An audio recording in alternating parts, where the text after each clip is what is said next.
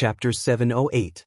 Looking at the students' high spirits and enthusiasm, one could tell that Li Zixuan's mobilization meeting was very successful.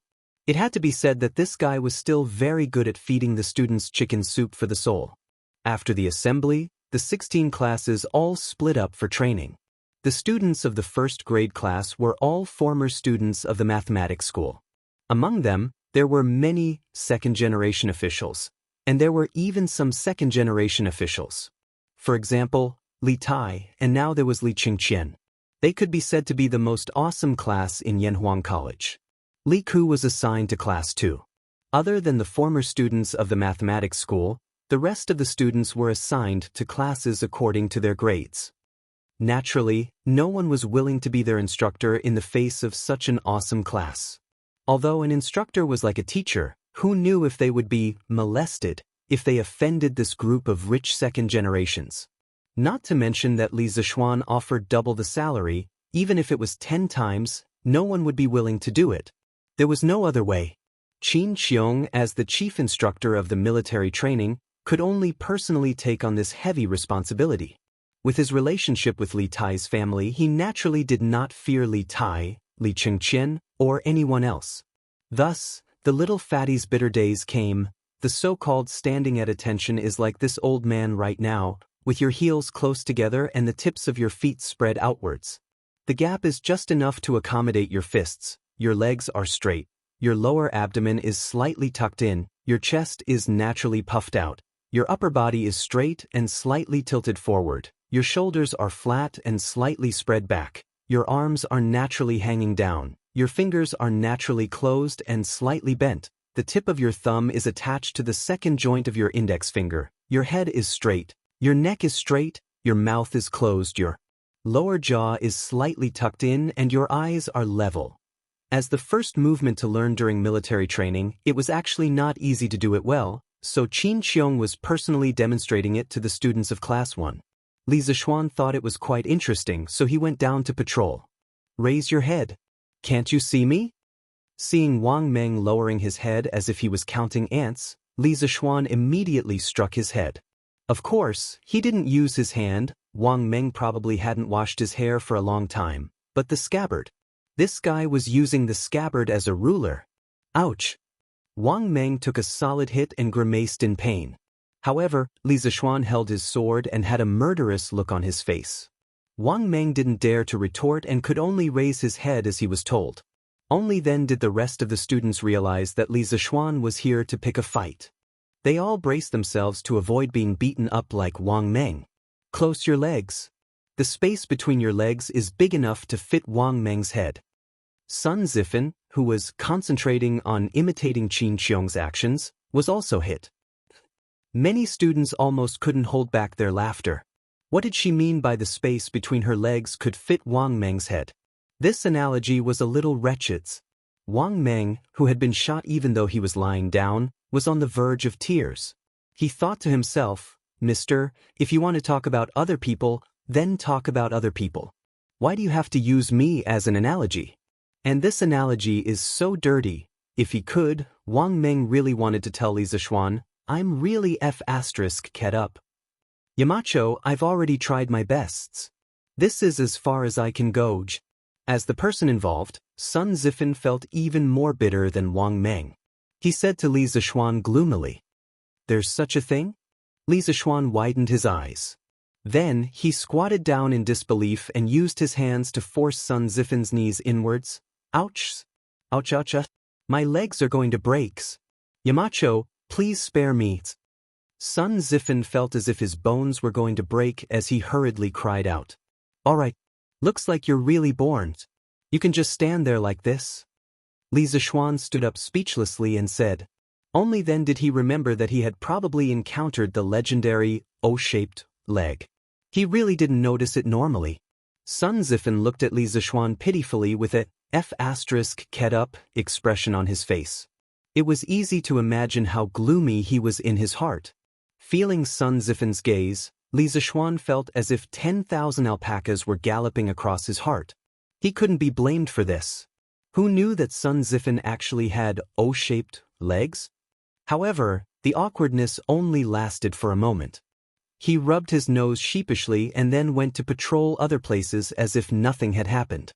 Xianxia, your 5 fingers need to be close together. The tip of your thumb needs to be on the second joint of your index finger, and your middle finger needs to be on the seam of your pants. Li Zishuan saw that Xianxia's hand didn't seem to be in the right position, so he spoke out of habit. Seam? Li Xianxian was a little confused. It's here. Li Zishuan only just realized that the pants they were wearing now didn't have seams. In order to hide his awkwardness, he hurriedly used his scabbard to point to a position and then immediately slipped away. At the same time, he thought to himself, I hope Chao Wendong can quickly finish that batch of camouflage uniforms. Otherwise, I'll never get used to looking at them. Walking towards the back of the group, Li Zishuan suddenly encountered a huge monster. He couldn't help but say, pull in your bellies. What did General Qin teach you? Qin, your belly is almost touching Cheng Chumo in the front row. Why aren't you pulling in a little? Li Tai was about to curse out of habit, but he thought about it. If he really cursed out in such a public place, Li Zishuan definitely wouldn't let him off easily. So he took a deep breath, suppressed the anger in his heart, and said in a muffled voice, my belly is only this big, and it's already pulled in. You can't blame me for this, right? The shoulders of the others trembled. It was obvious that they were having a hard time holding it in. Li Zishuan poked Li Tai's belly with his scabbard. After feeling the amazing elasticity on it, he said with a smile, is that so? Then do you want me to pull in a little for you? Correct your posture? How could Li Tai dare to let Li Zishuan do it? Sun Zifan's example is a living example of a good example. He quickly shook his head and said, no need, no need. I'll do it myself. After saying that, the little fatty took a deep breath, and then his belly indeed shrank inwards. Li Zishuan nodded in satisfaction and said with a smile, isn't this quite simple? It's just so. When you stand in military posture later, you have to continue to maintain this posture. Oh no, your back needs to be straightened a little more. As he said that, he patted Li Tai's spine with his scabbard. Li Tai listened on the surface, but in his heart he was cursing. When he heard Li Zishuan say, that's all there is to it, he really wanted to jump up and seal a certain someone's mouth. Wasn't that the same sentence he had said about the military training yesterday? But now that he had experienced it personally, Li Tai really wanted to ask himself, is it really just so? The academy was so dark, the little fatty wanted to go back to the prince's mansion. Chapter 709. Straighten your back, maintain a standing posture, lean forward slightly, and shift your center of gravity to the tip of your toes. I'll give you 5 breaths of time to adjust. After that, everyone must stand in place and stand in a military posture for 30 minutes. Whoever moves will be given another 15 minutes. Okay, everyone, get ready. On the field, the students of all classes had basically started the military posture segment. In Class 1, Qin Xiong had his hands behind his back and was giving orders to the students in a stern voice. At this moment, there was no trace of kindness on his face. There was only harshness and iron-bloodedness. At this moment, he was a ruthless and merciless general who dominated the battlefield, and the students were his soldiers. In the face of his orders, they could only obey. As for Li Zishuan, no one knew which class he had gone to patrol at this moment, or perhaps he had gone somewhere to cool off. Upon hearing Qin Xiong's orders, the students quickly adjusted their postures. After more than 2 hours of training in the morning, they had long known that Qin Xiong would definitely not go easy on them. The only thing they could do was to try their best to find suitable movements during training to reduce their pain. The countdown begins. After about 5 breaths of time, Qin Xiong roared loudly. The students who were adjusting their postures or taking the opportunity to secretly rest quickly stood up straight and stood in place with their heads held high and chests out, motionless. After Qin Xiong gave the order, he began to patrol the field. Smack. Cheng Chumo, keep your hands close. Don't be lazy. Suddenly, Qin Xiong's merciless reprimand rang out in the crowd. Obviously, Cheng Chumo was playing tricks and slacking off again. Qin Huayu, straighten your back and be more spirited. If you continue like this, I'll punish you to stand for another 30 minutes. Reality proved that when Qin Xiong was really strict, he would not show any mercy. Even his own son would also receive a storm-like reprimand if he did not do well. Under such circumstances, everyone began to become serious. Even the little fatty Li Tai tried his best to shrink his big belly, clenched his teeth, and stood upright on the field. Time passed slowly, and so did the student's endurance. If it was only for a short period of time, he believed that 90% of the students here could do it, and they could do it very well. However, Qin Xiong wanted them to maintain this posture for half an hour, and they couldn't move in the middle. Other than Chung Chumo, who had a foundation in martial arts, no one could do it. Midsummer had passed, and the weather in Chang and city had turned cold a few days ago. This made the people who had experienced the hot weather for more than 3 months think that they could finally live a cool life. However, the weather in these 2 days began to heat up again.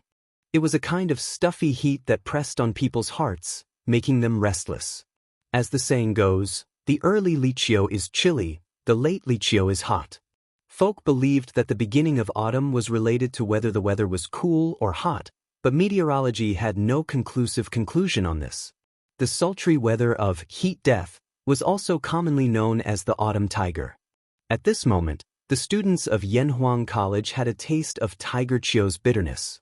It turns out that standing in military posture is so tiring. This prince has miscalculated. If I had known, I would have put some kapok in my shoes. F***ck, this prince feels like he can't take it anymore. How much longer do I have to stand?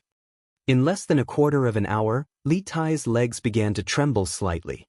His clothes were completely soaked, as if he had just been fished out of the water. When he saw Pang Feiji and the others training yesterday, he thought that this military training was just running and standing. It didn't seem difficult at all. However, after personally experiencing it today, he realized that he couldn't even stand properly, let alone run in the future. At this moment, he finally understood the difficulty of military training. It was as difficult as ascending to the heavens. It couldn't be helped. This couldn't be blamed on his weak willpower. It was because he was too fat. His legs had to support twice the weight of others, and this kind of hot weather was the most fatal for a fat person. Li Tai really wanted to faint from happiness at this moment. Yes, that's right. The little fatty felt that fainting was the greatest happiness. Li Tai, stand properly. If you dare to move, you will stand in military posture alone for another quarter of an hour later. Qin Xiong's eyes were like torches. He immediately saw that Li Tai's legs were trembling slightly. He immediately shouted. Li Tai's heart trembled. Even if you beat him to death, he wouldn't be willing to stand in military posture for another quarter of an hour. He hurriedly used all his strength to prevent his legs from trembling. He didn't know how long he could last, but as long as he could, he would. At this moment, he really wanted to beat the person who invented military posture to death. Wasn't this torture? Qin Xiong's voice was loud. Not only did the students from Class 1 hear it, even the students from Class 2 who were not far away heard it. Everyone saw that the Academy's top scorer, the current emperor's most beloved prince, had been reprimanded. How could they dare to take any chances? Qin Xiong meant what he said. At this moment, he was really using the attitude of an army to govern them. Therefore, even though many people's legs were already starting to ache, they still didn't dare to slack off. They all gritted their teeth and bitterly held on. Qinke, you have to hold on by yourself. This is not the palace. Father and mother can't help you, and I can't help you either. Hold on, Qing. Standing in the front row, Li Chengqian was sweating profusely. At this moment, he was very worried that Li Tai couldn't hold on and would be punished by Qin Xiong. He knew that since Qin Xiong said it, he would definitely do it. He wanted to help Li Tai, but he couldn't do anything. He could only silently encourage Li Tai in his heart. Imperial Palace. After the morning court, Li Er went straight to the Li Zheng Hall in the West Court. Because of the hot weather, he couldn't work at all. He could only go to Empress Zhangsuan's place to talk for a while to relieve his boredom. When he arrived at the Li Zheng Hall, he found that Empress Zhangsun and Concubine Yang were both sitting in the hall worriedly. Their eyebrows were all knitted together. What has made the Empress and Concubine so worried? Li Er strode in and asked with a smile. Empress Xianxia and Concubine Yang were both shocked. They hurriedly stood up and bowed. "Greetings, Your Majesty." Li Er indicated that they didn't need to be so courteous. Then he repeated the question just now. The two of them looked at each other and hesitated. In the end, it was Empress Xianxia who spoke up. "Your Majesty, my sister and I are worried about Xianxia, Xianxia, and Ge. We thought that the weather would cool down after autumn, but we didn't expect that it would become hot again recently. I just sent someone to the imperial astronomer and learned that it will be the same for the next few days. However, Xianxia and the others still have military training. What should we do? If they get heat stroke, then..." Chapter 710. A mother's love was innate. Facts had proven that even though Empress Xianxia was the mother of a country, she was not exempt from this. She would also worry about her son. Concubine Yang was the same. Li Er was startled, then said, "I remember that Li Zishuan once said that a sword's edge is sharpened, and the fragrance of plum blossoms comes from the bitter cold. This military training might be a very good training for Xianxia, Xianxia, and Ge. Besides, Li Zishuan is very prudent in his actions. He definitely won't let Xianxia and the others get heat stroke. Empress and Concubine Yang, don't worry." Although Li Er couldn't bear to see his three sons train hard under the hot sun, as an emperor who was about to take over the world, he understood the meaning behind military training very well. Therefore, he could only comfort Empress Xianxia and Concubine Yang in front of him. "My sister and I are not unreasonable people. We know that Yanhuang College's military training this time is very beneficial to Xianxia and the others, but we still can't help but worry." Empress Xianxia stroked the hair in front of her forehead and said worriedly. Li Er hugged the two beauties and said with a smile, "Don't worry. When I have time in 2 days, I will bring the Empress and Concubine Yang to Yanhuang College to see with your own eyes. At that time, you will be at ease." The two were overjoyed and quickly broke free from Li Er's embrace. They bowed and said, "Thank you, Your Majesty." Yanhuang College on the sports field. Half an hour passed, but Li Tai felt as long as 100 years. Right now, he was completely relying on his will to support himself. A will that was unwilling to be punished for increasing the time. The little fatty felt that his 2 legs no longer belonged to him. Just as his head was dizzy and he was about to faint, Qin Qiong's voice sounded beside him. "Okay, time's up. Everyone rest where you are, but you are not allowed to sit down. Sit down after 7 minutes, otherwise, this general will punish him to stand in military posture for another 30 minutes. When many students heard that they could rest, they hurriedly bent their legs and prepared to sit down, but when they heard the second half of Qin Qiong's sentence, they were all scared out of their wits and quickly stood up. Li Tai was the most unlucky. Half of his body was already about to fall, but at this moment, he didn't know where he got the strength from, but he forcefully changed the direction of his 200 kilograms of fat and stood up again. It had to be said that the little fatty's desire to live was very strong. F***CK. I almost fell for it. If you don't want to sit, then so be it. It's good to stand and move your legs. As long as you don't stand in military posture, I'll do anything you want me to." Although he was still standing, Li Tai felt 100 times happier than before. Li Chengqian, who was in the front row, heaved a sigh of relief. When he turned his head and saw that Li Tai was about to sit down, his heart was in his throat. If he really sat down, he felt that with Li Tai's current state, he would definitely faint from exhaustion. "Okay, you can sit down and rest now. I'll give you 15 minutes to rest. After 15 minutes, this general will teach you how to turn on the spots." After a while, Qin Qiong instructed loudly. All the students fell to the ground as if they had been pardoned. Some were sitting, some were lying on their backs, and some were half-lying. In short, they were in all kinds of strange shapes and were swaying left and right. What no one noticed was that Qin Qiong, who had been strict the entire morning, actually had a hint of a smile on his face. A quarter of an hour later, Qin Qiong woke everyone up on time. Then, they began training to turn left and right.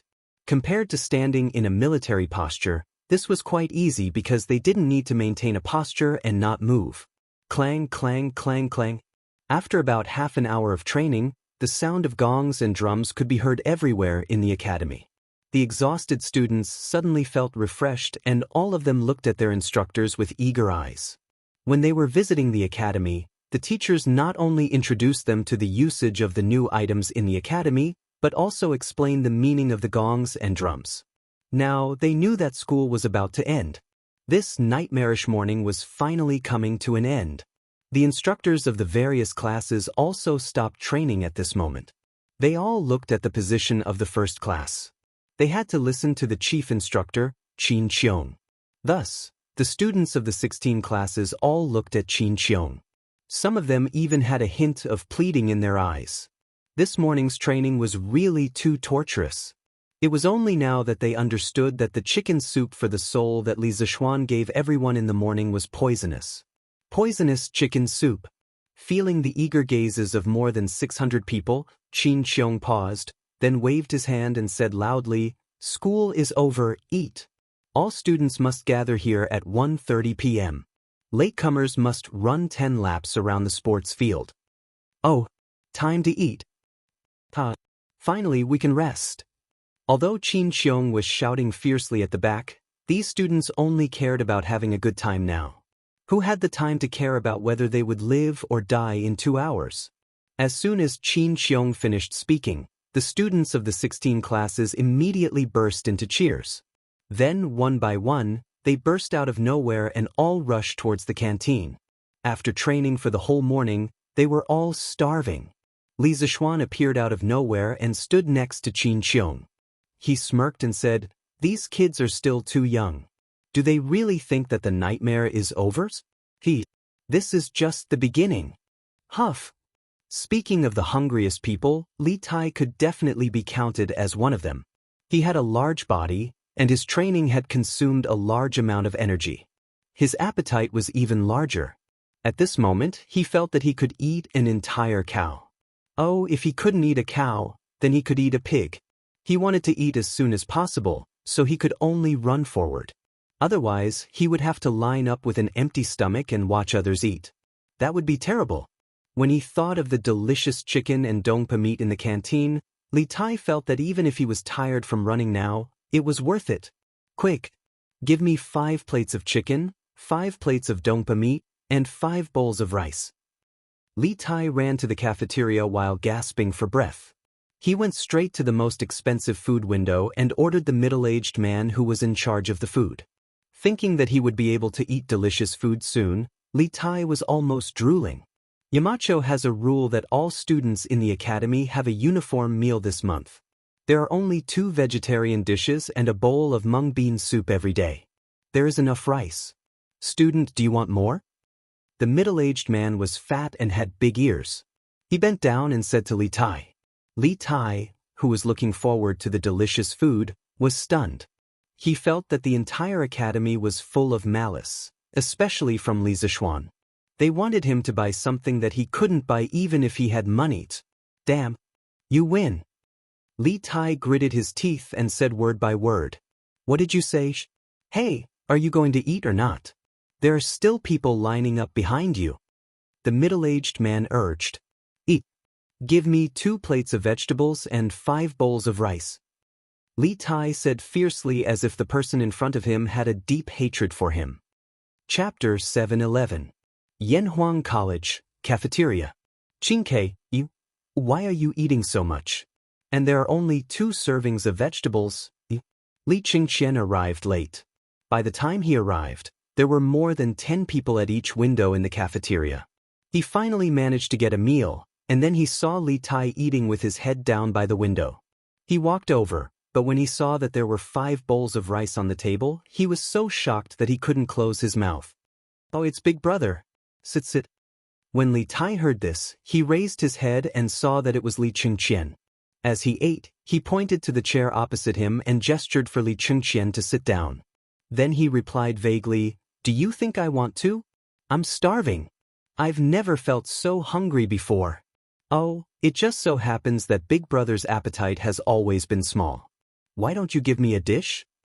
Although the little fatty used a negotiating tone, his actions didn't seem like he was negotiating with anyone. Before he finished speaking, his claws had already reached for Li Qingxian's bowl. Li Qingxian's forehead was full of black lines. He originally wanted to come over to care for Li Tai, but he didn't expect to lose a bowl of food before he even said a word. Fortunately, he was well-mannered, or he would have cursed a long time ago. "Qing, can you eat? I'm not very hungry." Since what was done couldn't be undone, Li Qingxian could only accept his fate. He couldn't go and snatch the food back, right? How shameful would that be? "Hey, big brother, you're all here." At this moment, Li Ku also walked over with a plate of food and sat down. He greeted them. Ku, are you tired this morning? Can you still bear it?" As the elder brother, Li Qingxian naturally had to care for his younger brother. Replying to big brother, "I have a foundation in martial arts, so the morning training was nothing to me. I'm not very tired." "Big brother, how are you?" Li Ku put down the plate and replied. Li Qingxian nodded and said, "I can still bear it, but Qingyi looks a little. How about I send someone to send a letter to father and ask him to help Qingke be exempted from this military training?" No. Although Li Tai didn't want military training, he was a rational person. He knew that Li Er wouldn't help him in this matter, so he quickly shook his head and said, "Thank you for your kindness, big brother, but there's no need. I can still persevere. Once I'm full, I won't be afraid of General Qin's training." After saying that, he looked at Li Ku and said, Ku, you just said that you have a foundation in martial arts and that you're not tired even after training for an entire morning. So I'm sure you're not very hungry now, right? How about you share this dish with me?"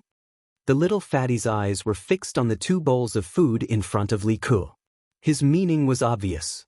How could Li Ku not understand? He smiled bitterly in his heart. Was this considered lifting a rock to smash his own foot? "Tai, if you're not full, you can take my share."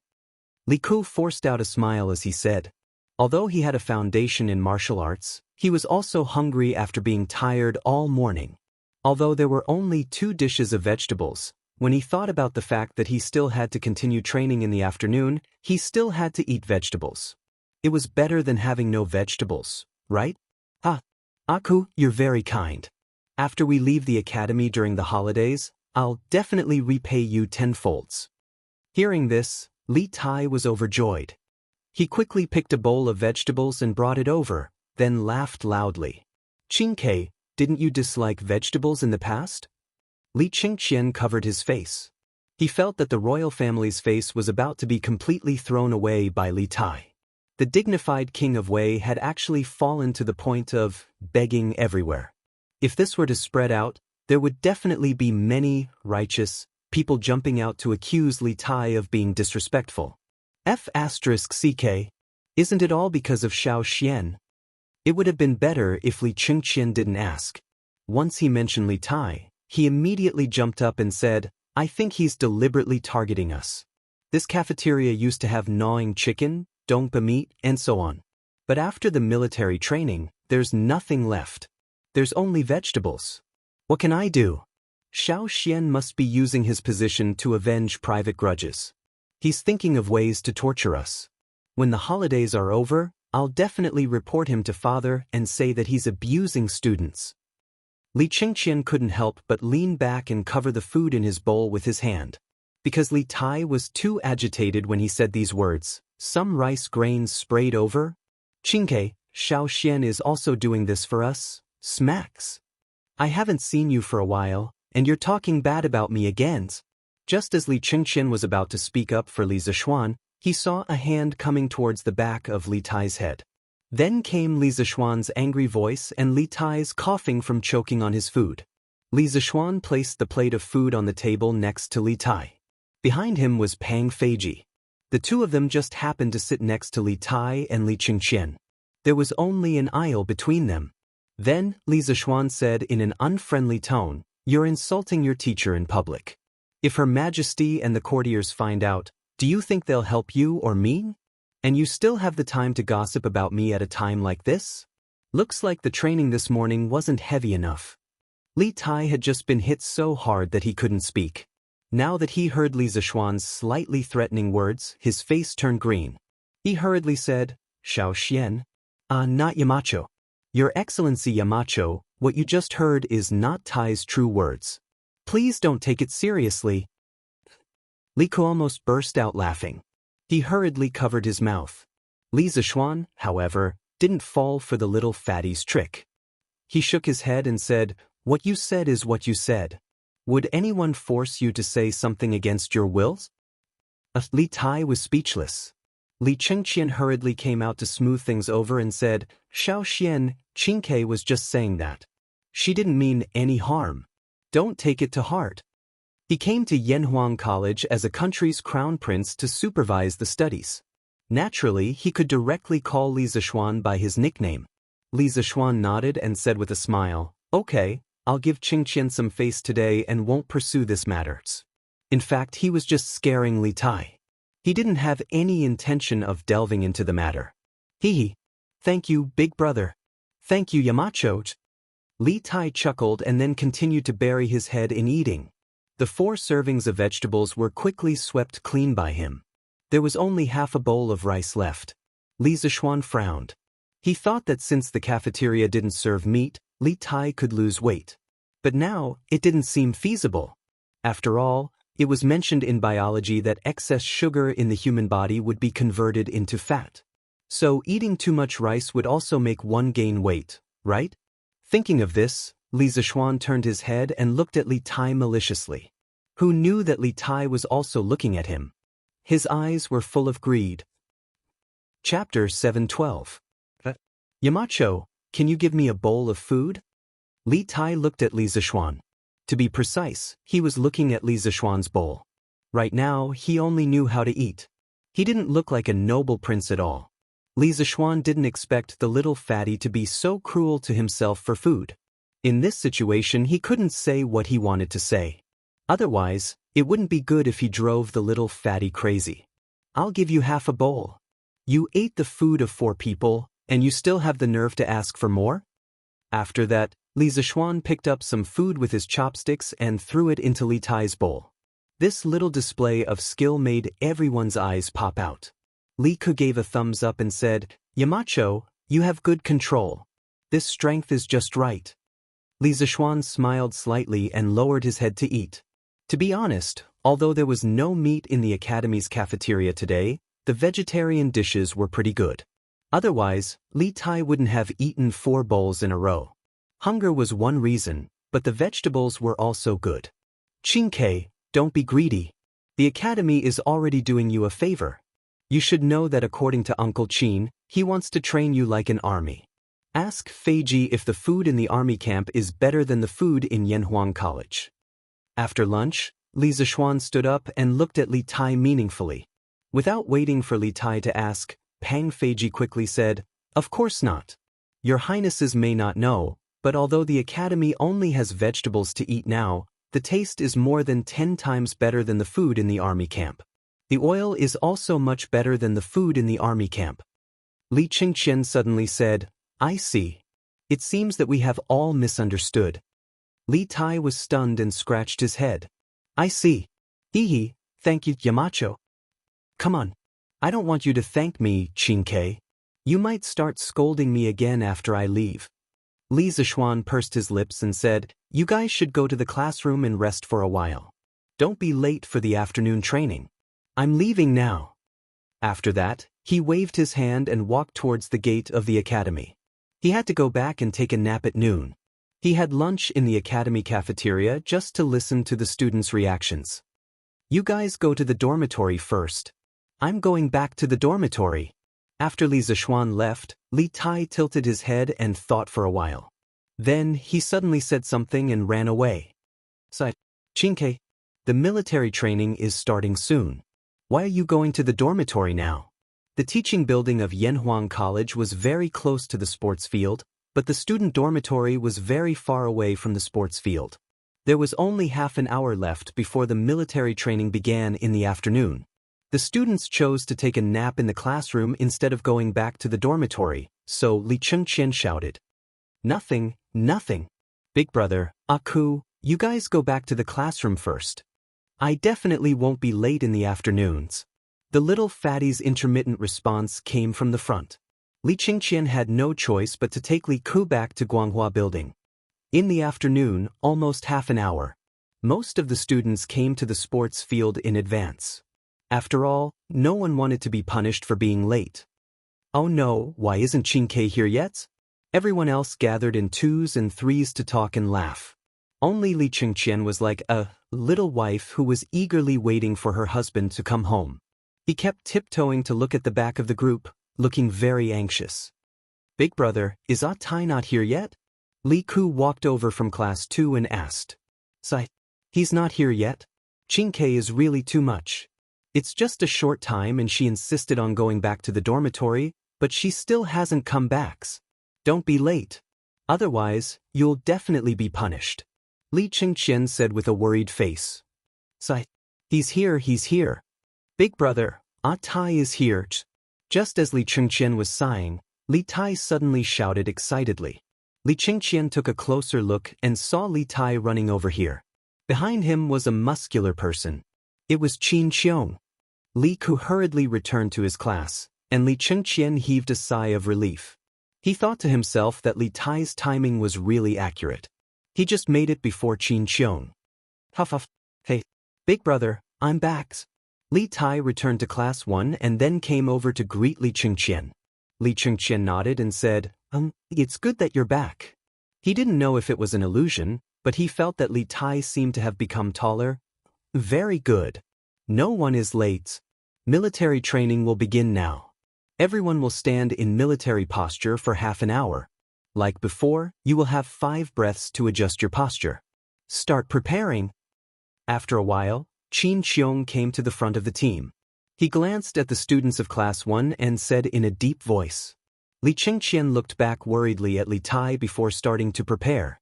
However, he was destined to be worried for nothing because the little fatty's face was full of relaxation at this moment. He was completely different from the person in the mornings. Everyone stop. The time starts now. After a while, Qin Xiong shouted loudly. The students all perked up and stood in military posture with their heads held high. Qin Xiong began to enter the team to patrol as usual. Not bad. Qingge, continue to maintain it. When he passed by Li Tai's position, Qin Xiong noticed that something was different. At this moment, Li Tai's legs were straight and not as loose as they were in the morning. Thus, he praised him with relief. Yes, General Qin. The little fatty shouted loudly, full of vigor. The students were puzzled. Was this still that Li Tai who couldn't even stand properly in the morning? Or was Li Tai's current state just forcing himself? They weren't the only ones who thought so. Qin Xiong also thought so. However, what happened next made everyone doubt life. After a quarter of an hour, Li Tai didn't show any fatigue on his face and was still very relaxed. After a quarter of an hour, Li Tai didn't stagger and was still motionless. After half an hour, Li Tai only pursed his lips and didn't show any signs of collapse. Qin Xiong stared suspiciously at Li Tai for a long time, but he couldn't find any clues. He could only return to the front of the team and say loudly, "Okay, everyone rest where you are. The rules are the same as in the morning. Here, I'll focus on praising Li Tai. He has improved a lot." The students of class 1 immediately cast their gazes on Li Tai. The little fatty smiled as he raised his head and thought to himself, "You're so arrogant." Fortunately, this king was quick-witted and stuffed cotton in my shoes during the lunch break. This way, standing in military posture will be much easier. It had to be said that the little fatty was really the king of points. Chapter 7:13. Qingyi, you're good. The amount of training in the afternoon wasn't any less than in the morning, but you look much more relaxed now. In the afternoon, taking advantage of the free break, Li Qingqian came to Li Tai's side and said happily. He had been worried that Li Tai wouldn't be able to hold on and faint midway, but now Li Tai's face was only a little red and his body was sweating a lot. He still looked very energetic, which made Li Qingqian heave a sigh of relief. The little fatty, who was obsessed with cleanliness before, couldn't be particular about it now. Seeing him lying on the grass, not only did he not dislike it, but he was also extremely satisfied. After hearing Li Qingqian's words, Li Tai smiled proudly and said, "Hee hee, thanks to Big Brother, Now I'm not afraid of standing in military posture at all. Li Chengqian didn't care about his image as a crown prince and sat down beside Li Tai, then asked in a low voice, "Qingke, do you have some secret to standing in military posture? Can you tell me about it?" With his understanding of Li Tai, how could he not know that there was something fishy about it? The reason why he didn't show it was completely to cooperate with Li Tai's acting. But standing in military posture was also a big challenge for Li Chengqian, so he really wanted to know the secret of Li Tai's sudden ease in standing in military posture. Li Tai thought for a while and said, "I'll tell you when we go back to the dorm tonight. Even if I tell you now, you can't do it. But big brother, don't tell anyone else. Otherwise, if Dookie knows, he'll definitely increase the training volume again." If it was in the past, Li Tai would definitely not share this kind of thing with Li Chengqian. But after hanging out with Li Zishuan for so long, he found that his interest wasn't in palace politics. And this time, Li Chengqian came to Yanhuang College to accompany him in military training, which made him have a much better impression of this big brother that he didn't like before. Seeing that Li Tai agreed, Li Chengqian smiled and hurriedly said, "Qingke, don't worry, big brother definitely won't tell anyone. But shouldn't we tell little Ku?" Li Tai shook his head and said, "No need, no need. Xiaoke's foundation in martial arts is even better than Choox's. Why would he need to use these unorthodox methods? Who knows, with more training, his martial arts might even improve." Li Tai thought about it and also felt that what Li Tai said made sense. He nodded and said, "I got it. Hey, what are you two talking about? What is it that you can't let others know?" When the two of them were talking about the main topic, suddenly, Cheng Chumo's head popped out from behind them, giving the two of them a fright. "Damn it. Ugly bull, do you know that you can scare someone to death?" Li Tai reacted and was furious. He flipped over and was about to fight Cheng Chumo to the death. "Sigh. Qingke, you haven't told me what you were discussing. Discuss your sister. I just want to beat someone up right now." Clang, clang, clang. With the sound of gongs and drums, the students who had been tortured for the whole day heaved a sigh of relief. Qin Xiong didn't make things difficult for them and decisively announced that school was dismissed. Compared to noon, there was more time at night. Li Tai leisurely went to have dinner with Li Chengqian, Li Ku, and Cheng Chumo before returning to the dormitory. Yanhuang College's dormitory was usually 6 people to a dormitory.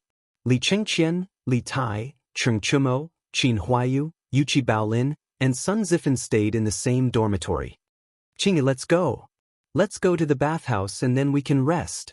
Back in the dormitory, Li Chengqian said to Li Tai, who was sitting on the bed. The little fatty had a strong physique, so of course, he slept on the bottom bunk. Otherwise, he would definitely flip over.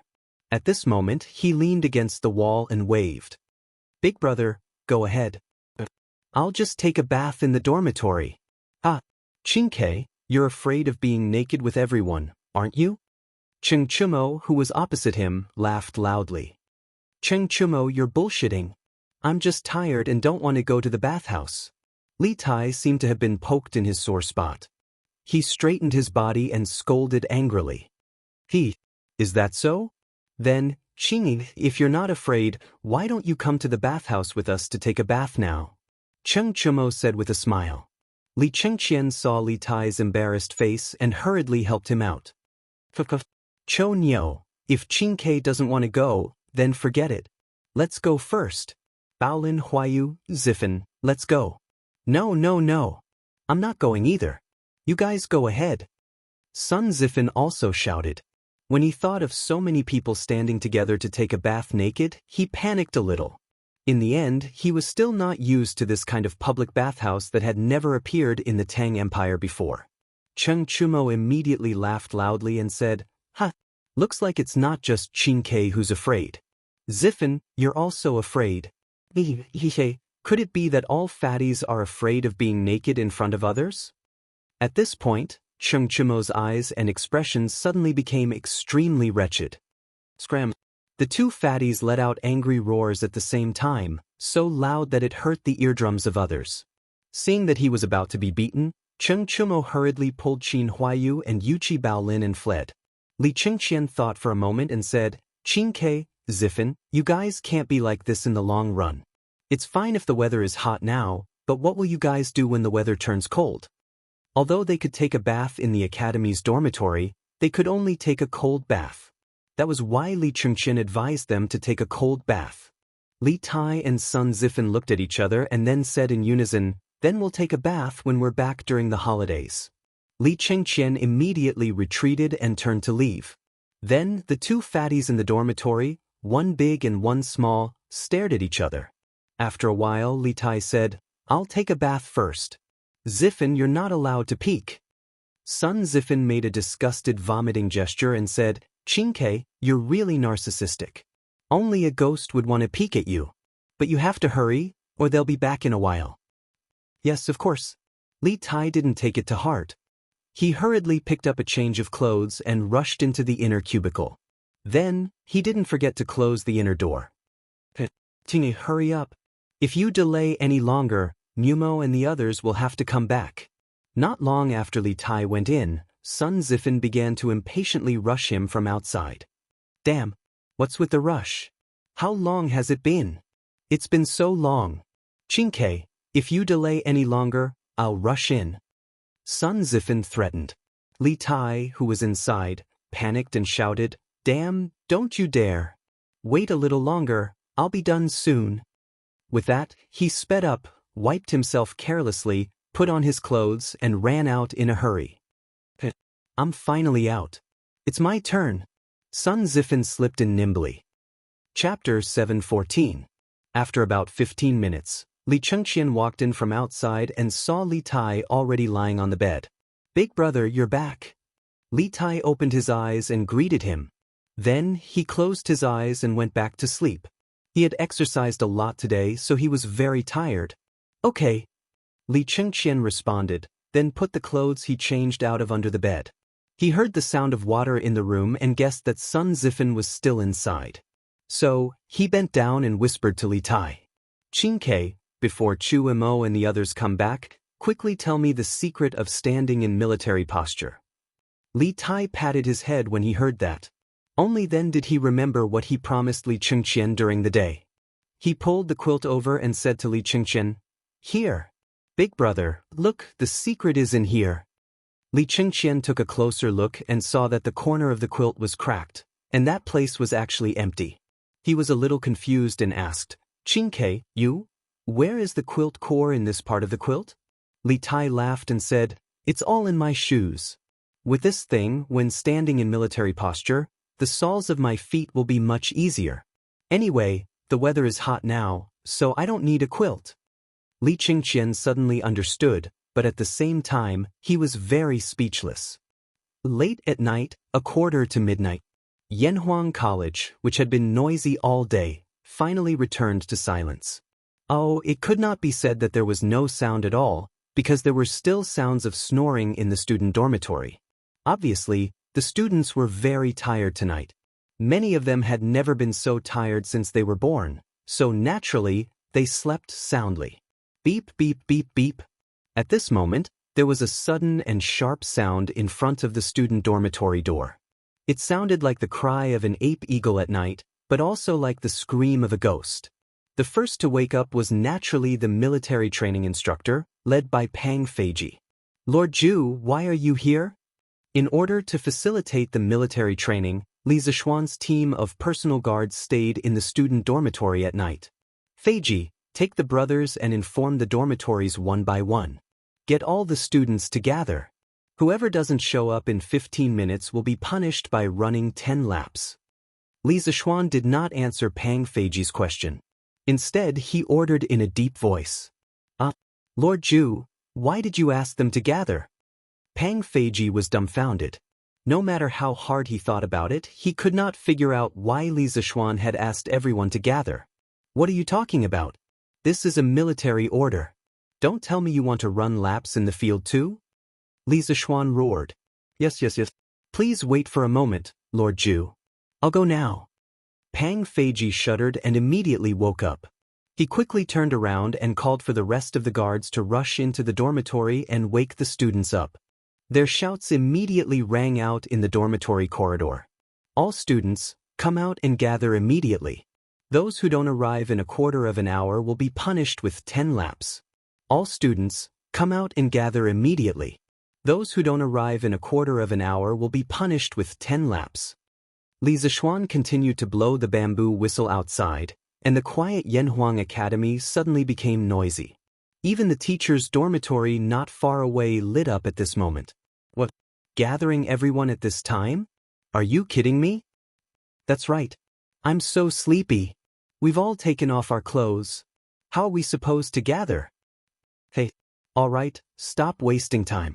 If you don't go down, you'll be punished with running. Hurry up and put on your clothes. All right, hurry up and get up. Jishuan, stop sleeping. At first, the students subconsciously resisted. However, when they thought about the harsh military training instructors during the day, they began to accept reality and quickly got up to put on their clothes. F***CK. Who the F***CK is making noise in the middle of the night? Are they immoral? Li Tai was furious when he was woken up. He had been sleeping comfortably. He had never been so comfortable before. However, he was woken up by someone. One could imagine the anger in his heart. Qingke, don't say any more. Hurry up and get up, or you'll be punished later. Li Qingqian wished he could cover Li Tai's mouth. If the instructors outside heard what he said, there would definitely be new problems. After a long time, Li Tai finally bid farewell to the bed and ran out with Li Qingqian and the others. In the end, the little fatty still didn't want to be punished with running laps. Class 1 is here, Class 2 is here. In front of the dormitory, there was a crowd of people. The students were all looking for their classes. Li Tai saw Li Zishuan with a bamboo tube stuffed in his mouth and standing in front of the crowd. He immediately gritted his teeth in hatred. Clearly, he understood that tonight's gathering at night was instigated by Li Zishuan. Beep, beep, beep. Time's up. Instructors of each class, do a head counts. After a while, Li Zishuan blew the bamboo whistle and ordered. The crowd immediately quieted down. Only the instructors were walking around in the middle. After a while, the instructors began to report. Reporting to Yamacho, all of Class 1 is here. No one is late. Reporting to Yamacho, all of Class 2 is here. No one is late. Reporting to Yamacho, all of Class 16 is here. No one is late. After a series of reports, Li Zishuan found that none of the more than 600 students were late. He nodded and then said in a deep voice, "Tonight's sudden gathering was just a small experiment I did to test your ability to respond to crisis situations. Very good, no one is late.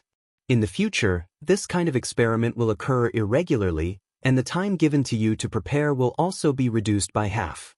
So next time, if you don't want to be late and be punished, you have to gather immediately after hearing my whistle. Do you understand?" "Yes, sir." Although they were unwilling to agree, the military training during the day still made many people subconsciously obey the order. "Louder, do you still want to sleep at night?" Li Zishuan roared sternly. "Yes, sir." The students yelled at the top of their lungs. Li Zishuan nodded with satisfaction and said, "Well, okay, everyone is dismissed. Go back to the dormitory to rest." Dismissed? The students were a little confused. "You called us to gather in the middle of the night just to say a few words? Isn't this a joke?" Li Tai glared at Li Zishuan with fire in his eyes. At this moment, the little fatty really wished that his eyes could kill. If it weren't for the fact that he couldn't beat Li Zishuan, he would definitely go up and fight it out with Li Zishuan right now. "Let's go. Qingke, go back to sleep quickly. We still have to wake up early tomorrow." Afraid that Li Tai would do something stupid, Li Qingqian quickly came over and pulled him back and said. The two brothers followed the army of students and walked back to the dormitory. Li Zishuan, who was a little mischievous, patted his butt and turned around to go home and sleep.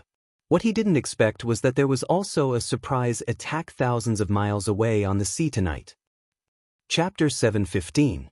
In the middle of the vast sea, a nameless island that had been lonely for countless years welcomed a large group of guests tonight. "Your Highness, there's a small island up ahead. Should we approach it?" In the southern direction of the small island, there was an unusually large fleet of ships. There were at least 1,000 of them. Their sails fluttered in the wind, whistling as they faced the sea breeze. On the deck of the largest ship at the front of the fleet, a soldier bowed to a middle-aged man. Let's approach it first. Have the 6 soldiers rest on the island for the night. At the same time, send someone up to see if there's any fresh water or fresh fruit. The middle-aged man was none other than Li Xiaogong, and this fleet was the Great Tang fleet that had sailed south for more than 4 months. In truth, this fleet had begun to return 10 some days ago, and the closer it got to the Great Tang, the faster it moved. Everyone couldn't suppress their homesickness, and after drifting for so long, quite a few people in the fleet had fallen ill. Most of them were dizziness and vomiting. Although it wasn't fatal, it was still a major problem if dragged on for too long. Thus, in the last few days, the fleet had begun to sail at night under the moonlight. As they entered the inland waters, they would often encounter small islands. Li Xiaogong would also order his soldiers to collect fresh water and fruit from these islands. With more than 4 months of experience at sea, he was well aware of the importance of these things. They could save lives at sea. As for whether or not there was fresh water on these islands, it was naturally possible. On some larger islands, there would be precipitation, whether in the form of rain or snow, that would form ponds. However, not all large islands had such ponds. This was a matter of probability. Thus, Your Highness. The soldier bowed and then climbed onto the mast to signal the fleet behind him. The massive fleet began to slowly approach the island. But to everyone's surprise, not far behind the fleet, there were 30-some small boats following. Boss, they have so many people. Why are we following them? Of course, they weren't speaking in Chinese. On the leading boat, a sloppy man asked the scar-faced man in front of him. The scar-faced man spat and viciously said, "Bah! So what if they have more people? Once they're asleep on the shore, we'll steal a few of their merchant ships and strike it rich.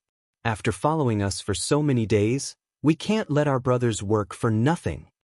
The sloppy man looked at the fleet in front of him and swallowed his saliva in fear. He said weakly, "Boss, this seems to be a caravan from the Great Tang. If we make a move and anger the Great Tang Emperor, how can we be a match for them?" "Baka!" The scar-faced man slapped the sloppy man's head, and then he heard him angrily say, "Cowards! Even if the Great Tang Emperor has a magnificent army, what can he do to us if we hide in the sea? Tell the brothers to buck up and listen to my instructions later. After we finish this job, we can go back to eat and drink and look for beautiful girls." "Hi!" The sloppy man saw that Scarface was angry and quickly went to inform the rest of the crew. Scarface stood at the bow of the ship and looked at the big ships in front of him. With a greedy face, he muttered to himself, "With these big ships, who on this sea can be a match for me, Nakamura Kawayudo? Ha! Your Highness, there is a lot of fresh water and coconuts on the island. There is also a cave. Do you want to go in and rest for a night?" After the fleet docked, Li Xiaogong first sent a group of people to the island to check. After a while, a soldier came to report. "Send the 6 soldiers ashore to rest first. Then, let the envoys follow me into the caves." Li Xiaogong thought for a while and said. This time, he not only brought back a full ship of goods but also the envoys from the Nanyang countries. Compared to when he went, the size of their fleet was now a little bigger. Thus, "Your Highness." The soldier quickly went to pass the order. Then he heard Li Xiaogong say, "Wait, pass down the order. There must be at least 4 guards on each ship and at least 10 guards on the big ships." In this vast dark night, Li Xiaogong had to be careful. He did not want any accidents to happen when they were so close to the Great Tang border. Thus, "Your Highness." Seeing that Li Xiaogong had nothing else to say, the soldier went to make the arrangements. Li Xiaogong jumped off the big ship and took a small wooden boat ashore. "Oh, finally, I can step on the ground." After a while, a few people with dark skin and different clothes came up. Obviously, they were envoys from other countries. One of them had a big beard and a big mole on his cheek. He stood on the island and sighed happily. After all, sailing the ocean was not a small challenge for many people. Only those who had drifted on the sea could feel how happy it was to stand on the ground. "Your Highness, how long will it take to reach the Great Tang Empire?" The bearded man sighed for a while, then caught up with Li Xiaogong and asked. Naturally, someone translated for Li Xiaogong. After listening, Li Xiaogong said, "Envoy, don't worry. In less than half a month, the fleet will reach the capital Chang." The bearded man immediately said happily, "Huh, great. I can finally see the celestial empires. Did you see that? The army ashore, their big ships can't get close to the shore. Our chance is here." At the rear of the fleet, Scarface said excitedly to his men, "Boss is wise." The sloppy man was bitter in his heart, but his mouth was full of praise. "Go. Leave a small number of people to watch the ships. The rest of you, follow me to dive onto their big ships. Be nimble." Coincidentally, at this moment, a dark cloud covered the moon in the sky. Seeing this, Scarface immediately ordered, "Yes, boss." After a while, under Scarface's lead, more than 100 men in black took off their clothes, quietly went into the water, and swam toward the few big ships at the back of the great Tang fleet. "We should be able to reach Chang in a few days. I wonder how Hao and Yaya are doing?" On a large merchant ship, there were 4 soldiers yawning and 7 or 8 civilian workers, including Meng Wenhao's father. Meng Wenhao's father looked at the bonfire on the island, but his heart drifted back to Chang and thousands of miles away. Under the moonlight, a few black shadows silently climbed up the ship's ladder and quietly climbed onto the deck. "Poochies!" The 4 black shadows raised their swords at the same time, and the 4 soldiers on the ship immediately fell to the ground. The leader made a gesture, and they approached the other side of the deck. Chapter 716. 5 steps for steps, 3 steps. In the blink of an eye, the black figure was only 3 steps away from Father Meng. Achooks! The sea breeze at night was quite cold. Father Meng couldn't help but sneeze. He turned around instinctively and saw the black figure holding a scimitar behind him. "Enemy attack! Someone is trying to steal the ship." Father Meng's eyes widened, and he roared at the top of his lungs without a second thought. "Father Meng! Baka! Damn it!" The man in black was the pirate leader this time, Nakamura Kawayu. He cursed and swung his scimitar at Father Meng's head. Woo-woo-woo. At the same time, the ships nearby noticed the commotion. The soldiers on the ships blew their horns, and the silent night suddenly became noisy. Clang! In the face of a life-and-death crisis, Father Meng's strong desire to survive made his body burst forth with great potential. With a roll, he actually dodged the pirate leader's sure-kill attack. "Yuliang, be careful. I'm here to help you." 2 crew members in the cabin heard the commotion and immediately ran out and shouted, "Baka! Kill all of them, set the ship on fire, and then drive into their main fleet." Nakamura Kawayu's eyes were red as he shouted, "Hi!" At this time, more than a dozen black figures came up from the water. Some of them raised the anchor and pulled the sails, some set the ship on fire, and others swung their scimitars at the crew. The pirates on the other ships were doing the same thing. Woo-woo-woo. Ship after ship, like a relay race, the bleak sound of the horn finally reached the island. "Wudi, what happened?" Li Xiaogong, who was resting against the stone wall in the cave, immediately stood up and shouted outside. "Reporting! Your Highness, the rear of the fleet is under attack. They seem to be pirates, and we don't know how many of them there are. They sneaked onto our ship and tried to kill us. After they were exposed, they tried to set the fleet on fire. Our brothers have gone to help." A young soldier ran into the cave and reported loudly. Li Xiaogong's expression suddenly changed. He bellowed, "Preposterous! Which scoundrel dares to provoke the tiger's whiskers of Great Tang? Come with me and catch them all in one fell swoop." "Understood." Sighed.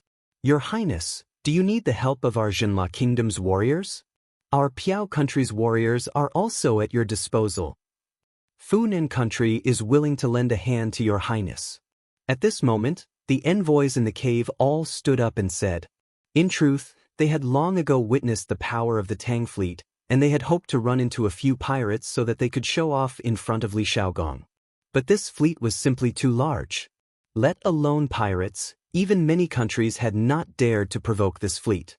Now that they had finally run into pirates, these emissaries were not afraid. On the contrary, they were all excited, because they could finally show off and win Li Xiaogong's favor. There was no doubt that the Great Tang Navy at this time was just this powerful.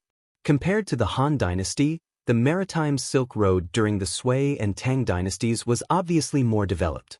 Of course, there was an interesting phenomenon from the historical materials at this time. The Sui and Tang dynasties did not attach as much importance to the sea as the Song dynasty. The reason was that the Tang dynasty was very powerful at that time.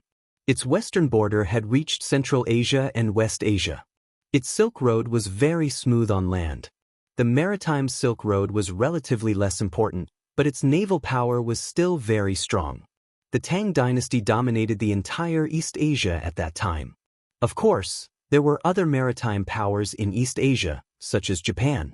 According to the historical records, the Tang dynasty won a series of naval battles at Baitsuan River. Later, Japanese scholars researched this matter.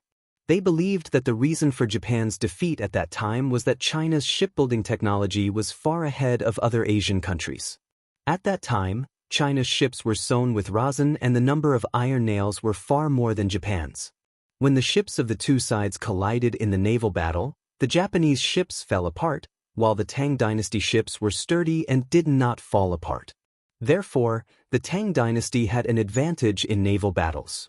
Therefore, the Tang dynasty was worthy of being the overlord of the sea in Asia and monopolized the trade of the entire region. Therefore, Li Zishuan, who had transmigrated, was not in a hurry to build more advanced ships because there was no need for it. At this moment, after hearing the request of the envoys, Li Shaogong flicked his sleeves and said, "Envoys, please take a seat here. There's no need to trouble you with mere thieves." After saying that, he led the soldiers out of the cave. What's going on? Who are they? On the big ship at the back of the fleet, an old man who was sleeping in the cabin walked out when he heard the commotion. When he saw the two sides fighting on the deck, he was stunned. "Boss Feng, run. They're pirates." Father Meng's back was slashed by a knife. When he saw the old man in luxurious clothes, he immediately shouted. It turned out that this old man was Father Meng's boss, the rich businessman in Chang, then Feng Jihua. Pirates? Feng Jihua's eyes were filled with horror. Then he shouted, "Yuyang, hang in there. The prince and the others will be here soon. Baka, kill them all. Set them on fire." Nakamura Yu did not understand what Feng Jihua and Meng Yuyang were talking about. When he saw many ships approaching, he shouted anxiously. At this point, it was obvious that the plan to steal the ships would not succeed. However, he wanted to set the fleet on fire to take revenge on the Tang people. Hi. Several silhouettes rushed into the cabin and soon took out oil lamps. Boom. The deck was set ablaze, and then one of the silhouettes took control of the sails, allowing the fire ship to crash into the Tang fleet. At the same time, the battle on Father Meng's side was about to end. At this moment, there were more than 10 knife wounds on his body. The other crew members had all collapsed, and he was the only one left struggling to hold on. Go to hell. Nakamura Yu did not expect the person in front of him to be so tenacious. However, no matter how tenacious a person was, he was destined to not be able to withstand his sharp knife. With a roar, he charged toward Father Meng with his knife. Yuyang. Feng Jihua saw it clearly and could not help but cry out in grief. Father Meng looked at the cold light that was flying toward him. He knew that he could not escape this time. At this moment, he thought of his wife, daughter, and son, as well as this cargo ship that carried the hope of his entire family. 2 streams of tears rolled down from the corners of his eyes. Chapter 717. Die. Nakamura Yu saw the despair and sorrow on Father Meng's face from midair, and a bloodthirsty thrill rose in his heart. This person in front of him had ruined his plans, and now he could finally cut him in half. At this moment, the dark clouds in the sky were blown away by the wind, and the moon revealed its beautiful face. The bright moonlight poured down, and the sword in Nakamura Yu's hand reflected a beam of light. It shone on Father Meng's face, making his face look extremely pale. Yuyang. Feng Jihua's heart was filled with grief. He knew a little about Meng Yuyang's family background, and now, the pillar of this family of 4 was going to die on his ship. This made him feel extremely guilty. Farewell. How are Yuyang? Meng Yuliang painfully thought as he felt the wind from the sword on his forehead. He didn't want to die, but he tried his best. Whoosh whoosh whoosh. At this moment of life and death, a cold snort sounded in the night without warning. 3 arrows suddenly shot from the side of the ship. The arrows were like flowing lights, and the intense friction between the arrowhead and the air made 3 explosive sounds. Upon closer inspection, the bodies of these 3 arrows were actually made of fine iron. Clang, clang, clang. The 3 iron arrows were like meteors, carrying a huge amount of energy, and shot on the blade of Nakamakawa Yu's sword one after another. The sword that was originally moving forward was suddenly stopped in midair by these 3 arrows, and a series of clanging sounds were heard, and each sound was louder than the last. Nakamakawa Yu was suddenly hit by a huge force, and he couldn't help but slow down. When the 3rd arrow hit the blade, he could no longer control his body, and his whole body was directly shaken and sent flying. Nakamakawa Yu knelt on the deck with one knee. His hair was disheveled, and he looked like a crazy demon. Suddenly he felt his chi and blood surging, and he couldn't help but spit out a mouthful of blood. 3 arrows, just 3 arrows, and they were only on the blade. The impact from the sword alone was enough to make him spit out blood. The power of these 3 arrows was obvious. Master! Nakamakawa Yu instantly understood that he had met a master that he had never met in his life. Without hesitation, he turned around and jumped into the siege. Retreat! Before he fell into the water, he remembered the rest of the people on the ship, so he shouted loudly. You want to run? Whoosh! A bone-chilling voice came from the night sky, followed by another sharp arrow, aiming straight for Nakakawa Yudo's back. This was the sound of an arrow piercing into flesh, followed by Nakamura Yu's miserable cry. From the moment he raised his blade to kill Meng Yuliang to the moment he was hit by the arrow and fell into the water, it took less than 10 breaths of time. At this moment, hearing his screams, the rest of the pirates on the ship immediately reacted and were scared out of their wits. Hurry up and run. Boss is injured, and the Tang Empire's army is chasing us. Don't kill me. The pirates on the deck immediately fled in all directions. They wanted to jump into the sea to escape, but they heard the voice of the person from before coming from the side of the ship. These bastards still want to run? Release the arrows. Leave no one alive. Look carefully and shoot. Don't accidentally hurt the people on the boat. Yes, Island Master. There were dozens of people shouting in unison, and they were actually speaking Chinese. Whoosh whoosh whoosh. Following that, arrows rained down on the pirates on the ship. In the blink of an eye, more than 10 pirates fell one after another. Lying on the deck, Meng Yuliang finally had the time to turn over and look in the direction of the sound just now. He saw that there were actually more than 10 ships about 50 steps away from the merchant ship. The leading ship was only slightly smaller than the merchant ship he was on. He saw dozens of strong men standing on it. The leader was a burly man close to 7 feet tall with a face full of beard. As for his appearance, Meng Yuliang couldn't see it clearly because he was too far away. This isn't the Imperial Court's army. Meng Yuliang was shocked because he saw that these people were wearing tattered clothes and looked even more like bandits than the group of people just now. Meng Yuliang, who had just escaped from the tiger's den, felt as though he had fallen into the wolf's den at this moment. However, the other ships were already approaching. Before this group of bandits, next to him arrived, the Imperial Court's army should also be able to arrive. This is bad. This is bad. Meng Yuliang suddenly caught a glimpse of the blazing fire on the ship. He used all his strength to prop up his body and shouted at Feng Jihua, who was beside him in a daze, "Boss Feng, quickly help me change the course. We can't let this fire ship crash into the fleet." After saying that, he gritted his teeth, stood up, and then staggered toward the sails of the merchant ship. The sails that used to be effortless now required him to pull with all his strength. Because he used too much strength, the wound on his back instantly split open, and his already bright red undershirt was now bleeding. "Yuliang, hold on, this old man will help you control the rudder." At this moment, Feng Jihua had already recovered from his shock. He saw that Father Meng was covered in blood, but he was still controlling the sails. He hurriedly bypassed the fire and rushed to the rudder. After all, the sails only provided the ship with power and controlled the sailing ship's speed. The rudder determined the direction of the merchant ship.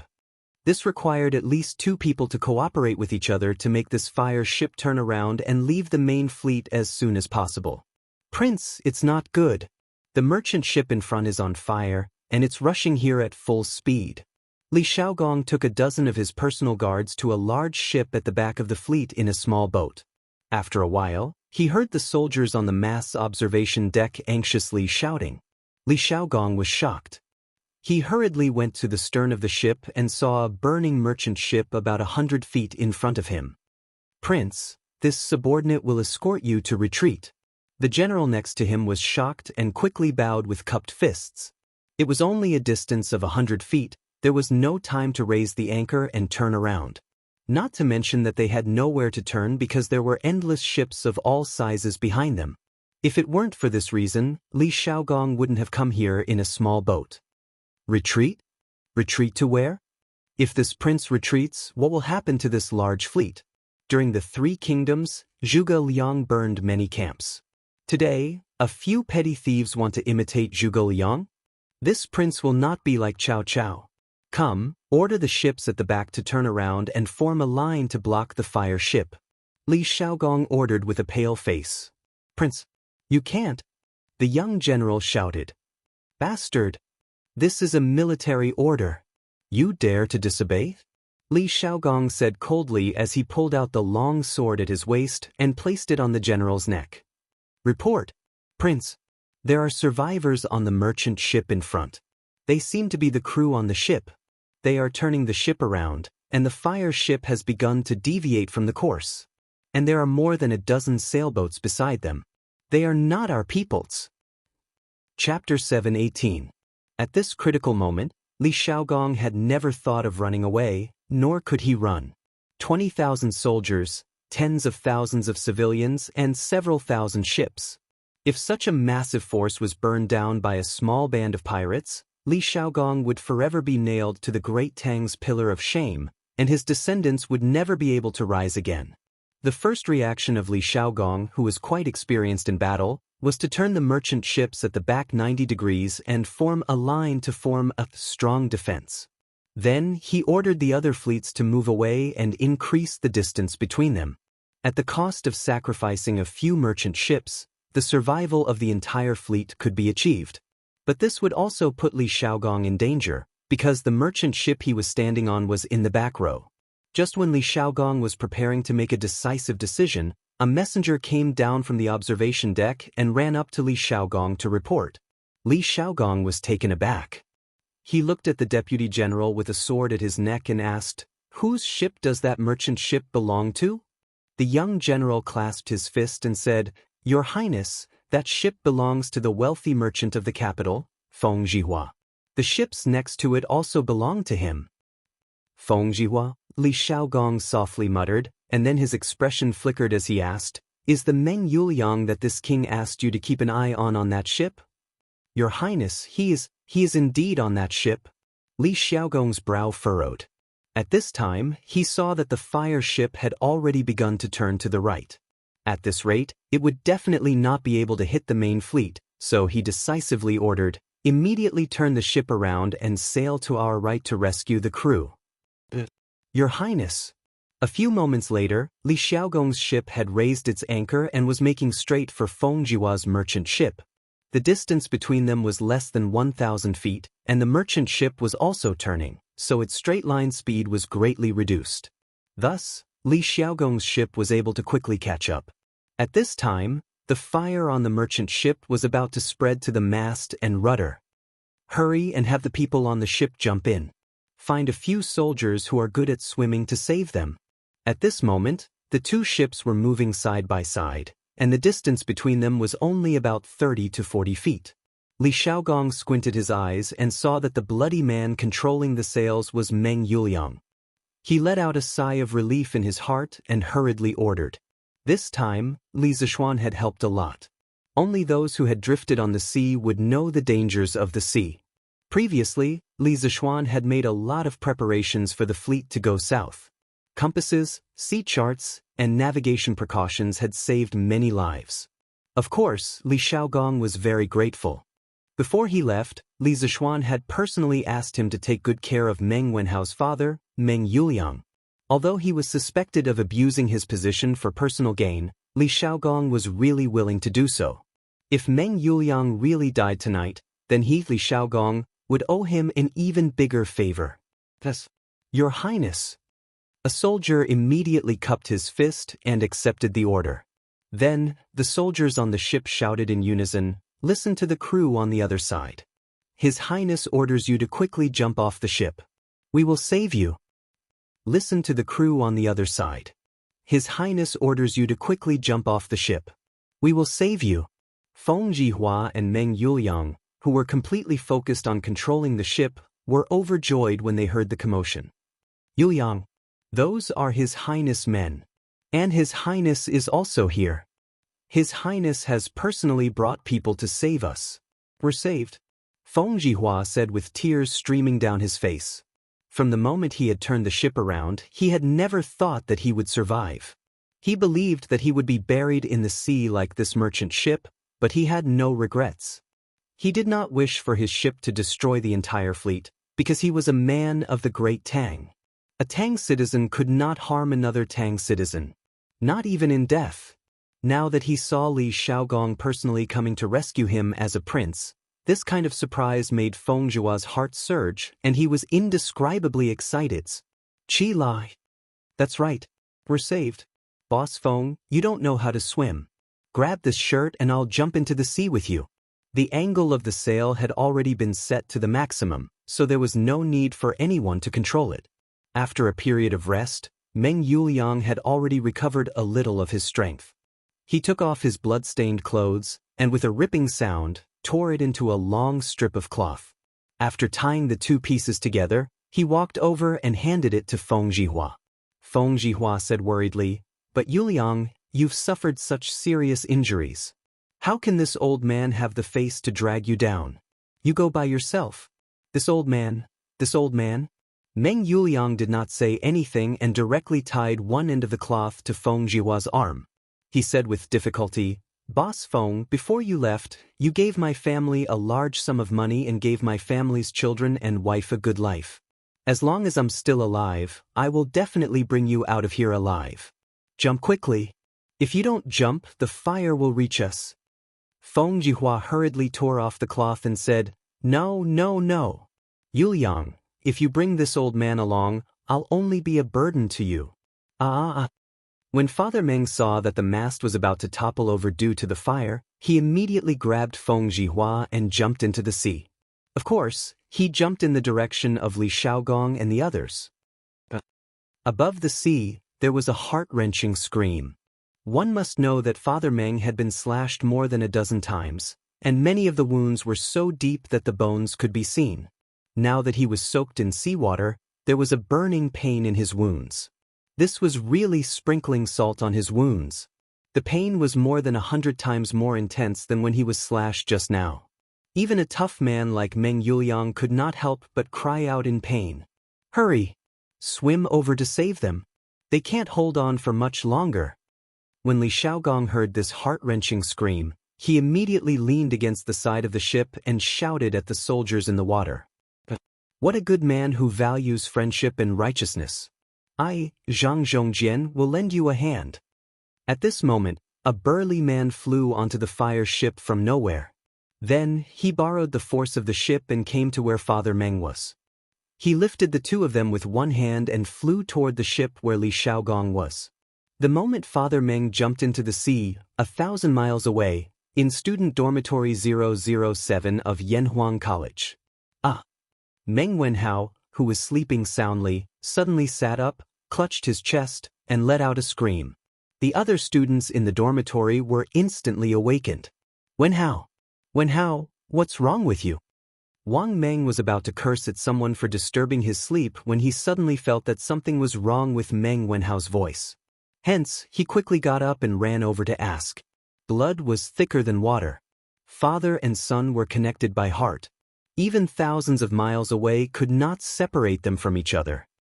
Chapter 719. Protect His Highness.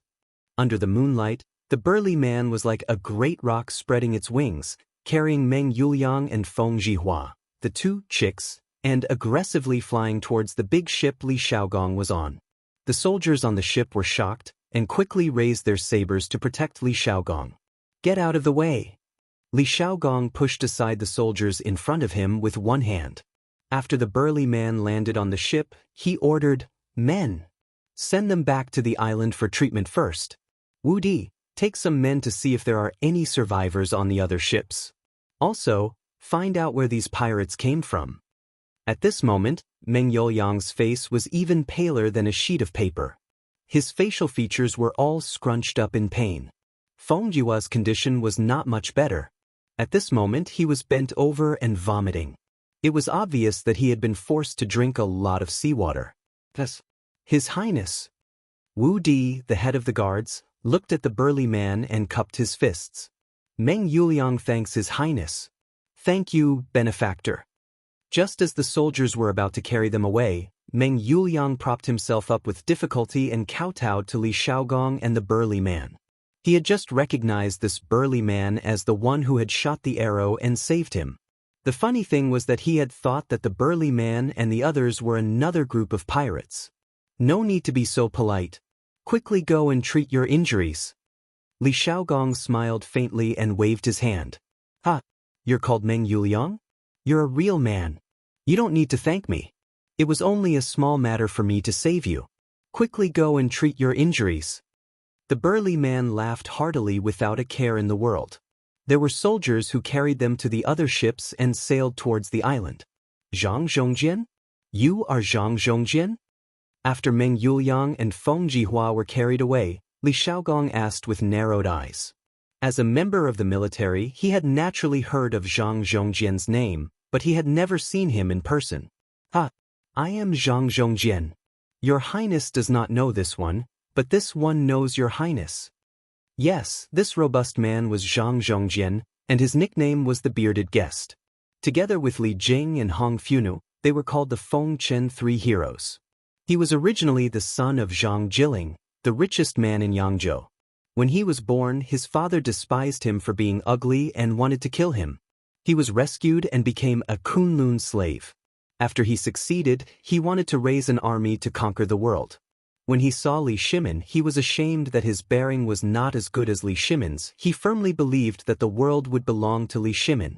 He was interested in Hong Fu. After knowing that Hong Fu had married Li Jing, the three of them became brother and sister. He gave all of his family's property to Li Jing and his wife to help Li Shimin unify the world. He left quietly and later became the ruler of the 72 islands in the Great Tang's Southeast Sea. The Bearded Guest's ending was not a tragedy. It was said that he personally led an army of 100,000 into the country of Fuyu, killed its master, and proclaimed himself king. The rest of his life was carefree and happy. Later generations believed that the country of Bio was located thousands of miles southeast of our country. To a large extent, it was either the Philippines or Thailand. "Brother Zhongjian, why are you here so late at night?" Hearing Zhang Zhongjian's admission, Li Xiaogong's face flashed with a hint of seriousness. The Bearded Guest's small display of skill was enough to prove that his skill should be above the peak of the Zhongshe realm. It was very likely that he had already touched the threshold of the Great Grandmaster realm. "But is Your Highness suspecting that I have ulterior motives? If I say that I came here by coincidence, would Your Highness believe me?" Faced with Li Xiaogong's interrogation, the Bearded Guest was not afraid at all. He was the king of this sea region. There was no one here that could make him afraid. Li Xiaogong suddenly smiled and said, "This prince was just casually asking. Since Zhong Jian said that you came here by coincidence, then why should this prince believe you?" The Bearded Guest looked deeply at Li Xiaogong and then laughed heartily. "Ha! Your Highness is also a straightforward person. I have something to ask Your Highness. Is it convenient for you to do so? Please speak." The Bearded Guest thought for a moment before saying, "Are Medicine Master and Hong Fu doing well?" Hearing this, Li Xiaogong smiled and said, "They are doing well. Medicine Master is now the Minister of War and is highly regarded by His Majesty. How could he not be doing well? As for Hong Fu, if Medicine Master is doing well, she will definitely be doing well too. It's just that this prince heard that they have been inquiring about you, Zhongjian. If they knew that you were here, Medicine Master and Hong Fu would definitely put aside their work and rush over to see you. Actually, disregarding everything else, Li Xiaogong and Li Jing's personal relationship had always been very good. Later generations said that Li Xiaogong's title as the second meritorious official in the Lingyan Pavilion was undeserved because all of his achievements were won by Li Jing. Li Xiaogong had experienced many great battles, such as eliminating Xiao Xian and capturing Fu Gongfeng. He was the commander while Li Jing was the subordinate. Let's not comment on the truth first. However, Li Jing was willing to be a supporting character at that time, which showed that their relationship was very good. Those who said that Li Xiaogong stole Li Jing's achievements were even more excessive. Looking at the Zhengguan dynasty, Li Xiaogong was a humble person. He did not take credit for himself, did not do anything, and did not seize power. In the imperial family, his character was one of the best. How could he steal a subordinate's achievements? Thus, Li Xiaogong had a very clear understanding of Li Jing's family situation. A hint of warmth flashed across the bearded man's boorish appearance. A moment later, he shook his head and sighed. I'll have to trouble your highness to inform Medicine Master and Hong Fu that they don't need to look for me anymore. When the time comes, they will naturally meet again. Now that the world is at peace, as long as they live their own lives, I, as their big brother, will be satisfied. Zhongjian, why do you have to do this? Li Xiaogong couldn't help but want to persuade him, but the bearded man interrupted him. Your Highness, there's no need to persuade me. This one has already made up my mind. This vast sea is where I, Zhongjian, should go. Roaming the 4 seas and being free and unfettered is this Zhang's lifelong wish. Li Xiaogong pursed his lips and did not speak. At this moment, the leader of the personal guards, Wu Di, came up to the deck and bowed. Reporting. Your Highness, the crew of Feng Jihua's other merchant ships are all dead. Not only that, we also lost 28 brothers, all of them killed with a single strike. The air on the deck suddenly froze.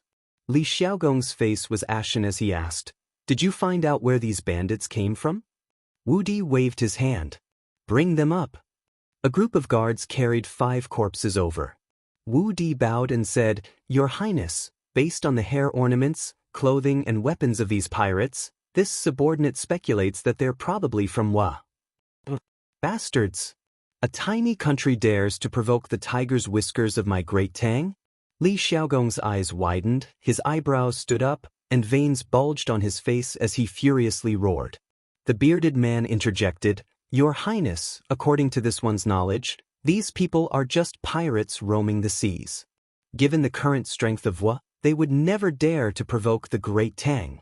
The leader of these pirates is called Nakamakawayu, and he has some reputation in these waters. This one has always wanted to get rid of him, and when I received the news the day before yesterday, I followed him here. I didn't expect to run into your Highness. Chapter 720. The Neon mentioned by the bearded man was the name for Neon before the Tang dynasty. During the Eastern Han dynasty, more than 100 small countries were established on the island of Neon. One of them sent envoys to the Han dynasty. Because the envoys were short, thin and small, Emperor Guangwu of the Eastern Han dynasty, Lu Xiu, granted them the name Neon, which was a vassal state of China. Therefore, the people were also called Neon and the emperor was named the king of Neon. Since then, the Han people called Neon the slave state of Neon, and the Neon people were called Neon until the 3 kingdoms, the 2 Jin dynasties, and the northern and southern dynasties. During the Sui dynasty, Crown Prince Shengde of Neon wrote in his letter to Emperor Yang of Sui, the Crown Prince of the Rising Sun to the Crown Prince of the Setting Sun. This was the prototype of Neon's name. It was not until the first year of Xianheng of the Tang dynasty, 670, that Neon sent the Tang dynasty to change the name to Neon, which meant the place where the sun rises. In addition, in Chinese, Fusang and Dongying were also alternative names for Neon. On the big ship, after Li Xiaogong heard the bearded man's words, his face was gloomy, whether it was the Neon court's intention or not. Since those bandits came from Neon, the Neon King should give me an explanation and give an explanation to the 28 soldiers who sacrificed themselves. A blood debt must be paid with blood. The last 6 words were squeezed out from Li Xiaogong's teeth, which was particularly horrifying. He lost nearly 30 soldiers inexplicably, so he couldn't help but be angry, not to mention that the bandits came from a low-level country like Neon. Yes, that's right, Neon was now a low-level country in Li Xiaogong's eyes. It was even inferior to small countries like Zhenla and Piao, so it was even more impossible for him to call the ruler of Neon emperor. In fact, the term emperor was first proposed by Crown Prince Xingde. In the letter he sent to Emperor Yang of Sui, he wrote, "The East Emperor respects the West Emperor." At that time, it was because of this sentence that completely angered Emperor Yang of Sui, which led to the break of diplomatic relations between the two countries. The Celestial Empire was not called for nothing in ancient times. At that time, people would not recognize the so-called emperor. And China called the Emperor of Japan Emperor Neon Emperor around the end of the Qing dynasty. "Prince, are you planning to go to Neon?" The bearded man's eyes lit up as he asked meaningfully. Li Xiaogong replied in a deep voice, "The king of one nation failed to educate his people properly and caused damage to our fleet. Of course, he should be held accountable. However, the most important thing right now is to find those bandits and cut them into pieces to comfort the souls of the soldiers who died in the battle. Zhong Jian, do you know where the nest of those bandits is? Can you take me there?" The bearded man shook his head and replied, "If I knew, I would have brought people to destroy them long ago. I can't stand those wretched Japanese people." Li Xiaogong sighed helplessly. "Present. I order you to lead 20 warships and 400 soldiers to search for the whereabouts of those bandits. Regardless of whether you find them or not, you have to gather back here before dawn." Li Xiaogong ordered solemnly. "Understood." Wu Di replied loudly. The bearded man suddenly said, "Your Highness, forgive this one for speaking out of turn, but it's very easy to get lost at night. The people this little brother is leading might not be able to return tomorrow morning." Li Xiaogong waved his hand and had Wu Di make the arrangements. Then he confidently smiled at the bearded man and said, "Zhong Jian, there's no need to worry. Every ship is equipped with a compass and a sea chart. They won't get lost." The bearded man was taken aback. Then he asked curiously, "If I may ask, Your Highness, what is a compass? Can I take a look at it?" Li Xiaogong smiled and whispered to the guard beside him. Then he said, "Why can't I do that? It's not convenient to talk here. Why don't we go to the camp on the island first?" The bearded man laughed and said in a genteel manner, "Of course, I wouldn't dare ask." Then he waved his hand at the small ship next to him and said, "Set up camp on the island ahead. Behave yourselves and don't cause any trouble. Do you hear me?" He had acted like a modest gentleman earlier, but in the blink of an eye, he had reverted to his pirate nature. Li Xiaogong didn't know whether to laugh or cry. This is a compass?" In the cave, the bearded man pointed at the small round box that wasn't even 1/3 the size of his palm. Li Xiaogong glanced at the envoys who were staring at the compass in his hand. Then, under everyone's shocked gazes, he handed the compass to the bearded man and smiled. "That's right. This is a compass. No matter where you are, the red end of this needle will always point to the north, and the white end will always point to the south. With this, you won't have to worry about getting lost." The bearded man held the compass in his hand as if he had found a treasure. He found it hard to believe that such a small thing could have such a magical function. What was funny was that he actually held the compass and even spun it around twice on the spot. A 7-foot-tall man with a curly beard was spinning in circles on the spot like a little child. This scene was simply too beautiful, too miraculous. Unbelievable. "Your Highness, where did you buy this compass?" "It's simply a godly nautical artifact." After a while, the bearded man looked at Li Xiaogong and said excitedly. As for the compass in his hand, he was really reluctant to return it. No one knew the importance of a compass better than him, the pirate king who had been drifting on the sea for many years. If the person in front of him wasn't Li Xiaogong, he would probably even have the thought of killing him and robbing him.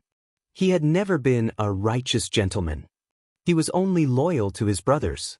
Li Xiaogong found it funny and said, "This is something produced by the Strange Taste Pavilion in Chang. Zhongjian, the crew member you saved just now happened to be someone the shopkeeper of the Strange Taste Pavilion asked me to take care of." Strange Taste Pavilion. The bearded man secretly remembered these 3 words in his heart and then asked curiously, "Who is the shopkeeper of the Strange Taste Pavilion? He can actually speak in front of your highness?" He was not surprised. Apart from Li Shimin and Li Yuan, Li Xiaogong was definitely the person with the highest prestige in the Tang Empire and was respected by many people. Li Xiaogong said, "The shopkeeper of the Strange Taste Pavilion is called Li Zishuan. He has an identity. I think you will be interested, Zhongjian. He is the last disciple of spiritual master Ling Sus. This compass was invented by him alone." Spiritual master Ling Su?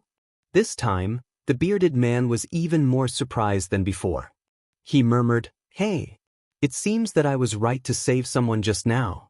I actually got involved with spiritual master Ling Su's disciple." At this time, Li Xiaogong took out a roll of paper from his sleeve and said with a smile, "This time, the imperial army escorted the merchant ships to the south for trade. In addition to providing a compass, Li Zishuan also gave me a detailed sea map. It was because of this that the army could return so quickly." The bearded man's eyes lit up and said, "Can I take a look at it?" Of course. The bearded man took it and slowly opened the map. What he didn't expect was that when he opened it, it opened up a new world for him. Chapter 721. What kind of map is this? The Strait of Malacca, the Mediterranean Sea, and the Red Sea? Why have I never heard of them before? The bearded man looked at the map Li Xiaogong gave him and couldn't help but exclaim in shock. Li Xiaogong pointed at the map and said, "Those places are quite far from where we are now. Zhongjian, look here. This is where we are now. Neon is northeast of us. If Wu Di and the others can't find those pirates tonight, we will go straight to Neon from here tomorrow morning." Only then did the bearded man find a way to look at the map. He carefully looked at every sea area and every island on the map. He had been to some of these places before. After a long while, his expression became a little greedy. He smacked his lips and said, "That's right. That's right." He smacked his lips and said, "This map is too detailed. And I only found out today that there are so many countries and islands in this world." Li Xiaogong smiled and didn't say anything. Then he took the sea map back from the bearded guest. The bearded guest was very reluctant to part with it. He thought in his heart, "If I have this sea map and a compass, where can I, Zhongjian, go in this big world?" Thinking of this, he asked tentatively, "Your Highness, I wonder if you can give me a copy of this map?" As for the compass, he thought that since it was sold in the Strange Taste Pavilion in Chang, and he would take the time to buy a batch. It was better to owe less favors. Li Xiaogong looked at the bearded man meaningfully and said, "Ha! It's not that I'm stingy, but there's only one copy of this map. The maps in the hands of the other soldiers only cover the Southeast Sea. The complete map is too important, and I can't make the decision alone." I was too reckless. The bearded man cupped his hands and said. Li Xiaogong shook his head and said, "If Zhongjian really wants the complete map, why don't you go to Chang and find Li Zishuan? This map was drawn by him, so he can give it to you." Clang, clang, clang, clang. The next day, at 5:30 in the morning, when all the students were still asleep, Yanhuang College's wake-up call sounded, causing a wave of screams. *CK. Are you kidding me? The sun hadn't even risen yet, and they were already asking him to wake up? Do you still want me to live? Yeah. You didn't let me sleep last night, and now you want me to wake up early in the morning. Can't you let me sleep a little longer? *CK. It's rare for this prince to sleep so deeply, but now I have to wake up so early. Little Xian is too deceitful. In dormitory 001, Li Tai turned over, causing the bed to shake. Li Chengqian, who was sleeping on the upper bunk, couldn't help but feel a little scared. "All right, Qinke, stop complaining. Get up quickly." According to Xiao Xian's temperament, if anyone woke up late, they might be punished again. Sigh. Li Tai let out a deep sigh and sat up. Then, it was a complete tragedy. My legs are so sore. My waist is also very sore. No. I can't get up, I really can't get up. After a tiring day yesterday, he basically fell asleep as soon as he laid on the bed. Although there was an emergency gathering in the middle, last night was still the best night of sleep he had in so many years. However, the second day after the intense exercise, it was a complete tragedy. The little fatty felt that every part of his body was sore, and he couldn't move at all, let alone get out of bed and gather. Qingge, what's wrong with you? Sigh. My legs are also sore. Li Qingqian was just about to get out of bed to find out what was going on when he suddenly felt that his legs were also extremely sore, and he couldn't help but wail. Ah, your bodies can't take it anymore. Look at me, old Cheng, I'm perfectly fine. Cheng Chumo saw the situation and laughed gloatingly. Get lost. Li Tai was furious. He couldn't wait to go over and fight Cheng Chumo to the death. On the other side, in dormitory 007. Wenhao, how are you? Does your heart still hurt? Wang Meng got out of bed and put on his clothes as he looked at Meng Wenhao's bed and asked. Meng Wenhao waved his hand with a pale face and said with a forced smile, Thank you for your concern, but I'm fine now. A hint of gloominess flashed across his eyes. Iron Egg suggested, Wenhao, why don't I help you apply for a day off? You don't look too good, so don't force yourself. Meng Wenhao quickly shook his head and said, No, I'm really fine now. Let's quickly wash up and gather. Don't delay you guys because of me. Wang Meng said unhappily, What are you saying, Wenhao? Even if we're late, we can't leave you alone. The rest of the people in the dormitory nodded in agreement. Yes, that's right. Since we're in the same dormitory, we should take care of each other. Yes, we can't leave anyone behind. Meng Wenhao's heart warmed. He paused for a moment and said solemnly, It's my fault, but I'm really fine now. Let's quickly get ready to gather outside. Iron Egg smiled and said, That's fine. But Wenhao, if you can't take it, you have to say so any times. Gather. Class as a unit. Run 5 laps around the sports field. You can only have breakfast after you're done. 3:45, 6 in the morning. All the students gathered outside the dormitory building. Qin Qiong was personally commanding. He looked at the 16 classes lined up neatly and shouted loudly. These were the morning running tasks that Li Zishuan had arranged long ago. As time passed, the distance would gradually increase. Not only the morning running, but the other training activities in the military training would also increase in the future. The students were all dumbfounded. 5 laps? That's a total of 3 to 4 miles? How can we finish running? My legs are still hurting. My legs hurt too. They're sore. Yes. Me too. Seeing the students in a mess, Qin Qiong couldn't help but shout loudly, Quiet, if anyone can't run 5 laps, you won't be able to eat in the morning. If anyone falls behind in any class, everyone in the class will have to accompany them. Once he said that, everyone fell silent. They knew that Qin Qiong was serious this time. Instructors of each class, bring the students to the sports field to run now. After all the students were quiet, Qin Qiong ordered. Chief Instructors, students of Class 1, listen to the command, attention. Look forward. Start running. Bang. The students left the dormitory building one by one in an uneven pace. Qin Qiong stood at the back and thought to himself, I'll only increase your exercise volume for now. I'll ask you to keep your steps orderly in the future. Chapter 722. Beep. Beep. Bamboo whistles sounded one after another on the academy's sports field. At first, the instructors shouted, 1, 2, 1, 1, 2, 3, 4. Later, when they saw that the students were used to the rhythm, they took out the bamboo whistles that Li Zishuan gave them and blew them.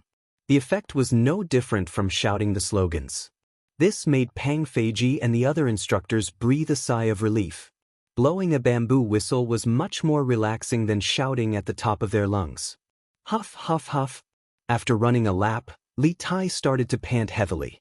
Yesterday, when he was standing in the military posture, he could play some tricks and slack off. But now, when he was running laps, he had no way to slack off. Moreover, because of the cotton padding in his shoes, running became a burden. What was worse was that his whole body was sore today. He was too lazy to even move his fingers. Running was simply killing him. Now, with every step he took, he was enduring immense pain. On the second lap, Li Tai gritted his teeth and barely managed to keep up with the speed of the team. On the third lap, he had already fallen from the middle to the back of the team. Large beads of sweat dripped down his face. Huff, huff, huff. The little fatty felt that his blood was burning, and his heart was about to jump out of his chest. Qingke, how are you? There are only 2 laps left. Hang in there. Li Qingqian sensed that something was wrong with Li Tai. He deliberately fell behind the team and encouraged Li Tai as he ran. I can't. Big brother. You go first. I'll stop and rest for a while. I feel like I'm going to die if I continue running. Li Tai gritted his teeth and held on for a while before he finally stopped and said helplessly. Li Qingqian panicked. He came over and pulled Li Tai and said, No, we're brothers. How can I leave you alone? You pull my clothes, I'll drag you along. Li Tai shook his head and said, Big brother, your body is not much better than mine. You won't be able to complete it even if you pull me. Don't worry about me, run first. He can't move it by himself. What if I, old Cheng, am included? After running for a while, Cheng Chumo realized that Li Qingqian and Li Tai had disappeared. He hurriedly ran over. To me. Tia, I'm strong. Why don't I carry you and run? Yuchi Baolin came over and scratched his head with a silly smile. Running 5 laps was like playing house to him. It was effortless. The few of them broke out in a sweat, inwardly thinking that the Yuchi family's children were still fierce. In the end, the 3 of them grabbed a strip of cloth and pulled Li Tai along as they ran forward. The 4th round. The 5th round. Phew. I'm finally done. All right. You guys can go and eat. Gather at the sports field at 7:30 a.m. sharp. Pang Feiji did a head count and announced loudly. Of course, there was no need for Qin Qiong to personally lead the morning exercises. Phew. I'm so tired. After hearing that, Li Tai sat on the grass and said to Li Qingqian, Cheng Chumo, and the others, Big brother, Chumo, Bao Lin, you guys go and eat first. I'll rest for a while before going. Through this run, Li Tai felt that something was different. He felt a tinge of warmth in his heart, and he started to think for others. Tingy, hurry up. Don't be late. Li Qingqian saw that Li Tai looked like he was about to collapse, so he did not try to persuade him anymore. Instead, he reminded him. Okay, I got it. Wenhao, come over here. Come to my office. Meng Wenhao left the canteen after breakfast and did not expect to bump into Li Zishuan. He saw Li Zishuan waving at him and instructing him. Yamachos. Meng Wenhao did not know why Li Zishuan was looking for him, but he saw that there was still about half an hour before the military training began, so he agreed. After a while, the 2 of them arrived at the principal's office on the 10th floor of Guanghua Building. Have a seat. Li Zishuan pointed at the sofa opposite him and smiled. Thank you, Yamachos. Meng Wenhao walked over and carefully sat down as he said. I heard that you had chest pains last night, Wenhao. Are you all right? Although military training is important, don't force yourself when there's something wrong with your body. Li Zishuan smiled slightly. Meng Wenhao was stunned. After a while, he smiled bitterly and said, Iron Egg was the one who told Yamacho, right? Iron Egg was just being nice, don't have any other thoughts? Li Zishuan could not help but say. This matter was indeed told to him by Bruiser after he finished his morning exercise. Li Zishuan still valued Meng Wenhao as a student. Moreover, symptoms like angina could be serious or minor. If it wasn't handled properly, it could be fatal. Li Zishuan had no choice but to pay attention to it. Meng Wenhao hurriedly waved his hand and said, Yamacho, you misunderstood. I know that Iron Egg was being nice, and I don't have any other thoughts. Then how are you now? Do you want me to give you 2 days off and let you go back to Chang and to see a doctor? If it were Li Tai hearing this, he would definitely nod and even shamelessly ask Li Zishuan for a few more days off. But Meng Wenhao was not Li Tai. No, thank you, Yamacho, for your kindness. I just had chest pains last night, but it's nothing serious now. Are you really okay? Li Zishuan asked suspiciously. Meng Wenhao said with a serious face, I'm really okay. Okay then. If there's anything, you can tell me at any time. Don't force yourself. Okay. Meng Wenhao nodded and got up to leave. He hesitated for a moment and said, Yamacho, I have something to ask. I don't know if it's convenient for you to tell me. Li Zishuan said without thinking, asks. I want to know, Yamacho, do you know the latest news of the fleet going south? Li Zishuan suddenly said, Wenhao, are you worried about your father? Meng Wenhao nodded. Li Zishuan stood up and paced 2 steps in front of the window. He said, as far as I know, half a month ago, the imperial court did receive news from the fleet going south. The letter said that the fleet had arrived in Junla and would return in a few days. Moreover, there were very few casualties in the fleet this time. Wenhao, you don't have to worry. It's estimated that in half a month, the prince and the others will be back. Meng Wenhao bit his lips and suddenly said, But last night, I dreamed that my father was covered in blood. I always have a bad feeling. Yamacho, do you know the latest news of the fleets? I'm very worried. Looking at Meng Wenhao, who was holding back his tears, Li Zishuan felt a little uncomfortable. At the same time, he felt a sense of foreboding in his heart. He secretly hoped that the fleet going south did not have any accidents. As the saying goes, dreams and reality are the opposite. Wenhao, you don't have to worry too much. Recently, I will also find a way to help you inquire about the fleet going south. Although he was worried in his heart, Li Zishuan comforted him. Chapter 723. On an island in the southeastern seas, no one could have imagined that a barren land like this would house 20,000 some soldiers, and all of them were elites. Many of the smaller Nanyang kingdoms probably couldn't even gather so many well-trained soldiers even if they worked together. Moreover, the amount of food and resources these soldiers had brought with them was astronomical. Your Highness, General Wu and the others will be back soon.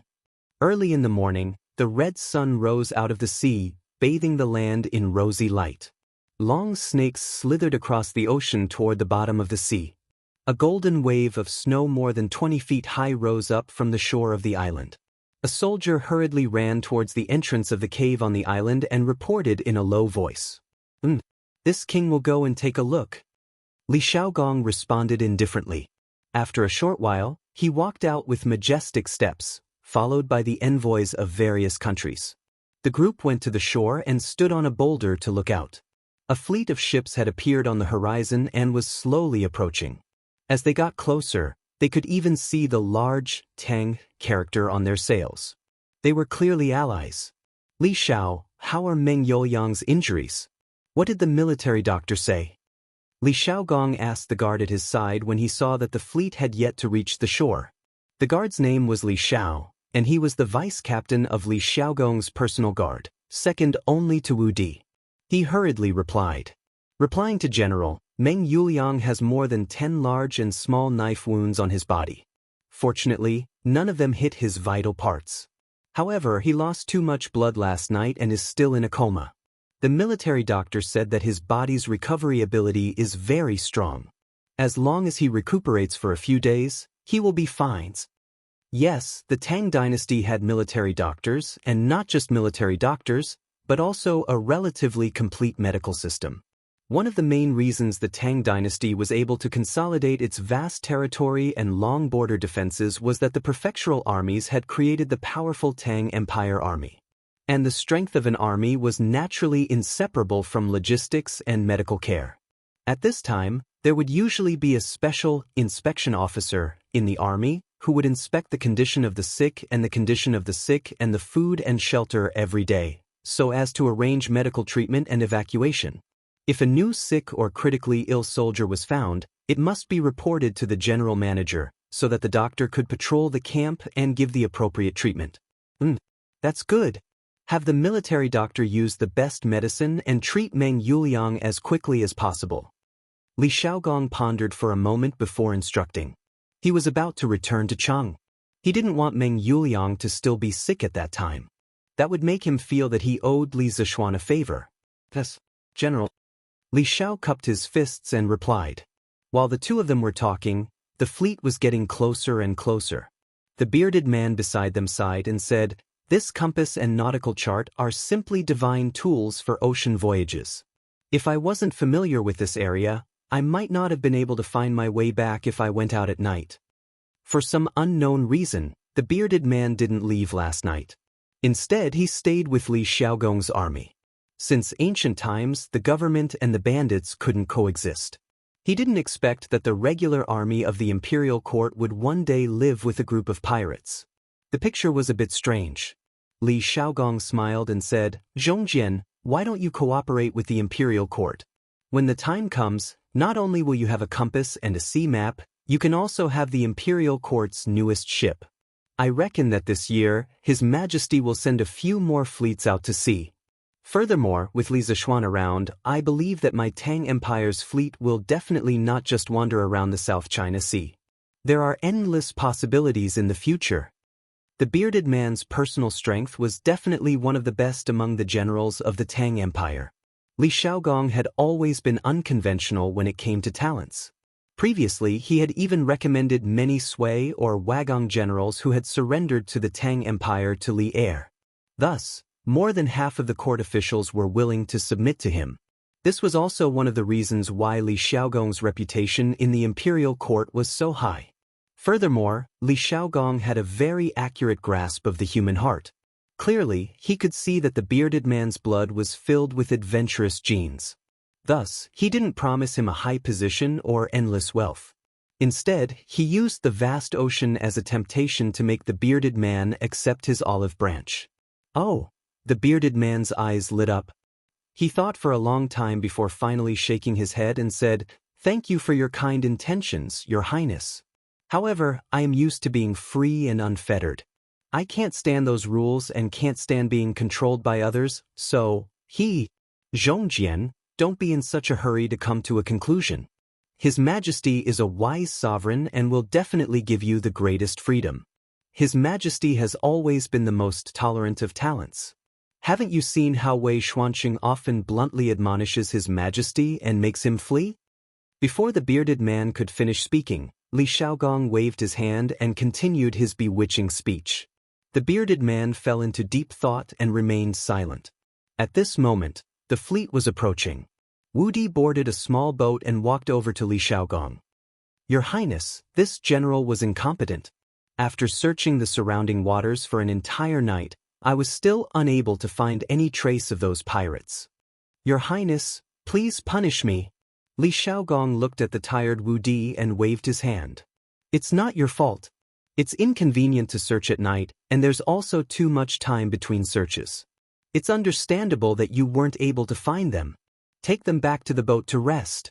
Thank you, Your Highness, for your leniency." Wu Di hurriedly thanked him and then slowly left. More than 400 of them didn't sleep last night, so it was indeed time for them to rest. "Your Highness, do you want me to send a letter to our king to help you arrest these hateful pirates?" After Wu Di left, the Zhenla envoy next to Li Xiaogong muttered. After listening to the translation, Li Xiaogong was about to refuse when the envoys of other countries rushed to shout, "Funan country is willing to help the Tang Empire eliminate the pirates. Piao country is also willing to help the Tang Empire. Dandan country is also willing. Liao country is also willing." Seeing how excited these people were, Li Xiaogong knew what they wanted to say even if he didn't need someone to translate for him. He said loudly, "Thank you for your kind intentions, but this is a matter of the Tang Empire. Let's just wait for the news." After understanding Li Xiaogong's meaning, the envoys quieted down. Li Xiaogong shouted in a deep voice, "Li Xiao! This general is here. Immediately order the fleet to drop anchor and set sail. Destination, Wanation." Li Xiao was dumbfounded. He didn't expect Li Xiaogong to be so bold. Although a general might not obey military orders in a foreign country, Wanation was currently a vassal state of the Tang Empire. How could one use one's own army to attack a vassal state?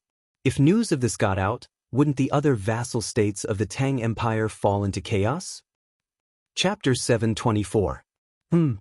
Seeing Li Xiao's hesitation, Li Xiaogong immediately shot him a cold look. Li Xiao hurriedly replied, "Understood." "Oh, Your Highness. You can't. Just as Li Xiao turned around and was about to pass on the order, a sharp voice came from the side. A eunuch in light red clothes ran over. He was the supervisor of the fleet heading south this time, Imperial Eunuch Sun Yud. "The fleet is heading south to trade with other countries. Your Highness, please don't use your weapons. Furthermore, the Wen nation has always been paying tribute to the imperial court. They can be considered a vassal state of the Great Tang." Sun Yud raised his finger and said weakly to Li Xiaogong. From a certain perspective, he was the weakest supervisor in history. After all, the commander of this fleet was Li Xiaogong. In the entire Great Tang, only Li Er had the right to criticize Li Xiaogong. In the TV series, The Legend of Wu Meinyang, Emperor Taizong's trusted eunuch Wang Da often wore purple clothes. Actually, this was not accurate. China's ancient official uniform system was formed in the Sui dynasty and was custom-made in the Tang dynasty. Generally speaking, rank 3 and above wore purple robes, rank 4 dark red robes, rank 5 light red robes, rank 6 dark green robes, rank 7 light green robes, rank 8 dark green robes, and rank 9 light blue robes. Eunuchs were the same as other officials. They wore uniforms of appropriate colors according to their rank. However, there was a problem. During the Jingguan era, Li Er issued an edict that there would be no rank 3 officials in the imperial eunuch province. Rank 4 eunuchs were the highest. Thus, the old Book of Tang said, at the end of Yongchun, 70 years to the end, the power was still in the hands of the eunuchs. It was only during the Kaiyuan era that Emperor Xuanzong gave eunuchs a rank 3 official position if he liked them slightly. Only then did eunuchs wearing purple clothes appear. Eunuch Sun, did you forget what His Majesty said before we left? Li Xiaogong replied with a faint and then shouted, "You may have forgotten, but I haven't forgotten a single word."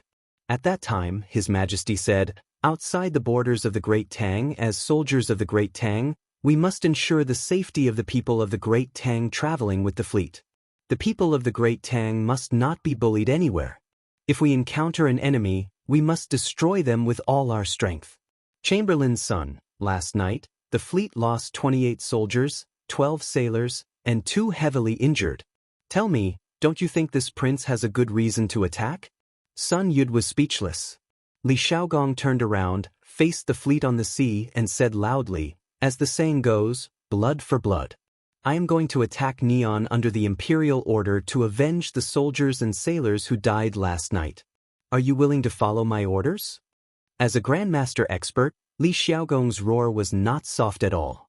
Basically, every ship could hear his voice. Yes, Your Highness. By the decree of the Emperor, we will send troops to the Wen nation. Blood for blood. Yes, Your Highness. By the decree of the Emperor, we will send troops to the Wen nation. Blood for blood. As soon as Li Xiaogong's voice fell, he immediately received a tsunami-like response. They had been inexplicably attacked by a group of pirates, and so many of their fellow soldiers had died. The soldiers were suppressing a wave of anger in their hearts. The Tangs were proud, and the Tang army was inviolable. Li Xiaogong smiled slightly, looked back at Sun Yud, and then said lightly, "Although this group of pirates may not have anything to do with the Neon Imperial Court, we have lost so many soldiers and crew members, and I can't go back empty-handed. Even if I go back, I won't be able to explain it to their families. So, this time I will definitely go to Neon." After that, he pulled out the long sword at his waist, pointed it to the sky with a clang, and said loudly, "Let's go to Neon." Sun Yud's face turned red. He wanted to refute, but there was nothing he could do. He didn't dare to refute. The soldiers in front of him were blinded by hatred. They only had revenge and killing in their eyes. At this time, whoever dared to jump out would definitely become the target of public criticism. Sun Yud said that he and the Neon people had not reached the point where they could risk their lives for him. Woo-woo. Suddenly, a bleak and distant horn sounded on the sea. Li Shaogong led the people on the island and began to board the ship. The envoys next to him all had different expressions. Some were afraid and some were worried. Obviously, they were worried that their countries would be attacked by the Tang Empire one day, just like Neon. Looking at the powerful army of the Tang Empire, they felt that their countries couldn't stop it. Envoys, don't worry. The king of Neon is not good at educating people. He allowed the pirates to run rampant and attack the Tang Empire's fleet. That's why I gave him a warning. As the saying goes, if others don't offend me, I won't offend them.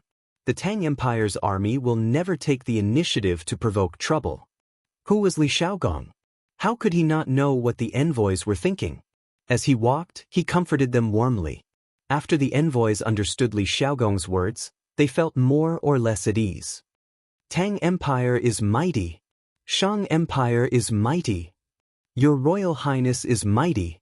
Ren Biao, I came here this time because I have something to ask of you. Late in the morning, Li Zishuan assigned training tasks to the personal guards who were not instructors today. After inviting Li Gang to supervise them personally, he sneaked out of the academy alone, returned to Chang, and went directly to Wang Renbiao's house. Xiaoxian, just say it. As long as I can help, the Wang family will do our best to help you. Wang Renbiao said with a smile.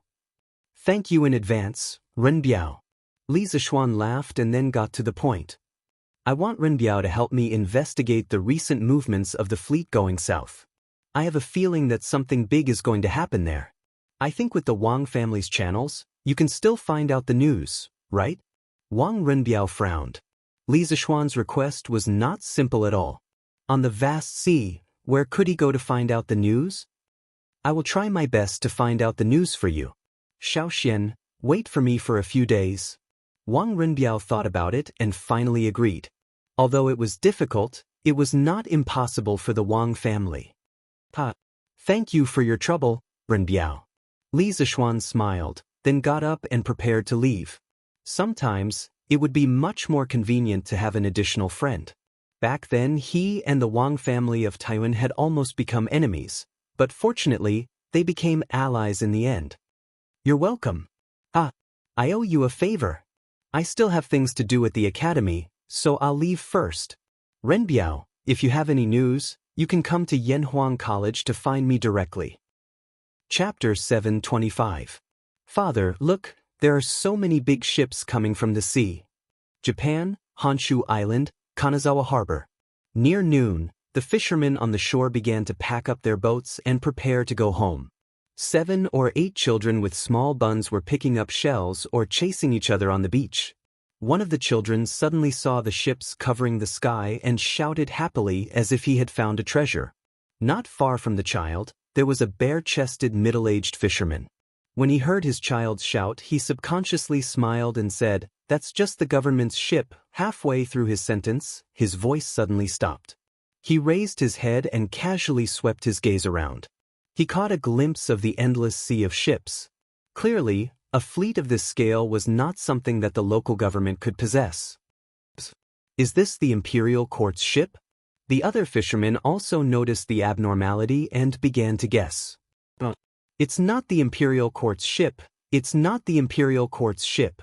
It's the Tang Empire's army is here. After a sharp-eyed fisherman saw the big Tang character on the sail of the ship, his face was suddenly full of horror. He pulled his child and ran back. It should be noted that in ancient times, the Japanese people only had their own national language and did not have their own writing. Later, the Han culture was introduced to Japan, and the cultured Japanese began to write in Han.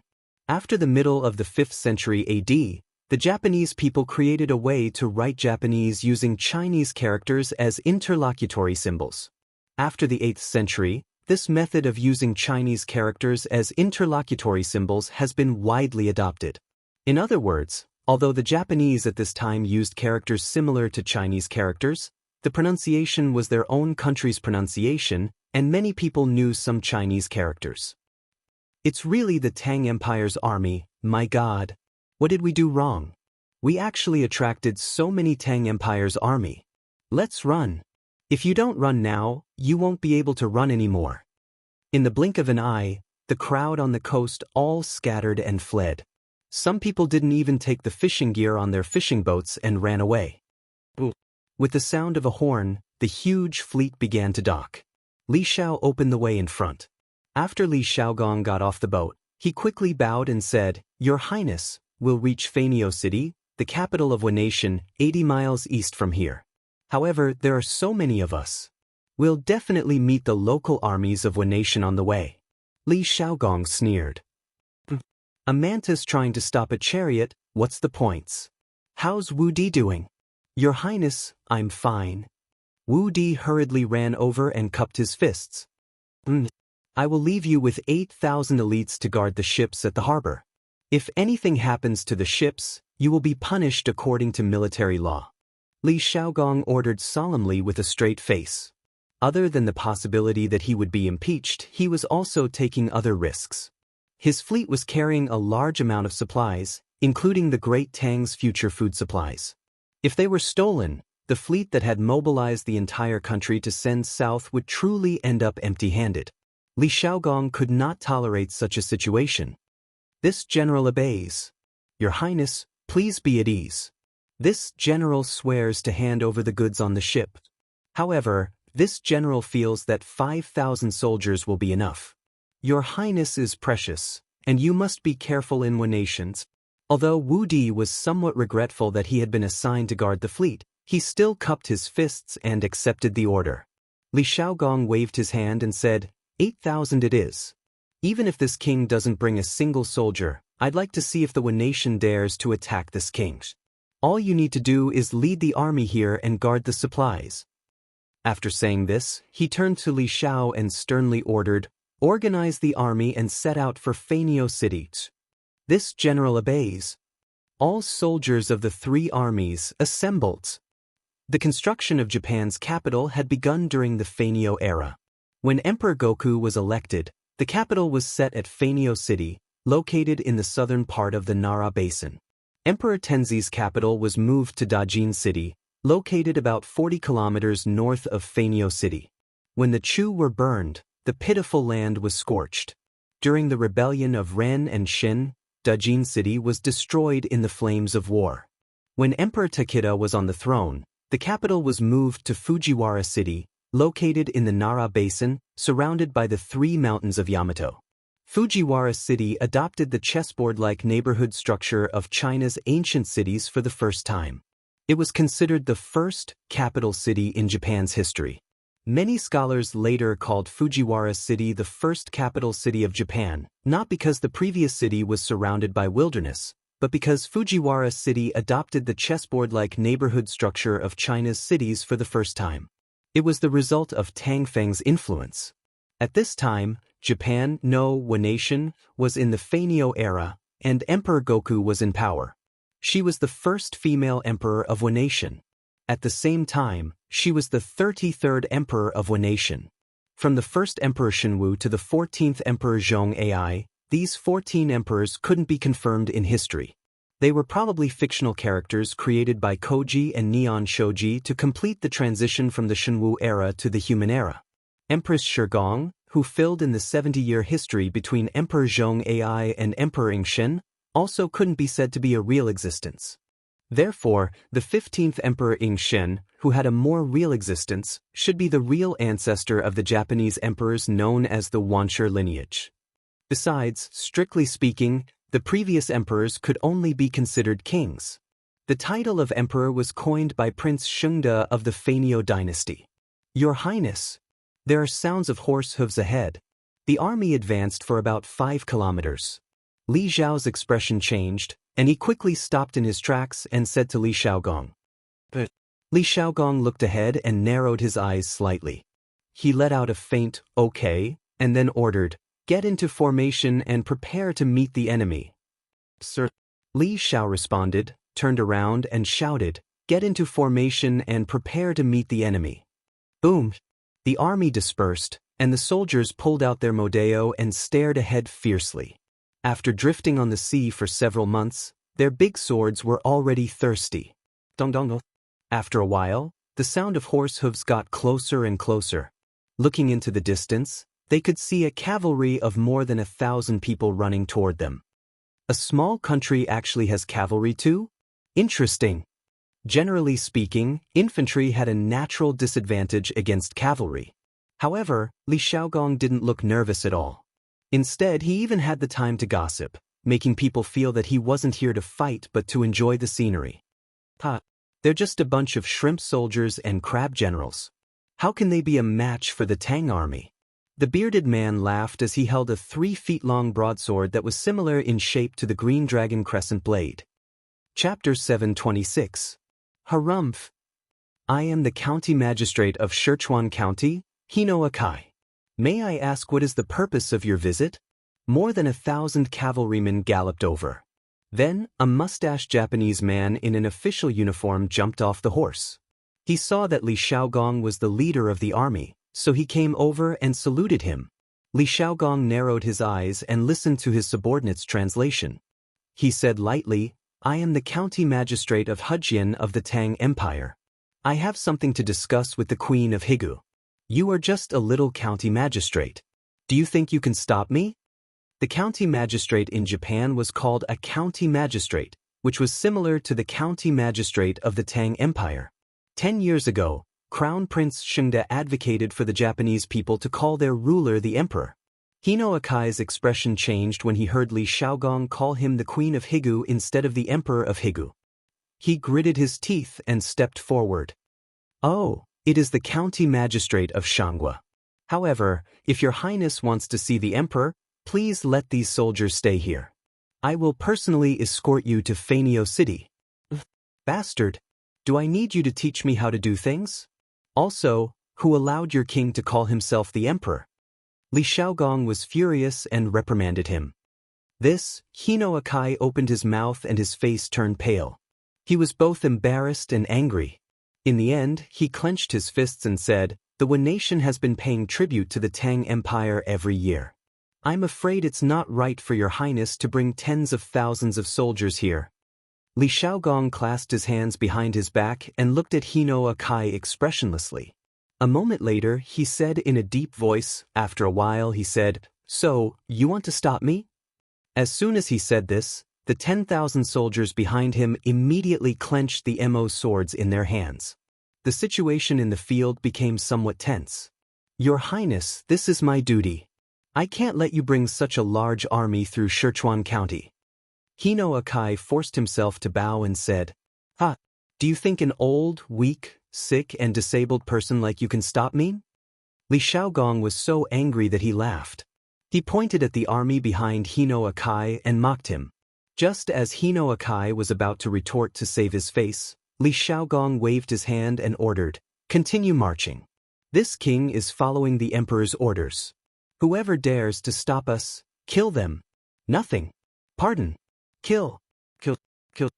The army suddenly took 3 steps forward and let out 3 roars. Killing intent filled the air, and their auras were like rainbows. Hino Akai couldn't help but take 3 steps back. Not only him, but the cavalry behind him also retreated. To be precise, the cavalry's horses were frightened by the battle cries. Ben Wang will ask you one last time. Are you going to move or not? Li Xiaogong asked coldly. In fact, he didn't want to waste time in front of this group of shrimp soldiers and crab generals. That was why he repeatedly gave Hino Akai chances. But Hino Akai thought that Li Xiaogong was scared and that Li Xiaogong was just trying to scare him. He swallowed his saliva and straightened his neck. This is my duty, I can't, clang, swoosh. Before he could finish his sentence, Li Xiaogong had already lost his patience.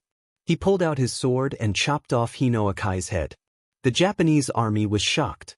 A slightly shorter general pointed at Li Xiaogong and stammered, You? Li Xiaogong was furious. Li Xiao, I will give you 800 men. Charge. Sir. Li Xiao replied excitedly. He then picked a group of men and charged forward. Similarly, he didn't care about the short Japanese in front of him. Baka, the Vench, the county princess. Kill. The general pulled out his saber and shouted as he urged his horse to charge towards the Tang army. Chop the horse's legs. In truth, the cavalry that Hino Akai had brought with him were all old war horses. In terms of speed and momentum, there was a world of difference between them and the Turkic Khaganate cavalry. Li Xiao bellowed as he swung his MO saber at lightning speed toward the warhorse that the general was riding. The warhorse let out a whine and fell forward. The general was shocked and quickly got off his horse. Before he could stand firm, Li Xiao's MO saber was already slashing towards his neck. Difference. This was the difference in strength. As soon as the two armies clashed, the winner was obvious. Even though the Neon army had the advantage of horses, they were far from a match for the well-trained Tang army. Not to mention 800 Tang soldiers. Even if there were only 500 Tang soldiers, they were enough to beat the thousands of Neon soldiers and make them flee. Mercy. Hino Akai's general begged for mercy at the critical moment. Unfortunately, Li Xiao didn't understand him at all. His sword chopped off his head mercilessly. At the same time, the 800 Tang soldiers behind Li Xiao were also swinging their swords and harvesting lives. Compared to infantrymen, cavalry's greatest advantage was their speed and impact when they clashed with each other. If the Neon cavalry charged directly, they might cause some trouble for the Tang army. However, Hino Akai had stopped in front of Li Xiaogong and wanted to negotiate. If the Neon cavalry wanted to charge again, it was no different from a fool's dream. In addition, Li Xiao and the others had broken the formation of the Japanese army. Now, the Japanese army was in a mess. They were like lambs waiting to be slaughtered. They wanted to fight back, but they were no match for the Tang army in terms of strength and speed. The Tang army kills without batting an eye. In less than 15 minutes, more than half of the Japanese army had been killed. Li Xiao's 800 Tang soldiers only had a few light injuries. Some of the Japanese soldiers were so frightened that they quickly turned their horses around and ran for their lives.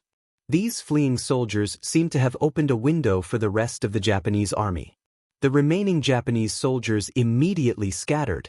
At this moment, the advantage of cavalry was finally on display. They could run faster when they ran for their lives. There's no need to chase them. Li Xiaogong quickly stopped Li Xiao when he saw that he was about to give chase. He ordered, "Don't chase after them. Count the casualties and rest for a while before we continue to march to Fanio City." "Yes, my lord." Li Xiao cupped his fist and accepted the order. "Your Highness, this Japanese official seems to be a little arrogant." The bearded man pursed his lips and said meaningfully. Li Xiaogong thought for a moment and then nodded.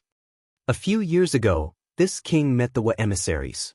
They were all very respectful and obsequious. The Wa people today are truly different from before.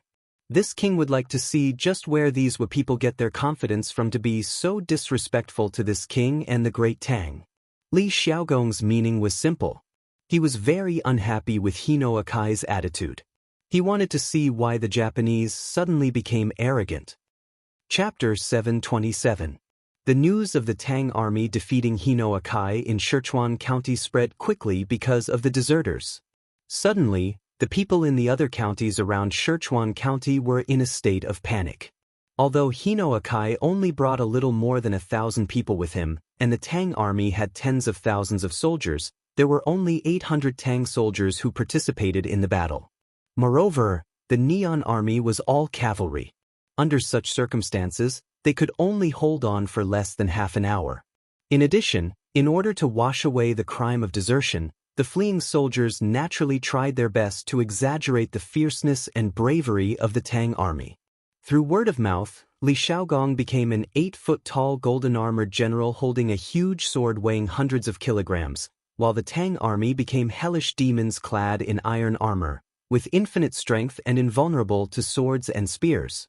The people in the counties along the way all shut their doors and did not come out, and the local officials also fled the county headquarters, not to mention organizing an army to fight against the Tang army.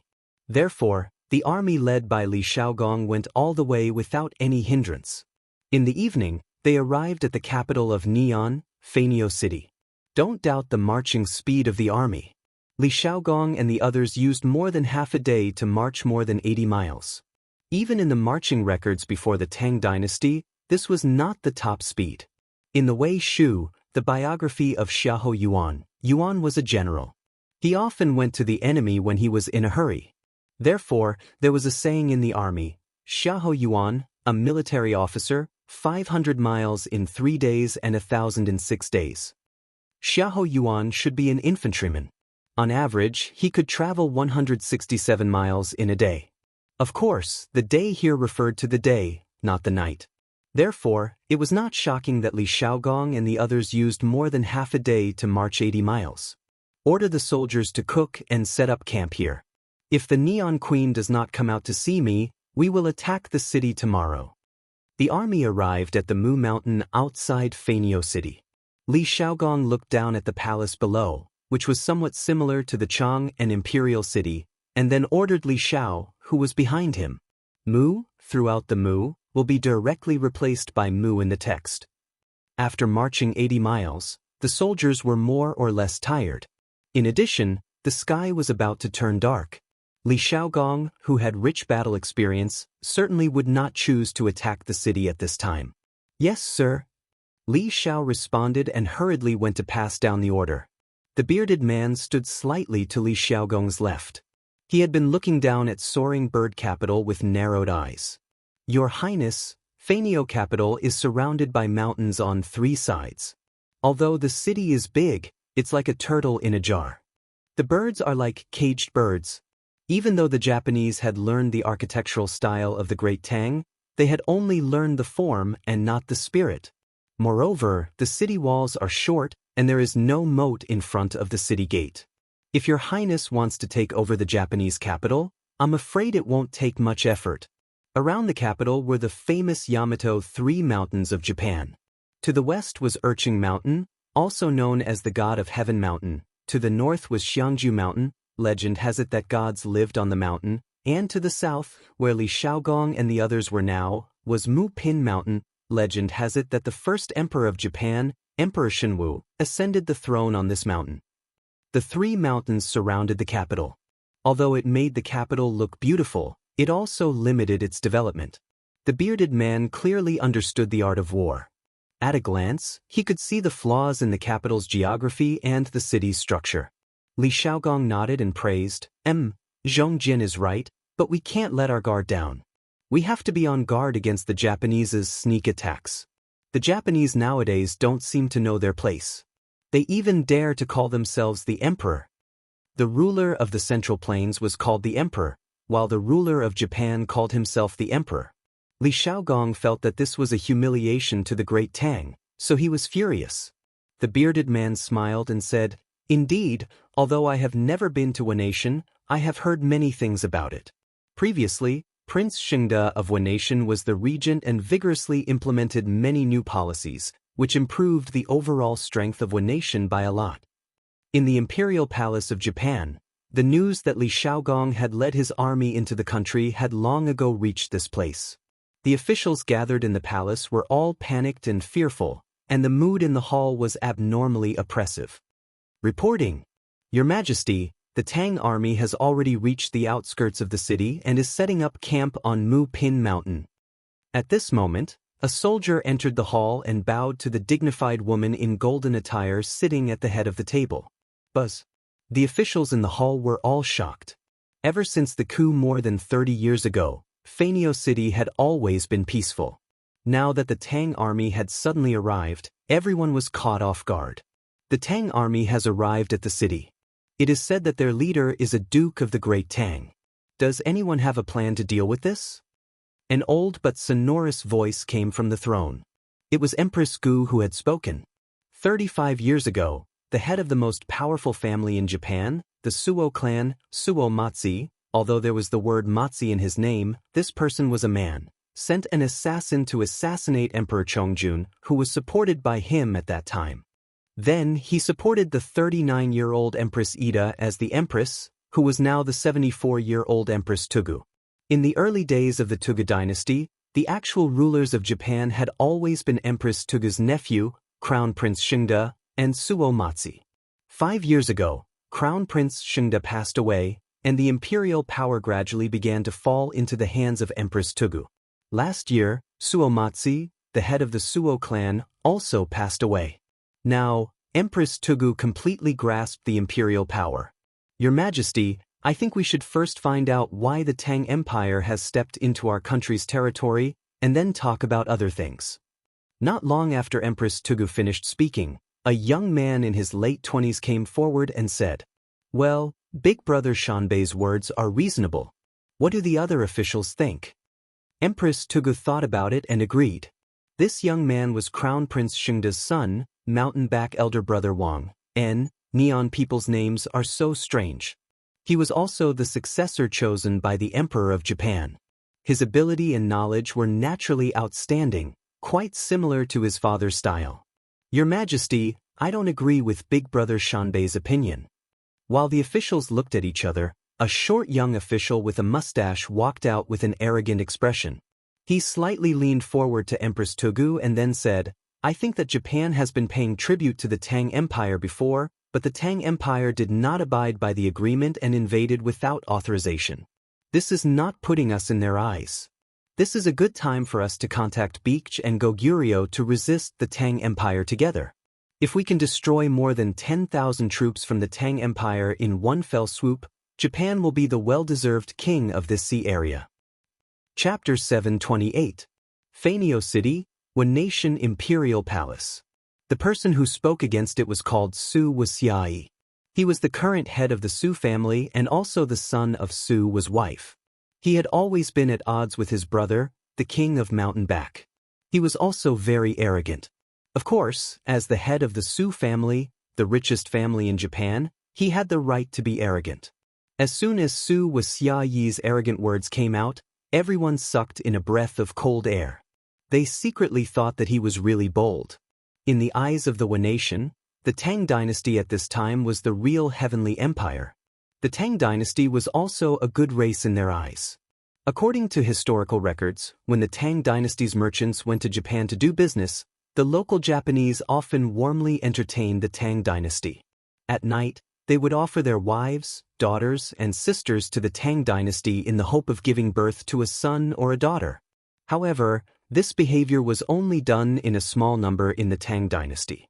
In the Song dynasty, borrowing seeds began to become a custom. But now, Su Wuxia actually wanted to attack the Tang dynasty's army. This made many ministers feel that it was absurd. Absolutely not. The big brother Wang hurriedly stepped forward and said, "Your Majesty, Su Wuxia's method is simply disregarding the life and death of the Wu nation. Let's not talk about whether we can defeat the more than 10,000 Tang army outside. Even if we do, we will only incur the infinite anger of the Tang Emperor. Don't doubt, with the character of the current Tang Emperor, once he gets angry, the Wu nation will definitely be in danger of being destroyed. Your Majesty and ministers, please think twice. You're really greedy for life and afraid of deaths. The Tang Empire's army is only 10,000, while our Fanio city has 80,000 elites. How can we not defeat the Tang Empire's army?" Su Wuxia stepped out of the crowd and glanced contemptuously at the big brother Wang. Then he arrogantly said, "You're afraid before the battle. Big brother Wang, you're not worthy of being the descendant of Crown Prince Shengda. Moreover, according to the intelligence, the Tang Empire not only has an army, but also thousands of warships and countless provisions. If we swallow these warships and provisions, even if the Tang Emperor gets angry in the future and attacks us, will the Wu nation still be afraid of the Tang Empires?" As soon as his words fell, the hall fell into silence, but some people's hearts were not calm. "Your Majesty, Su Wuxia is right. I think this plan is feasible. I also think that this plan is feasible." The Suo family's influence in the imperial court, coupled with the fact that there was indeed a group of radical ministers, caused many voices of agreement to appear in the main hall. The big brother Wang on the mountain back was anxious and quickly retorted, "Have you all forgotten the confrontation between the Tang army and the local army in Sichuan County? 800 Tang soldiers easily defeated more than 1,000 defenders of Sichuan County at the cost of 0 casualties. With such strength, it would be harder for us to win than to reach the heavens. Even if they win, the Wu nation will be greatly damaged because of this. They will no longer be able to deal with the anger of the Emperor of the Tang Empire, so please think twice. Moreover, the current situation has not reached the point where it cannot be eased. As long as we clarify the purpose of the Tang Emperor's visit and make some concessions in some aspects, the Tang Emperor will be willing to withdraw his troops. Eldest brother Wang on mountain back represented the previous crown prince Xingda's faction, so there were many officials in the court who supported him. Moreover, his opinion was very much in line with the thoughts of the old conservative officials, so there were immediately echoes of agreement in the court. Your Majesty, I think what Brother Shanbei said is reasonable. Your Majesty should prioritize the nation and not act on impulse. I second the motion. Of course, there were still many officials who did not speak. They did not help either side. Obviously, even if Crown Prince Xingda and Su's wife had passed away, there were still 3 factions in the court of nation. However, at this time, the power of the Empress Dowager was greater. After all, the influence of the living was still slightly higher. Cough. Seeing the 2 sides arguing endlessly in the court, the Empress Dowager coughed dryly, and the hall immediately quieted down. Then she slowly glanced at the officials in the court and said, "What you 2 said is reasonable, but I think it is not appropriate for us to confront the Tang army head-on at the moment. Since the Tang army has camped outside the city and has not immediately attacked, it means that there is still room for negotiation. Therefore, we can send a messenger to ask the commandery prince of the Tang Empire why he is here, and then we can make a decision. If we can invite the commandery prince of the Tang Empire to the imperial palace, of course, it would be best." Yes, the Empress of Nation was the same as the Emperor of China, calling herself I. In fact, it was not only this. The titles of Empress, Empress Dowager, and Crown Prince of the East Palace were the same in Nation as in the Tang Empire. It was mainly because the ancient Nation admired China's culture very much. Most of their languages were learned from China. From the Empress to the common people, no one did not admire the Tang Empire. Su's wife sneered and said, "The commandery prince of the Tang Empire lives like a prince. How can he have the courage to come to Fanio City? If he dares to come, I will crawl to the morning court in the future." Yes. How can the commandery prince of the Tang Empire risk his life to enter the city? Absolutely impossible. The Empress Dowager frowned, and then she waved her hand and said, "I have made up my mind. Brother Mountainback, recommend someone to go outside the city to negotiate with the Tang army." Brother Mountainback thought for a while, then bowed and said, "Your Majesty, I recommend the son of Sister Ono, Yoko Ono.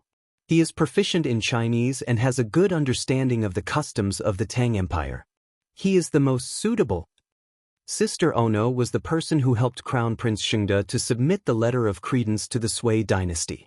He was a very famous diplomat of the Empress Dowager. The Empress Dowager thought for a while and nodded in agreement. Approved. Old Cheng will tell you another one. It is said that there was a monk who went to 100 Flowers building one day to find a girl. No, Chon Yo, you are talking nonsense again. Monks have to abide by the rules and precepts. How can he go to find a prostitute? Listening to the voice, it should be Li Tai's voice. Yanhuang College, the sky had just turned dark. After the students took a bath, they lay on the bed and began to rest. After 2 days of military training, many students had gradually begun to get used to this kind of life. At least they were no longer as tired as last night. Therefore, several second generations in dormitory 001 chatted in a low voice. What was even more excessive was that Cheng Chumo, this smelly and shameless thing, actually told dirty jokes. Hey, how is it impossible? Not all monks will abide by the rules? Hey, no, Xin Kei, don't interrupt me. Wait for me to finish telling you, lest I forgets. Cheng Chumo muttered, and then continued, besides, the monk touched the prostitute's front and back with his hand, and then shouted, strange, strange. The front is like a nun, and the back is like a disciple. Don't you think it's strange? Chapter 729. F***CK. Cheng Chumo, you're so F*** perverted. In dormitory 001, after Sun Zifen heard the dirty jokes, he shouted loudly and ridiculed. Then he laughed and said, hee, but I like it. Come, Chonyo, use your intelligence and tell another one. Although spring had already passed, This group of teenagers who were still in their adolescence would inevitably talk about some explicit topics to stimulate the secretion of hormones. Li Tai said angrily, F***ck. Sun Zifen, you and Cho Nyo are so dirty, what a pair of cultured scums. The chubby boy was usually a little arrogant, but the circle he came into contact with was generally more elegant. At this moment, hearing the vulgar conversation in the dorm, Li Tai, who was in the dark, couldn't help but blush. Chung Chumo smiled wretchedly and said, Hey, how are we cultured scums? Isn't it natural for a man and a woman to love? Bao Lin, don't you think so? Forget it, you won't understand even if I tell you. Yuchi Bao Lin, who was about to get up and talk, suddenly touched his nose gloomily and then lay back down. In this dorm, he was the most honest person, so Chung Chumo could only bully him a little. All right, let's all go to sleep. There's military training tomorrow. Li Chengqian, who was sleeping on the top bunk, obviously sensed Li Tai's embarrassment and spoke up to help him out. Sleep? Who can fall asleep so early? Besides, Huayu hasn't finished washing his clothes? Sun Zifen had just finished listening to the dirty jokes, and his blood was boiling. How could he fall asleep now? Besides, what he said was right. Qin Huayu was still washing his clothes under the moonlight by the sink inside. Speaking of which, Qin Huayu had miscalculated. Usually, he preferred to be quiet at home and only bathed once every 2 to 3 days. Therefore, when school started, he only brought 3 sets of clothes with him. However, at Yanhuang Academy, every night when he came back, his clothes would be drenched in sweat. How could he not bath? After showering, he couldn't possibly continue wearing those sweaty clothes, right? Qin Huayu, who always paid attention to his appearance, would definitely not do such a thing. In this way, after Qin Huayu showered tonight and found that he didn't have any clothes to change tomorrow, how could he? Thus, the eldest son of the Duke of Yi, our young master Qin, washed his clothes for the first time in his life. For this reason, he received a lot of ridicule from Chung Chumo and Sun Zifen. As for the others, they were much more cunning than Qin Huayu. When school started, they brought 7 or 8 sets of clothes. Even if they changed their clothes every day, they would still be able to last until the academy's weekend. Oh, it's so lively. It seems that your training during the day is too little, and you still have the energy to talk nonsense at nights. Just as Chung Chumo was about to agree with Sun Zifen's words, a familiar voice suddenly came from outside the door of dorm 001. F***ck. It's Yamacho, little Xian. The 6 people in the room all felt their hearts skip a beat, and they secretly cursed. Qin Huayu stuffed his clothes into the wooden bucket, and then quietly slipped to his bed in an attempt to muddle through. Open the door, Li Zishuan said faintly from outside. Although his voice was soft, it seemed to have a mysterious penetrating power that directly entered their ears. Qin Huayu looked at his unscrupulous roommates who were chatting happily just now but were now curled up in bed like ostriches. He could only bite the bullet and personally open the door. Yamachos, Qin Huayu called out awkwardly. Although he was very familiar with Li Zishuan, and Li Zishuan was half his brother-in-law, now that they were in the academy, he had to do things according to the rules. In public, he had to call him Yamacho. Huayu, what are you doing with your hands full of water? Under the moonlight, Li Zishuan saw the water droplets on Qin Huayu's hands, and he squinted his eyes and asked. I just went to wash my clothes. Qin Huayu scratched his head a little embarrassedly and said. Li Tai, Chung Chumo, and Sun Zifen on the bed almost burst out laughing. What? Weren't you all chatting happily just now? Why are you still pretending to be asleep? All of you come down. Li Zishuan's attitude changed, and he said sternly. This was really a case of extreme joy begetting sorrow. Seeing that Li Zishuan was going to be serious, Li Tai, Li Chengqian, and the others on the bed all got out of bed and stood together with Qin Huayu. Although Qin Huayu is breaking the academy's rules by washing clothes at night, he is still better than you guys who are so bored that you don't sleep at nights. Now, all of you go out and stand in military posture. Other than Qin Huayu, who will only stand for 15 minutes, everyone else will stand for an hour. After standing, go back to sleep. If anyone dares to slack off, the time will be doubled. Li Zishuan pointed at the door and shouted. No, do you really have to be so ruthless? Cheng Chumo stared and asked weakly. Although he had martial arts and wasn't afraid of standing in military posture, who wouldn't want to lie comfortably in bed and rest at nights? Cheng Chumo will stand for 2 hours, the rest of you will continue as before. Li Zishuan looked at this joker indifferently and said casually. You. Cheng Chumo almost vomited blood. He subconsciously wanted to say something, but when he thought about how he was just being naughty and got an extra hour of military posture, if he were to be naughty again, he probably wouldn't be able to sleep tonights. The 5 unlucky people, under the lead of the current crown prince, Li Chengqian, left the dormitory unhappily. Li Zishuan said, Don't slack off, I'll be watching you guys from the shadows. If I find out that anyone is slacking off, you know the consequences. This guy was obviously playing tricks on them again.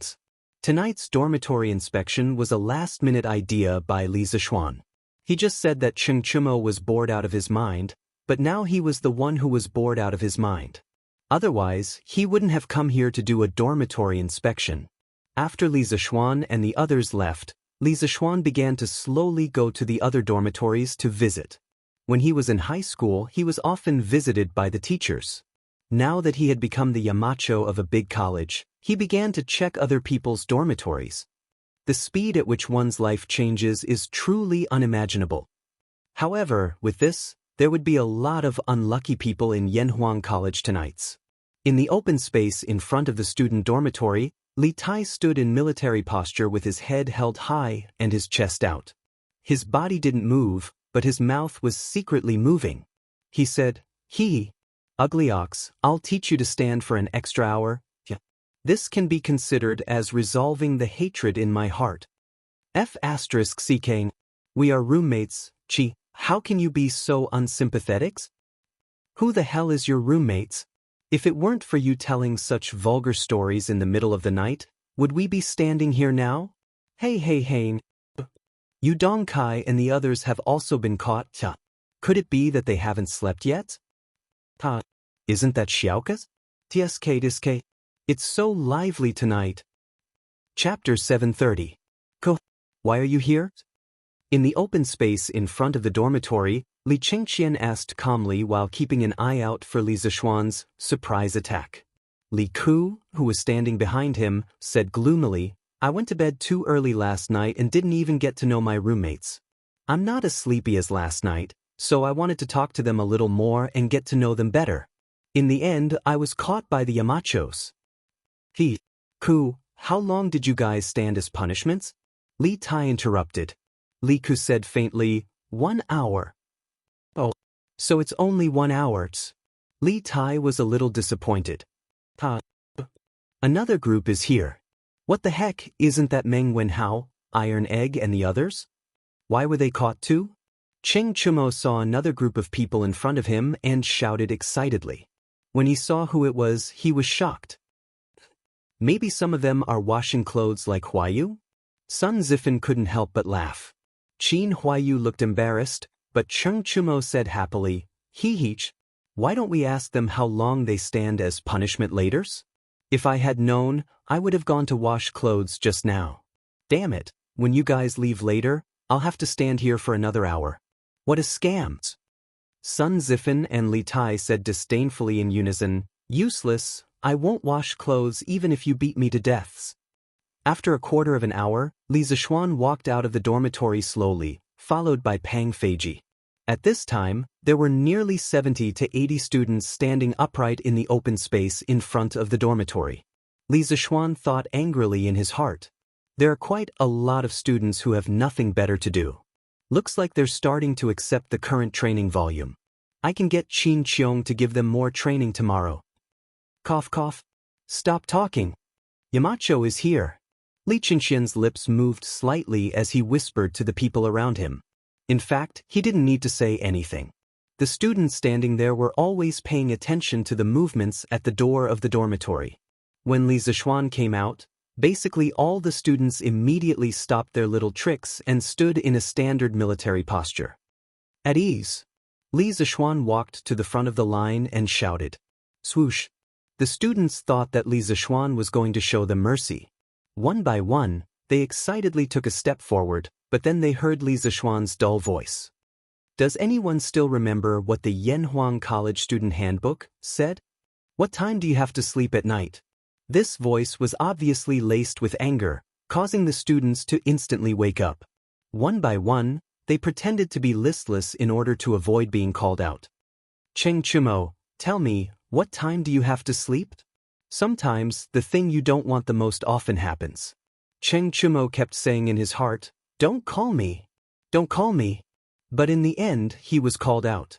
It was really fate. I forgot.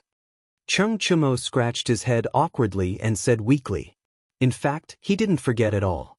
When the Yanhuang College Student Handbook was given to him, he took it home and never opened it again. Moreover, this guy seemed to be using it to wipe his ass. You forgot? Then you can stand for another 30 minutes later. Li Zishuan said indifferently. Cheng Chumo was just about to say a few words of acceptance speech when he saw Li Zishuan's slightly dangerous eyes and decisively shut his mouth. Sun Zifan, you answer for Cheng Chumo. Sun Zifan, who was secretly laughing in his heart, immediately felt tragedy. The student handbook had so many pages, how could he spend the time to read it? Yamacho, a student's memory is not very good after leaving the bed. Can you let me go to the dormitory to recall it? After stammering for a long time, this joker finally thought of a perfect answer. Li Zishuan said angrily, you can stand for another hour later. Cheng Chumo couldn't help but laugh out loud. When he saw Li Zishuan looking over, he quickly pursed his lips and held back his laughter. In an instant, his tanned face turned red. Yamacho, I know what time it is. Just when everyone bowed their heads in silence, a voice suddenly sounded in the crowd. Li Zishuan looked over and found that the person who had just spoken was Jia Jane, who ranked 4th in the entrance exam. Well, whether in ancient times or modern times, teachers would have a deeper impression of students with good grades. As for why this little top student was caught, don't ask. If you ask, it would be like doing laundry. Jia Jane, then you tell me. Li Zishuan said in a kind tone. He found that he was now more and more immersed in the profession of a teacher. Seeing this, most of the students in the field couldn't help but breathe a sigh of relief. They didn't want to work overtime like Cheng Chumo and Sun Zifan, the two unlucky people. It wasn't until this moment that they realized that lying in bed was more comfortable. Back to Yamacho, the Yanhuang College Student Handbook stipulates that the lights in the dormitory must be turned off at night, and then all students must immediately keep quiet and lie in bed. You are not allowed to walk around at wills.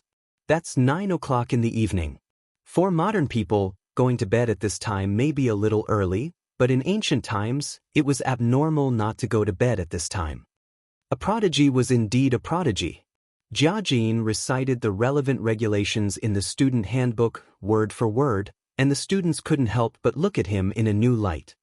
Well, very good. Jia Jin, you can go back and rest now.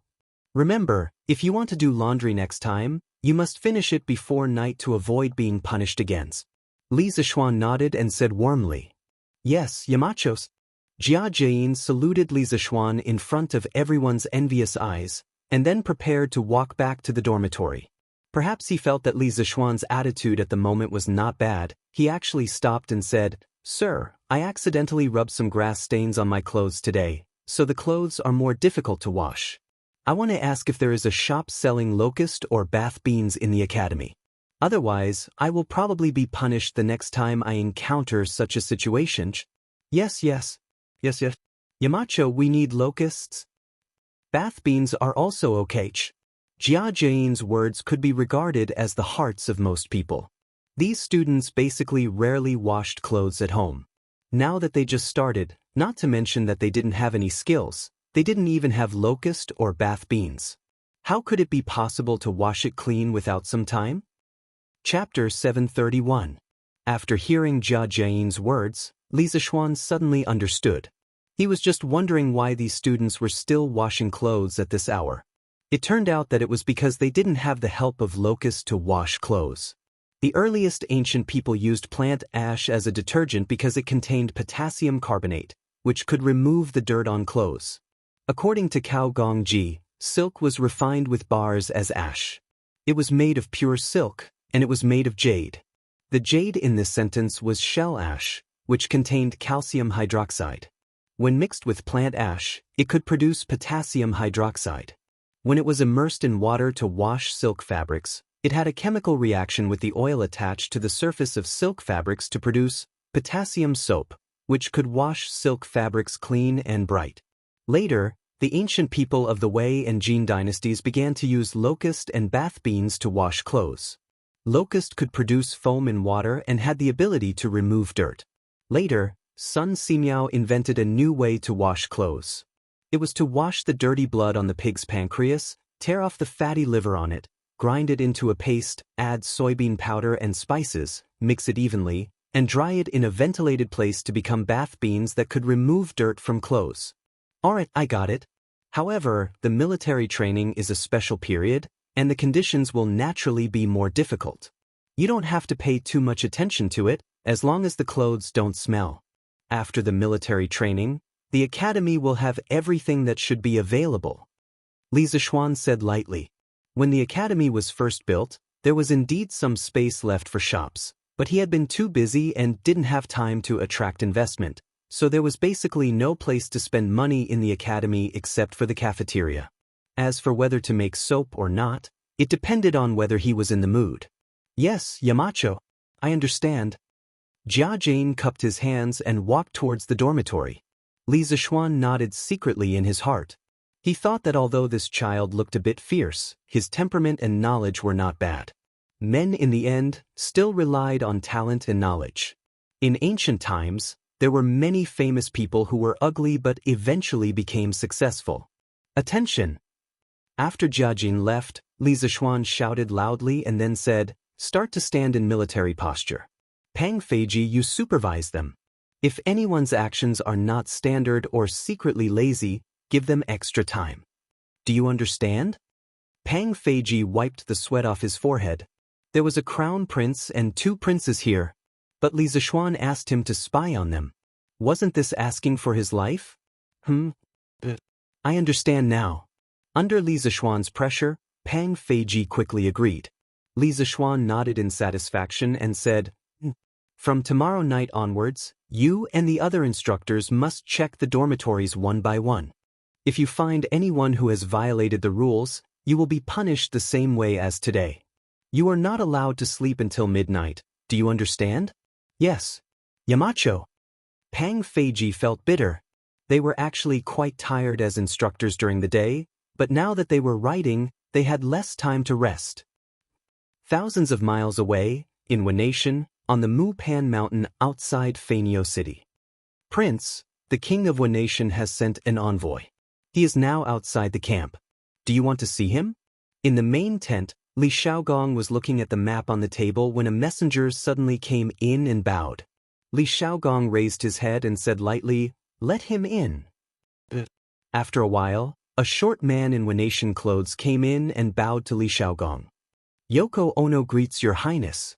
This sentence was spoken in extremely pure Mandarin with a Guangzhong accent. Li Xiaogong raised his eyebrows and said, "You can speak Mandarin?" Yoko Ono bowed slightly and said, "The culture of the Central Plains is extensive and profound. The entire Neon Nation admires it. I have studied in the Central Plains for a period of time under the influence of my late father, so I can speak some Chinese." In 607 AD, the first government mission sent by Japan to China's Sui dynasty finally arrived in Luoyang. The leader of the mission was Yoko Ono's father, Yoko Ono. In 609 AD, Yoko Ono came to China again to send the Sui dynasty's envoy back to China. She also brought a group of overseas students and monks. At that time, Yoko Ono was also among them. Therefore, Yoko Ono knew the culture of the Central Plains very well. Li Xiaogong nodded slightly. He felt more comfortable talking to a Wanation person who could speak Mandarin. After a while, he asked, "Why did the Queen of the Ancient Kingdom send you here? Why didn't she come to see me personally?" "Arrogant. It could be said that Li Xiaogong's attitude was extremely arrogant. However, Yoko Ono's expression only changed slightly, and she did not dare to refute. Your Highness, Her Majesty's body is not in good condition, so it is inconvenient for her to leave the palace. I hope Your Highness can understand. Yoko Ono said slowly. Inconvenient for her to leave the palace? Does she want me to enter the city personally to see her? When Li Xiaogong heard this, he glared and said angrily.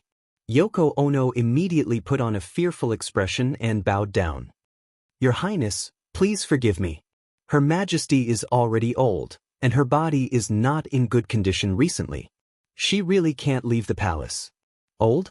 How old is she? Li Xiaogong asked a very rude question, but who asked him to have a strong army? Those with strength are the boss everywhere. A weak country has no diplomacy, while a strong country has hegemony. This was a principle that would work in any era. Yoko Ono's face turned red. She gritted her teeth and said, Your Highness, Her Majesty is already 70 years old this year. 60 years old, 70 years old is rare since ancient times. Li Xiaogong actually did not know the age of the Wanatian queen. When he heard this, he was surprised and said, Oh, so that's how it is. It seems that the queen of the ancient kingdom really wants me to enter the city to see her? When Yoko Ono heard this, she was indescribably excited. However, on the surface, she smiled and said, When I came down, Her Majesty said that if Your Highness is willing to enter the palace to see her, you will receive the grandest welcome from the Wanatian. Golden beauties, at that time, Your Highness will definitely enjoy endlessly. Bastard! Li Xiaogong slammed the table and said angrily, Lowly woman, how dare you use her to charm me? Yes. I said something wrong, Your Highness. Please forgive me. Yoko Ono was very angry, but in fact, she was constantly slapping herself in the face to beg for Li Xiaogong's forgiveness. Since the queen of the ancient kingdom wants to see me, then I will enter the city. It just so happens that I also have something to tell her. Li Xiaogong snorted and said. Yoko Ono was overjoyed, but Li Xiao was shocked and quickly said, Your Highness, please don't. If there is an ambush in the Wanatian imperial city and you meet with any accident, I will die 1,000 times. Chapter 732. This little general is wrong. His Majesty sincerely invited Your Highness into the city as a guest. Why would he launch a sneak attack? Li Xiao's words immediately attracted Yoko Ono's rebuttal. Li Xiao coldly replied, Who doesn't know that the Japanese are treacherous and cunning? You keep saying that Tang Empire is the best country in the world, but you still dare to attack us. Who knows if you have set up an ambush in the imperial city? Faced with such humiliating words, Yoko Ono was so angry that his ears turned red. However, he knew where he was and what kind of situation his country was in. He suppressed his anger and said to Li Xiaogong, Your Highness, Your Highness. Your Highness, please understand. The imperial court is absolutely loyal to the Great Tang.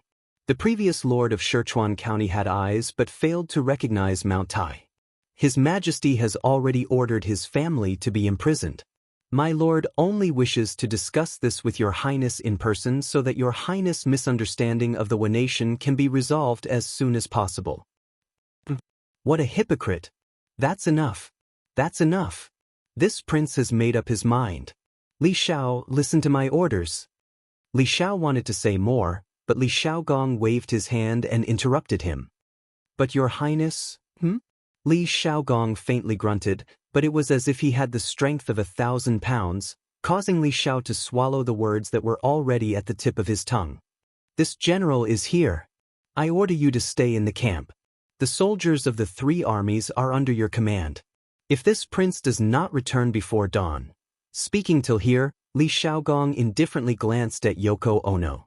His gaze seemed to have an intense penetrating power, piercing straight into Yoko Ono's heart. His tone was calm, but within the calmness was a dense killing intent. If this prince does not return before dawn, tomorrow you will have the army at sea bring the fleet back to Cheng.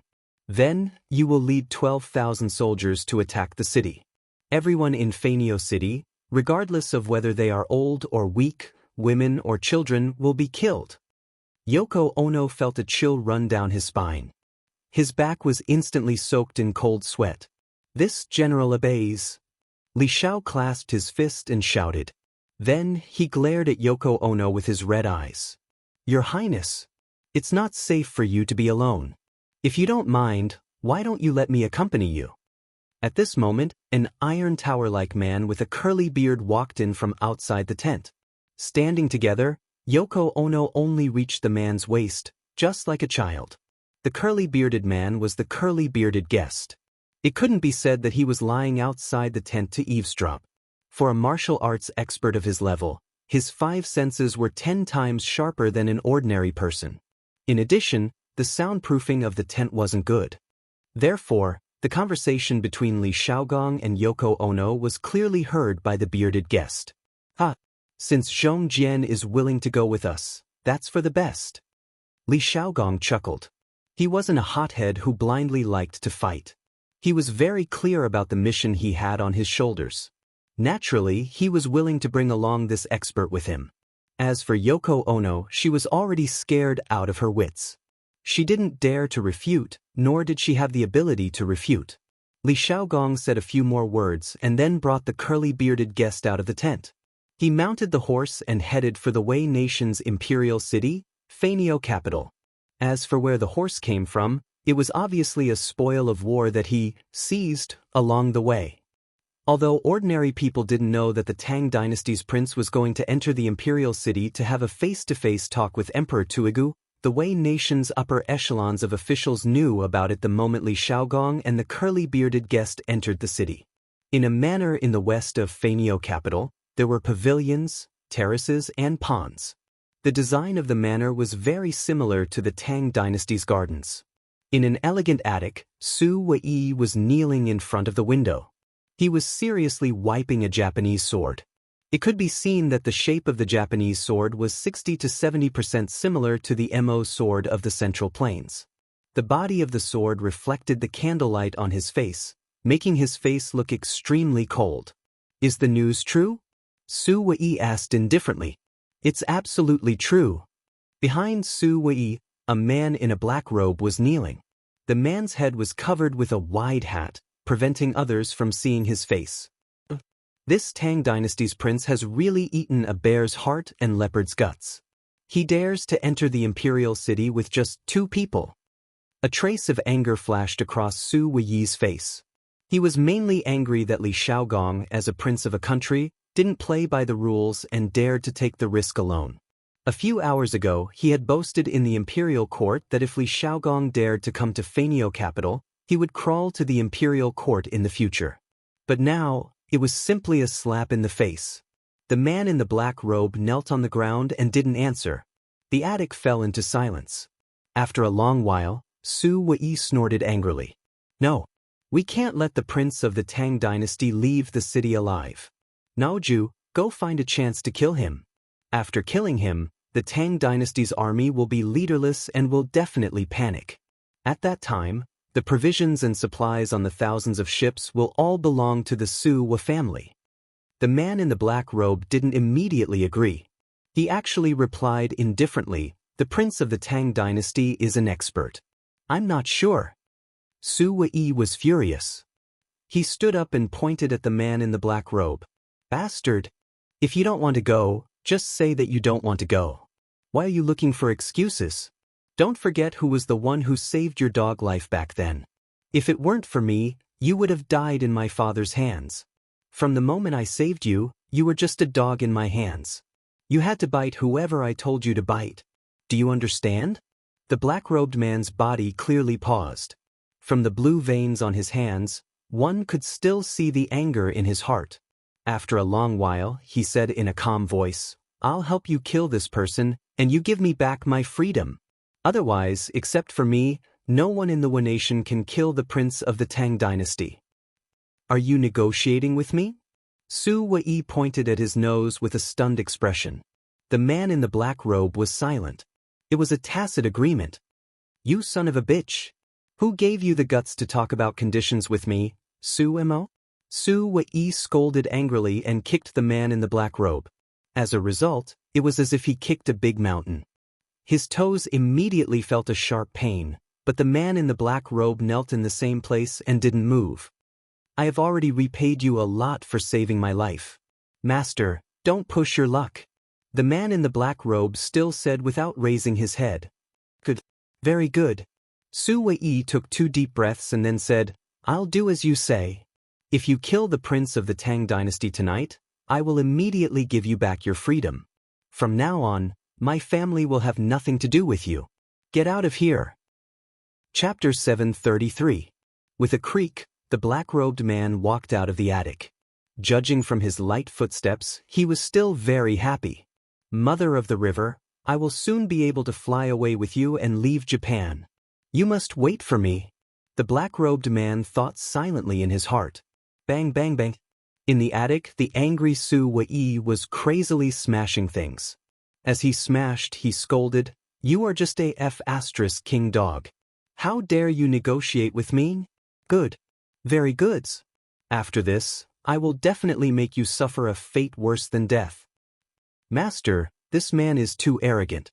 Do you want me to bring people to kill him?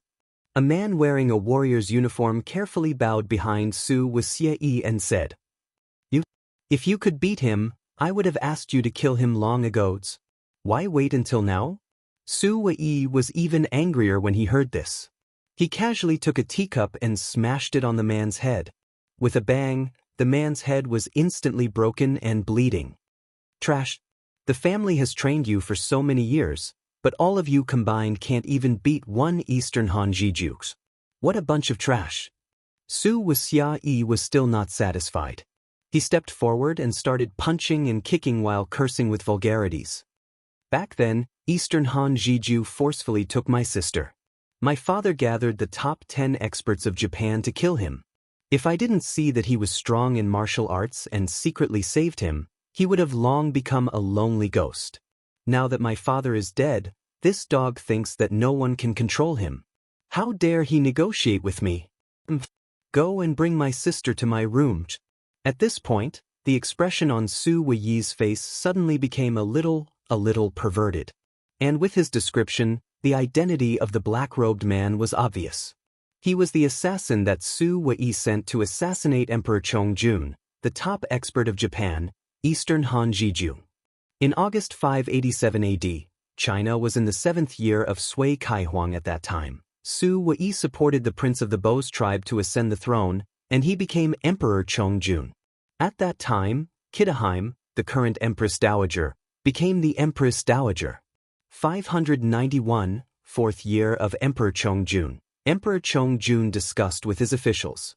In order to recover the lost land of Renna, he sent 20,000 troops to Zuzi and an envoy to Xinlua.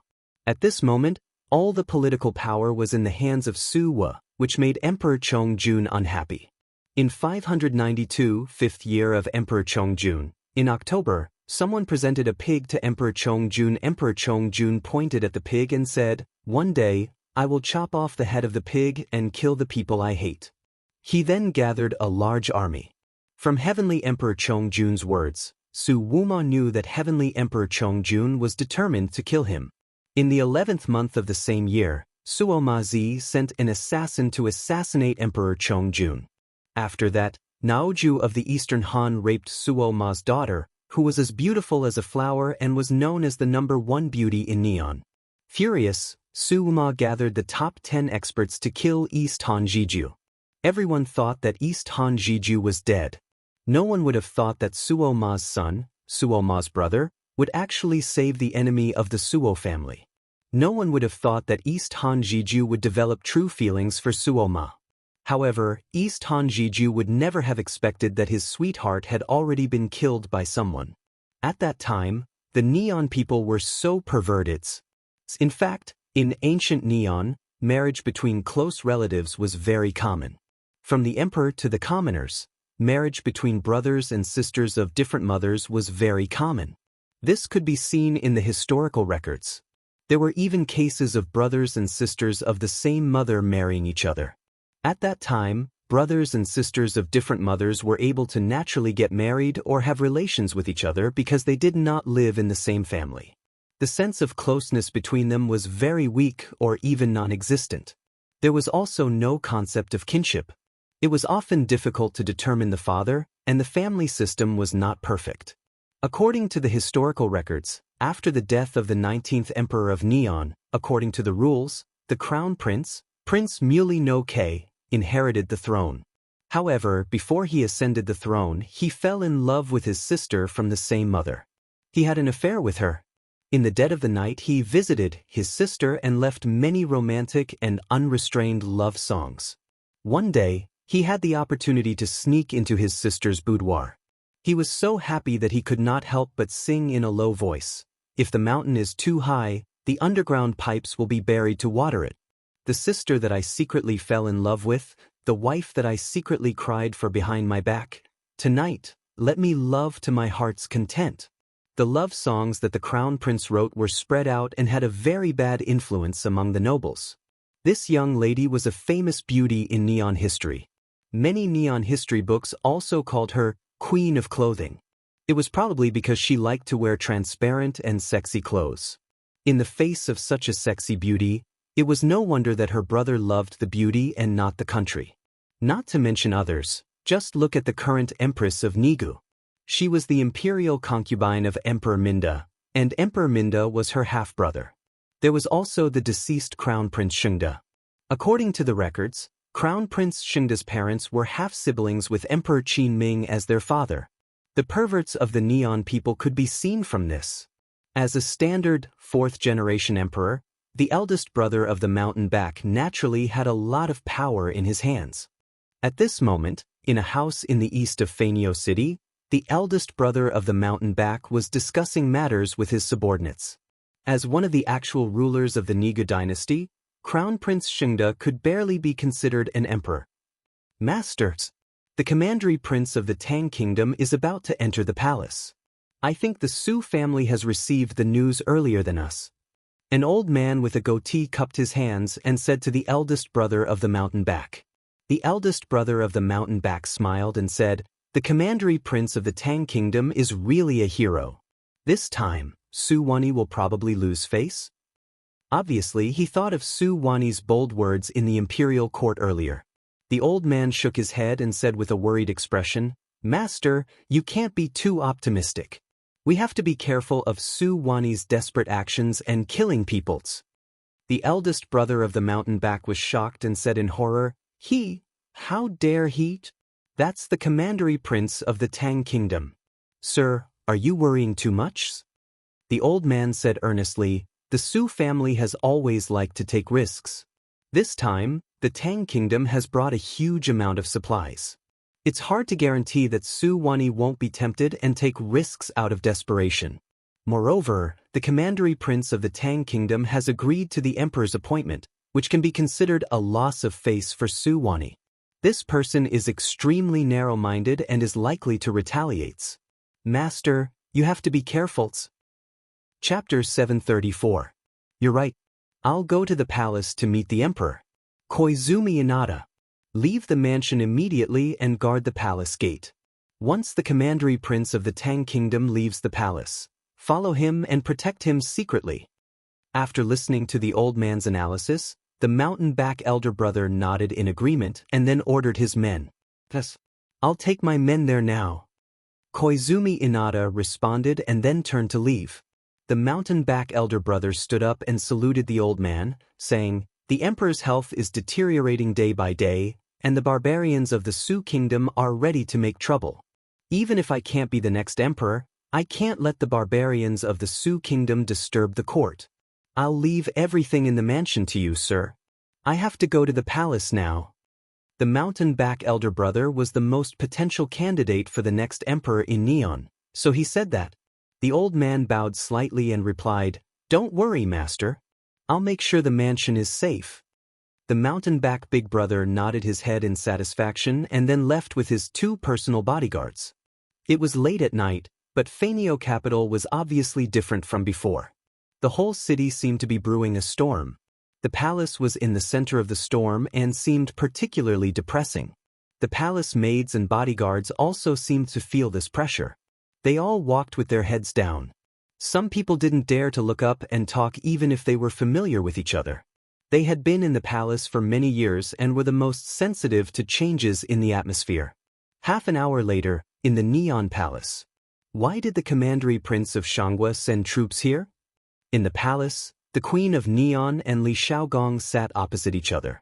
Although she was a superior existence in Neon, in front of Li Xiaogong, the commandery prince of the Tang Kingdom who held real power, she was not stupid enough to treat Li Xiaogong the same way she treated the Neon subjects. The bearded man stood behind Li Xiaogong.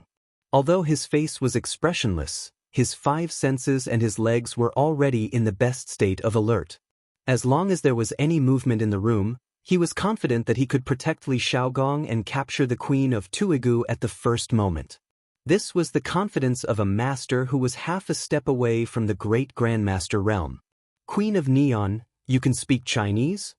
That's right, the sentence just now was indeed in Chinese. Although it wasn't accurate, it was enough to make Li Xiaogong feel very surprised. Everyone in Wanation admires the culture of the Central Plains. Although I am the Queen of Wanation, I have also yearned for the Tang Empire for a long time. Therefore, if Wanation offends you in any way, I hope your Highness can forgive us on account of our admiration for the Tang Empire.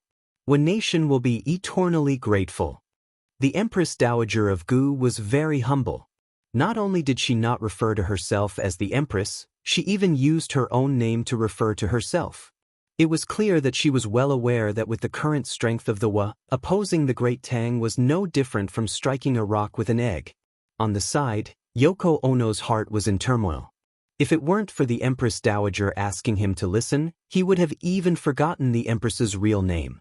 Li Xiaogong was very satisfied with the Empress Dowager's attitude, but he didn't show it on his face. After a while, he said, I will remember the Empress's kindness. But this time, I led the Tang Empire's fleet south for trade. On the way back, I was attacked by a group of pirates. I lost dozens of soldiers because of this. These pirates are from Wanation. What does the Empress have to say?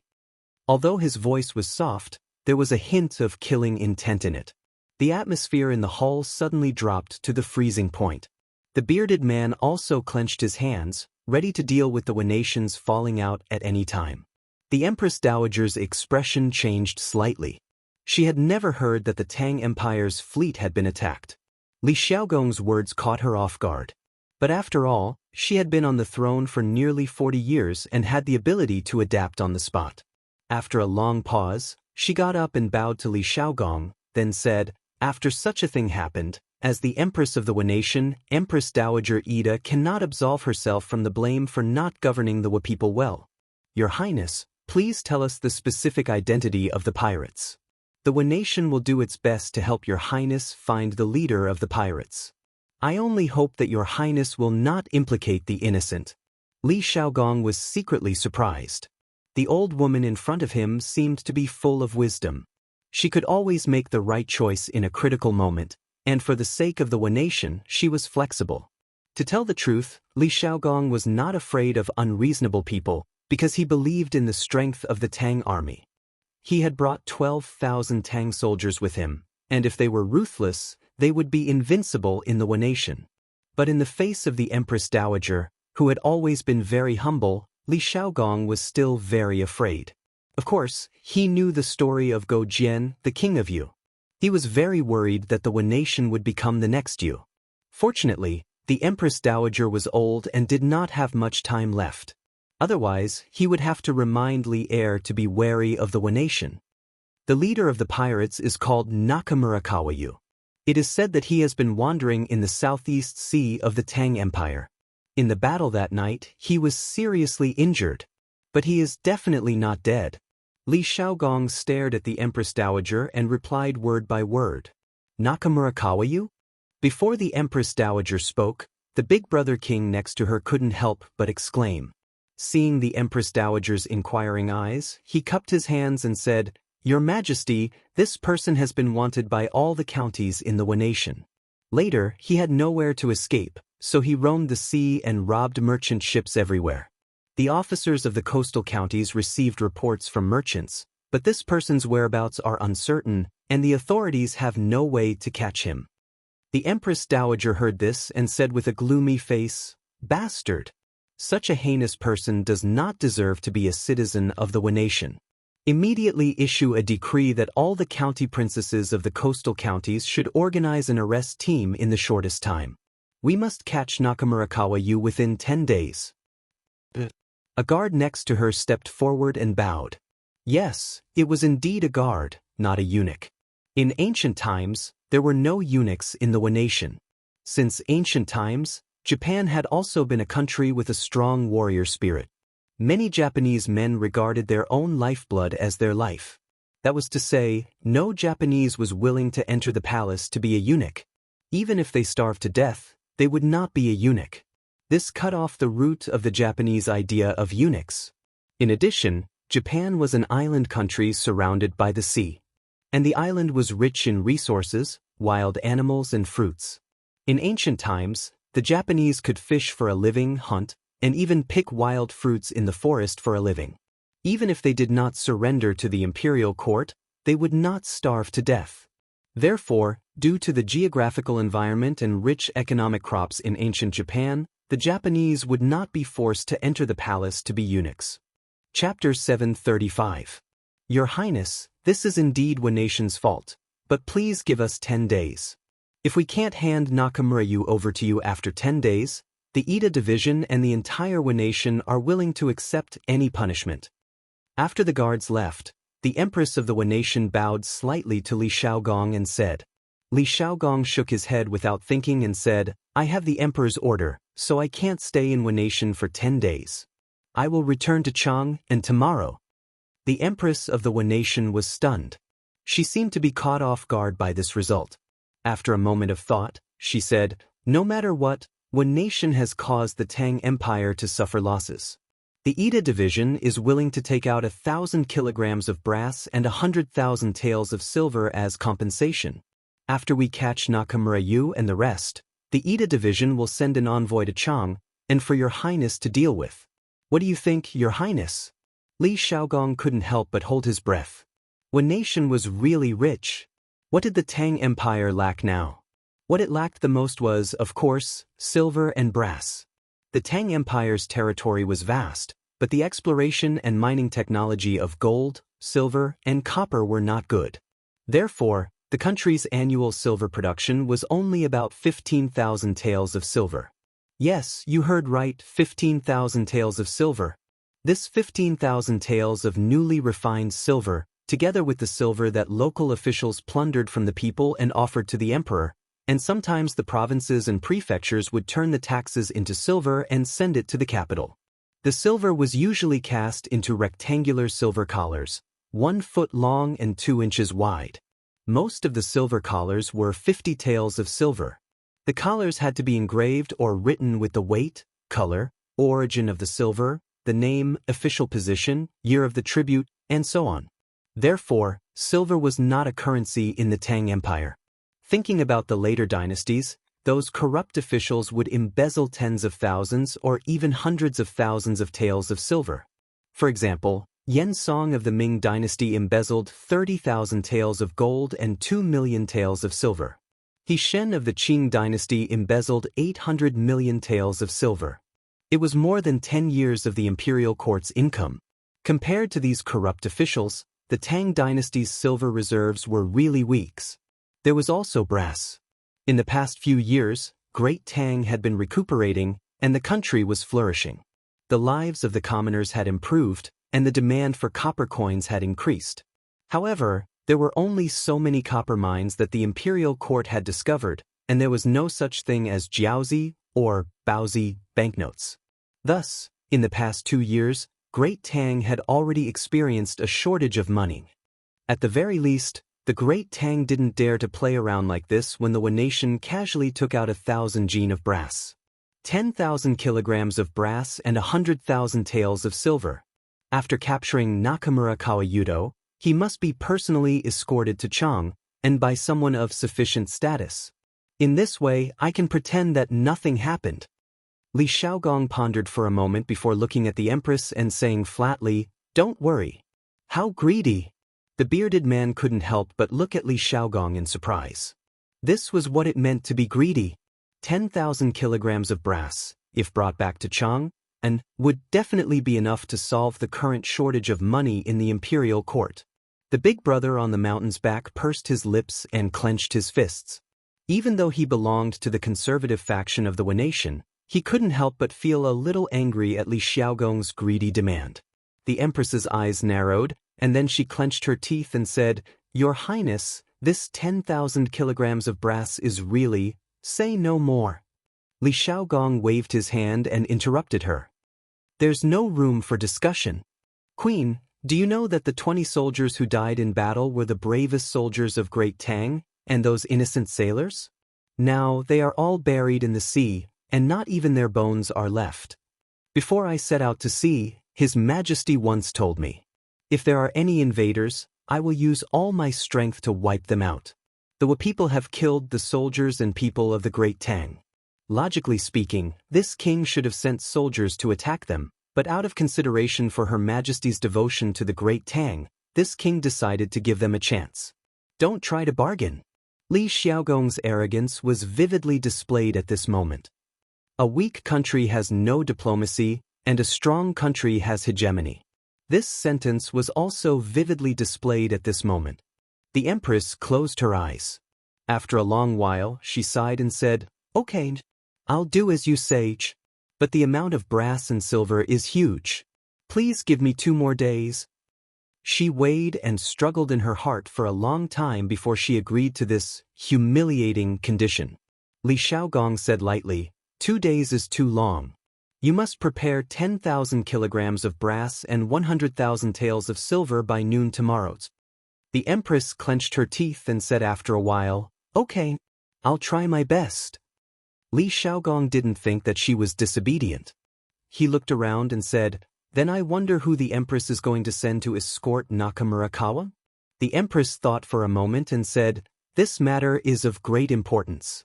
Emida wants to stay until tomorrow's court. Your Majesty, I'm willing to escort Nakamurakawa to Great Tang's." The Empress originally wanted to let the officials discuss this matter in the morning court tomorrow, but before she finished speaking, the eldest brother of the mountain back stepped forward and bowed. "I've admired Great Tang for a long time. This time I go to Great Tang to broaden my knowledge. When I come back, I can serve the Wen nation and share the worries of your Majesty." The Empress raised her eyebrows, and her face suddenly became ugly. Obviously, she didn't want the eldest brother of the mountain back to Great Tang. Li Xiaogong narrowed his eyes and looked at the eldest brother of the mountain back. Then he said, "Who are you that I mentioned before?" The eldest brother of the mountain back didn't show anger because of Li Xiaogong's contempt. He cupped his hands and replied, "I'm the eldest brother of the mountain back. The current imperial court's purple crown prince is Crown Prince Xianxia. I wonder if the prince can give me this opportunity?" Previously, Crown Prince Xianxia divided the officials into 12 ranks and differentiated them by the color of the crown. That is, Great Virtue, Shao Virtue, De Ren Shaoren, De Li, Shao Li, De Xen Shao Xen, Shao Yi, De Ji, Shao Ji, De Ji, Shao Ji, De Ji, Shao Ji, etc. Each rank uses the same color to make the crown. The purple crown is the first rank. Crown Prince Xianxia? Li Xiaogong whispered in his heart. He had heard a lot about Crown Prince Xianxia's deeds from the bearded man on the ship. He knew that this person's reputation in Wen nation was great. It was basically equivalent to Li Er's reputation in Great Tang. So, he nodded and said, "Ha, good. It's you. Since the matter has been discussed, then the prince will leave." After that, he stood up and prepared to leave with the bearded man without hesitation. The Empress and the eldest brother of the mountain back cupped their hands and said goodbye. Out of the palace gate, Yoko Ono stepped forward and smiled flatteringly. "Prince, this way please. His Majesty has prepared a carriage for you. It's late now. You two must be tired. You can rest in the carriage for a while." Li Xiaogong thought for a moment and nodded. Lead the way." Yes. Chapter 736. In front of the Wen nation imperial palace. Li Xiaogong and the bearded man boarded the carriage. Yoko Ono signaled the coachman to speed up the carriage while she rode a horse and followed behind Li Xiaogong and the others. At the same time, dozens of black shadows rushed out from the bushes outside the palace gate and carefully followed behind the carriage. The undercurrent was turbulent. The power hidden in the deepest part of Fainio capital finally began to surge. All the forces began to appear. In the carriage, Li Xiaogong, who had been resting with his eyes closed, suddenly opened his eyes without warning. He felt that something was wrong, mainly because it was too quiet outside. It was so quiet that only the sound of the carriage wheels rubbing against the ground could be heard. When things reach an extreme, they will move in the opposite direction. There must be something wrong. Li Xiaogong, who had experienced many battles, first felt that he was ambushed. However, when he opened the curtains and looked outside, he was surrounded by wide and open streets. There was no way for an ambush in this kind of terrain. Moreover, this place was close to the Wanatian imperial palace. Unless it was the Wanatian queen's order, who would dare to touch him here? All the facts proved that he was overthinking things. There was no ambush within a radius of 100 meters, and no one would dare to ambush him in this place. However, Li Xiaogong did not let down his guard. This was because in his many years of battle experience, this faintly discernible sense of danger had pulled him back from the brink of death countless times. Although this feeling had been wrong many times when it came to matters of life and death, he could not afford to be careless. Therefore, at this moment, Li Xiaogong had already picked up the sword that was leaning against the carriage wall. Then, he closed his eyes and began to use his keen perception to sense the hidden danger around him. "Hey, gentlemen, please make way. Make way. This is the night incense I just collected." At this moment, a handcart came in front of the carriage. There were wooden buckets on the cart, and the stench could be smelled from afar. The man pulling the cart shouted loudly as he pulled the cart over. "Baka! Night incense! Get out of here!" The guards around the horse carriage couldn't help but scold him. In China, the ancient latrines did not have a sewer system or an automatic flushing system. They used a wooden bucket to hold feces, also known as a toilet bowl, which needed to be emptied after it was filled. Therefore, there would be people who would go to each house in the middle of the night to collect the feces in the toilets of each house. Pouring night fragrance referred to the dumping of feces. At this time, the Wanatian was very similar to the Great Tang in that they also had the job of selling night incense. Moreover, other than the patrolling soldiers and the night watchmen, the only people who dared to wander around outside at this hour were the night incense sellers. Hey, please forgive me. Please forgive me." The man hurriedly bowed to the officer. It was unknown whether it was intentional or not, but the moment he bowed, the handcart carrying the night fragrance tilted towards the carriage. The wooden barrel on the handcart crashed and fell in front of Li Xiaogong's carriage. "Blurg! Baka! What are you doing? Do you know who is sitting in the carriage?" "Baka! Blurg!" Yoko Ono pinched her nose and rode to the side of the carriage. She roared at the night incense seller. Looking at the puddles of yellow and white substance on the ground, Yoko Ono could not help but feel nauseous. She hurriedly ran to the side, squatted down, and vomited to her heart's content. Just as Yoko Ono squatted down and the other Japanese soldiers covered their nostrils and bent down, a cold light tore through the night and suddenly appeared in the world. Almost in an instant, it reaped dozens of lives. Following that, a Japanese sword seemed to have fallen from the sky and directly stabbed into the carriage from outside the carriage window. "Baka! Enemy attacks! Enemy attacks! Someone attacked the county king of Tang Empire." Yoko Ono was lucky enough to escape a calamity. But even so, a large piece of his scalp was scraped off by the assassin's sword. At this moment, his entire head was covered in blood. It was extremely terrifying, as if he was a demon that just escaped from hell's. After realizing the assassin's target, Yoko Ono was scared out of his wits. If something happened to Li Xiaogong in front of him, not only would he lose his life, his entire family would be implicated. Furthermore, it was very likely that he would be sent to the Tang Empire as a sacrifice for the Tang Emperor to vent his anger. After understanding the serious consequences, Yoko Ono shouted for help as he picked up the other fallen swords on the ground and slashed at the assassins. Of course, he was very scared. After all, he was good at literature and not fighting martial arts. But even if he was scared, Yoko Ono still raised his sword. This was because he wanted to defend the honor of the Ono family. At this moment, he felt that even if he died in a battle, it would be worth it. Inside the carriage, when Li Xiaogong heard the sound of the sword piercing into flesh, he was already on full alert. At this moment, 2/3 of the sword had already entered the carriage, and Li Xiaogong's neck was less than 2 inches away from the sword. The crisis at that time could be seen from this. "Ah! How dare you! This king has been waiting for you for a long time." Li Xiaogong was not afraid at all. After all, he was a general who had experienced hundreds of battles. He laughed loudly and then pulled out the long sword beside him. The sword chi caused the carriage to become unstable.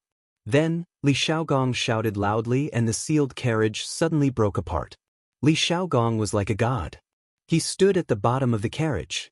The aura and strength of a Grandmaster Peak expert was completely revealed at this moment. Grandmaster Peaks? How is this possible? The black-robed assassin was stunned when he felt the violent true energy on Li Xiaogong. He mumbled softly. In his opinion, as a duke, Li Xiaogong must have lived like a prince.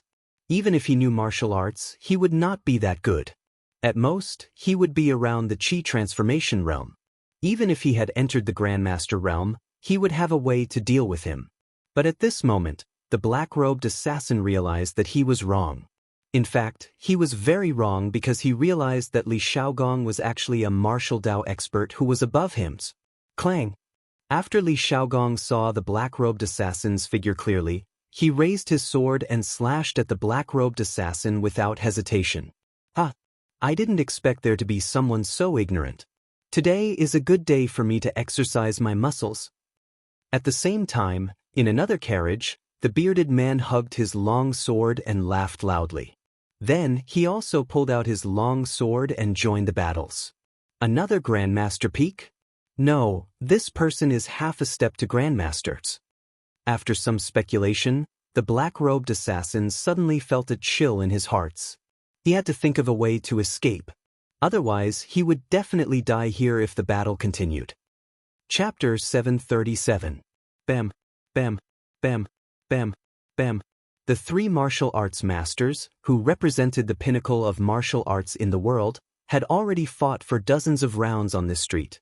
The onlookers with average eyesight could not see the situation of Li Xiaogong, the bearded man, and the black-robed assassin clearly. Of course, the palace guards brought by Yoko Ono could not intervene in a battle of this level. They could only watch from the side. At the same time, the black figures who had been following Li Xiaogong's carriage were hiding outside and secretly observing the situation on the battlefield. Not only is the Commandery Prince of Tang an expert himself, but the man he brought along is even more terrifying. Currently, we don't need to intervene. We only need to observe the situation and wait for a good opportunity. Among the group of black figures, a voice full of energy spoke in a low voice.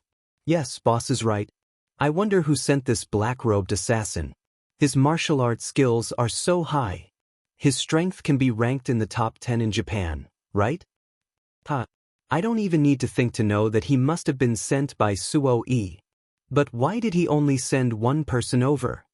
The previous leader paused for a while and replied, "Under normal circumstances, with this assassin's martial arts skills, he could have done it perfectly. However, no one would have thought that the Commandery Prince of Tang Dynasty and his man's martial arts skills would be so terrifying. However, based on my understanding of Suo Yi, he will definitely have a backup plan later." On the battlefield, the black-robed assassin was sent flying for more than 10 steps by the bearded man's powerful stab. After stabilizing himself, he spat out a mouthful of blood and felt slightly better. Li Xiaogong and the bearded man, 2 experts, chased after him with their swords. The black-robed assassin sighed in his heart. Then, without thinking, he immediately flew into the distance. "Wanna leave? You'll have to ask the sword in my hand if it agrees." The bearded man sneered and used the long sword in his hand as a hidden weapon, stabbing toward the black-robed assassin's back. It was fast, accurate, and ruthless. The distance of several hundred feet was covered in an instant. The black-robed assassin felt a strong wind behind him and hurriedly turned his body to dodge. However, he couldn't dodge in time because this attack was thrown by the half-step Grandmaster-level bearded man with all his strength. With a "pu" sound, the bearded man's sword, shot, at the black-robed assassin's back finally pierced through the assassin's right shoulder blade. Ugh! The black-robed assassin let out a muffled groan, sounding extremely pained. How could Li Xiaogong and the bearded man let go of such an opportunity to capture the enemy alive? The two of them used their qinggong and approached the heavily injured black-robed assassin. Suddenly, a series of footsteps came from the east side of the street. Then, a group of black-clothed masked warriors rushed towards Li Xiaogong. There were about 50 of them. When they got close to Li Xiaogong, they all drew their swords. Obviously, they didn't come with good intentions. "Yoko Ono, what do you mean? Could it be that your queen wants me to stay in Neon?" Li Xiaogong looked at Yoko Ono, whose head was covered in blood, and asked calmly. Yoko Ono's face was sullen as she hurriedly said, "Your Highness, this is definitely not Her Majesty's intention. Her Majesty is absolutely clear to you and the Tang Empire. Please understand." Li Xiaogong's face darkened as he pointed at the group of black-clothed warriors who were only 10 steps away from them. He said angrily, "Then who are they? Neon two-faced people, I will remember this. One day, I will make you suffer the consequences of your own actions." Yoko Ono hurriedly said, "Your Highness, if Her Majesty really had ill intentions towards you, she would have taken action when you were in the palace. Why wait until now? Your Highness, you might not know this, but the Neon Imperial Court is currently not united, so these people might be." In order to clear his name, this fellow didn't hesitate to expose his family's dirty linen. He even dared to say things like, "The Neon Imperial Court is currently not united. Kill." Just as the two of them were talking, the black-clothed warriors from the east had already surrounded them. Without saying anything, they directly drew their swords and slashed. At this time, Li Xiaogong didn't have the time to care about the black-clothed assassin's life or death. In the face of more than 50 well-trained and uniformed warriors, even if he tried his best, he wasn't confident of winning. Fortunately, there was still the bearded man beside him. The two of them picked up their weapons and took the initiative to fight. The black-clothed assassin, who was severely injured earlier, couldn't help but heave a sigh of relief when he saw this situation. Then, he prepared to take the opportunity to slip away. Li Xiaogong saw this and was anxious, but he didn't have a way to satisfy both sides. In a corner not far away, Su Wei said with a gloomy face, "What a piece of trash. I thought he would be very powerful, but in the end he couldn't even withstand a single blow. In the end, you still have to rely on me to clean up the mess for you. If it weren't for the fact that you still have some use, I would definitely kill you today. And this county king of Tang, you must also die tonight." Bang bang bang. Just as Li Xiaogong was in a dilemma and didn't know who to deal with first, a series of footsteps came from the west behind them. Then he saw a group of guards in black walking towards them. "Your Highness, I have been ordered to help you. I hope you won't refuse." The leading guard bowed slightly to Li Xiaogong. After listening to the translation, Li Xiaogong nodded and thought to himself, "At least I came in time." Then he flew towards the black-clothed assassin from before. "You want to leave so soon? Didn't you want to kill me? I'm right in front of you now. Come on, kill me." Li Xiaogong said calmly as he looked at the bloodied assassin in front of him with his hands behind his back. The sword on the black-clothed assassin's shoulder blade had already been pulled out. It was hard to imagine what kind of pain he had to endure when he pulled out the sword. Of course, the black-clothed assassin didn't understand a single punctuation of what Li Xiaogong had just said. "The furthest distance in the world, not life and death, but I'm standing right in front of you. You don't know what I'm talking about. Gurgle, gurgle, gurgle, gurgle, gurgle.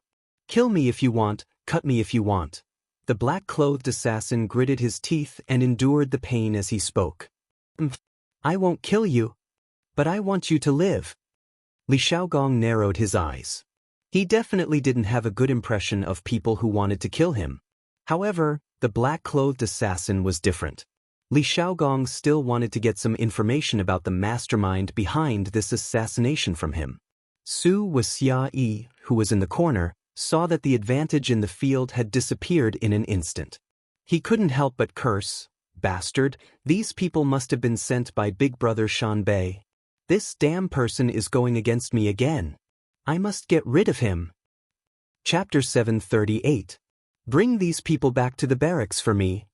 The battle didn't last for long.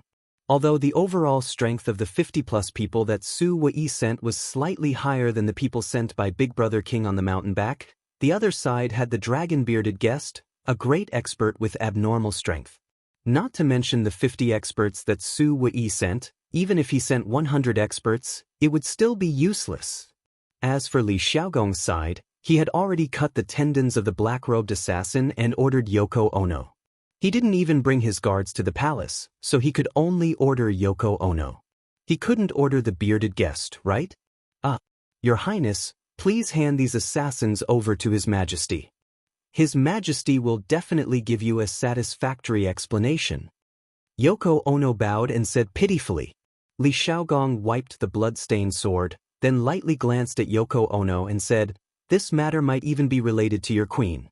How can this king hand them over to the palace? If you don't want to die, then do as this king says." "Your Highness." At this moment, a shout came from the corner of the street. Immediately after, the mountain-back's eldest brother rode a horse and rushed over with a group of guards. "Your Highness, His Majesty knew that you were attacked in the city and was deeply shocked. His Majesty sent me to express his apologies and condolences. He also asked me to investigate the culprit at all costs. Your Highness, please hand these assassins over to me. I guarantee with my head that I will definitely find the culprit." The mountain-back Big Brother King jumped off his warhorse and then cupped his fists towards Li Xiaogong with a sincere expression. Li Xiaogong said expressionlessly, "Impossible. These people's identities are unknown. Furthermore, you and the Nation's queen might be related to them. Before I figure it out, I will definitely not hand these people over. The more than 10,000 soldiers outside the city will also not agree to hand these people over to you." The mountain-back's eldest brother's expression froze. He understood the meaning behind Li Xiaogong's words. It was impossible for him to take these people away today. Otherwise, what awaited the Nation would be an all-out war with the Tang Empire. He couldn't bear the responsibility.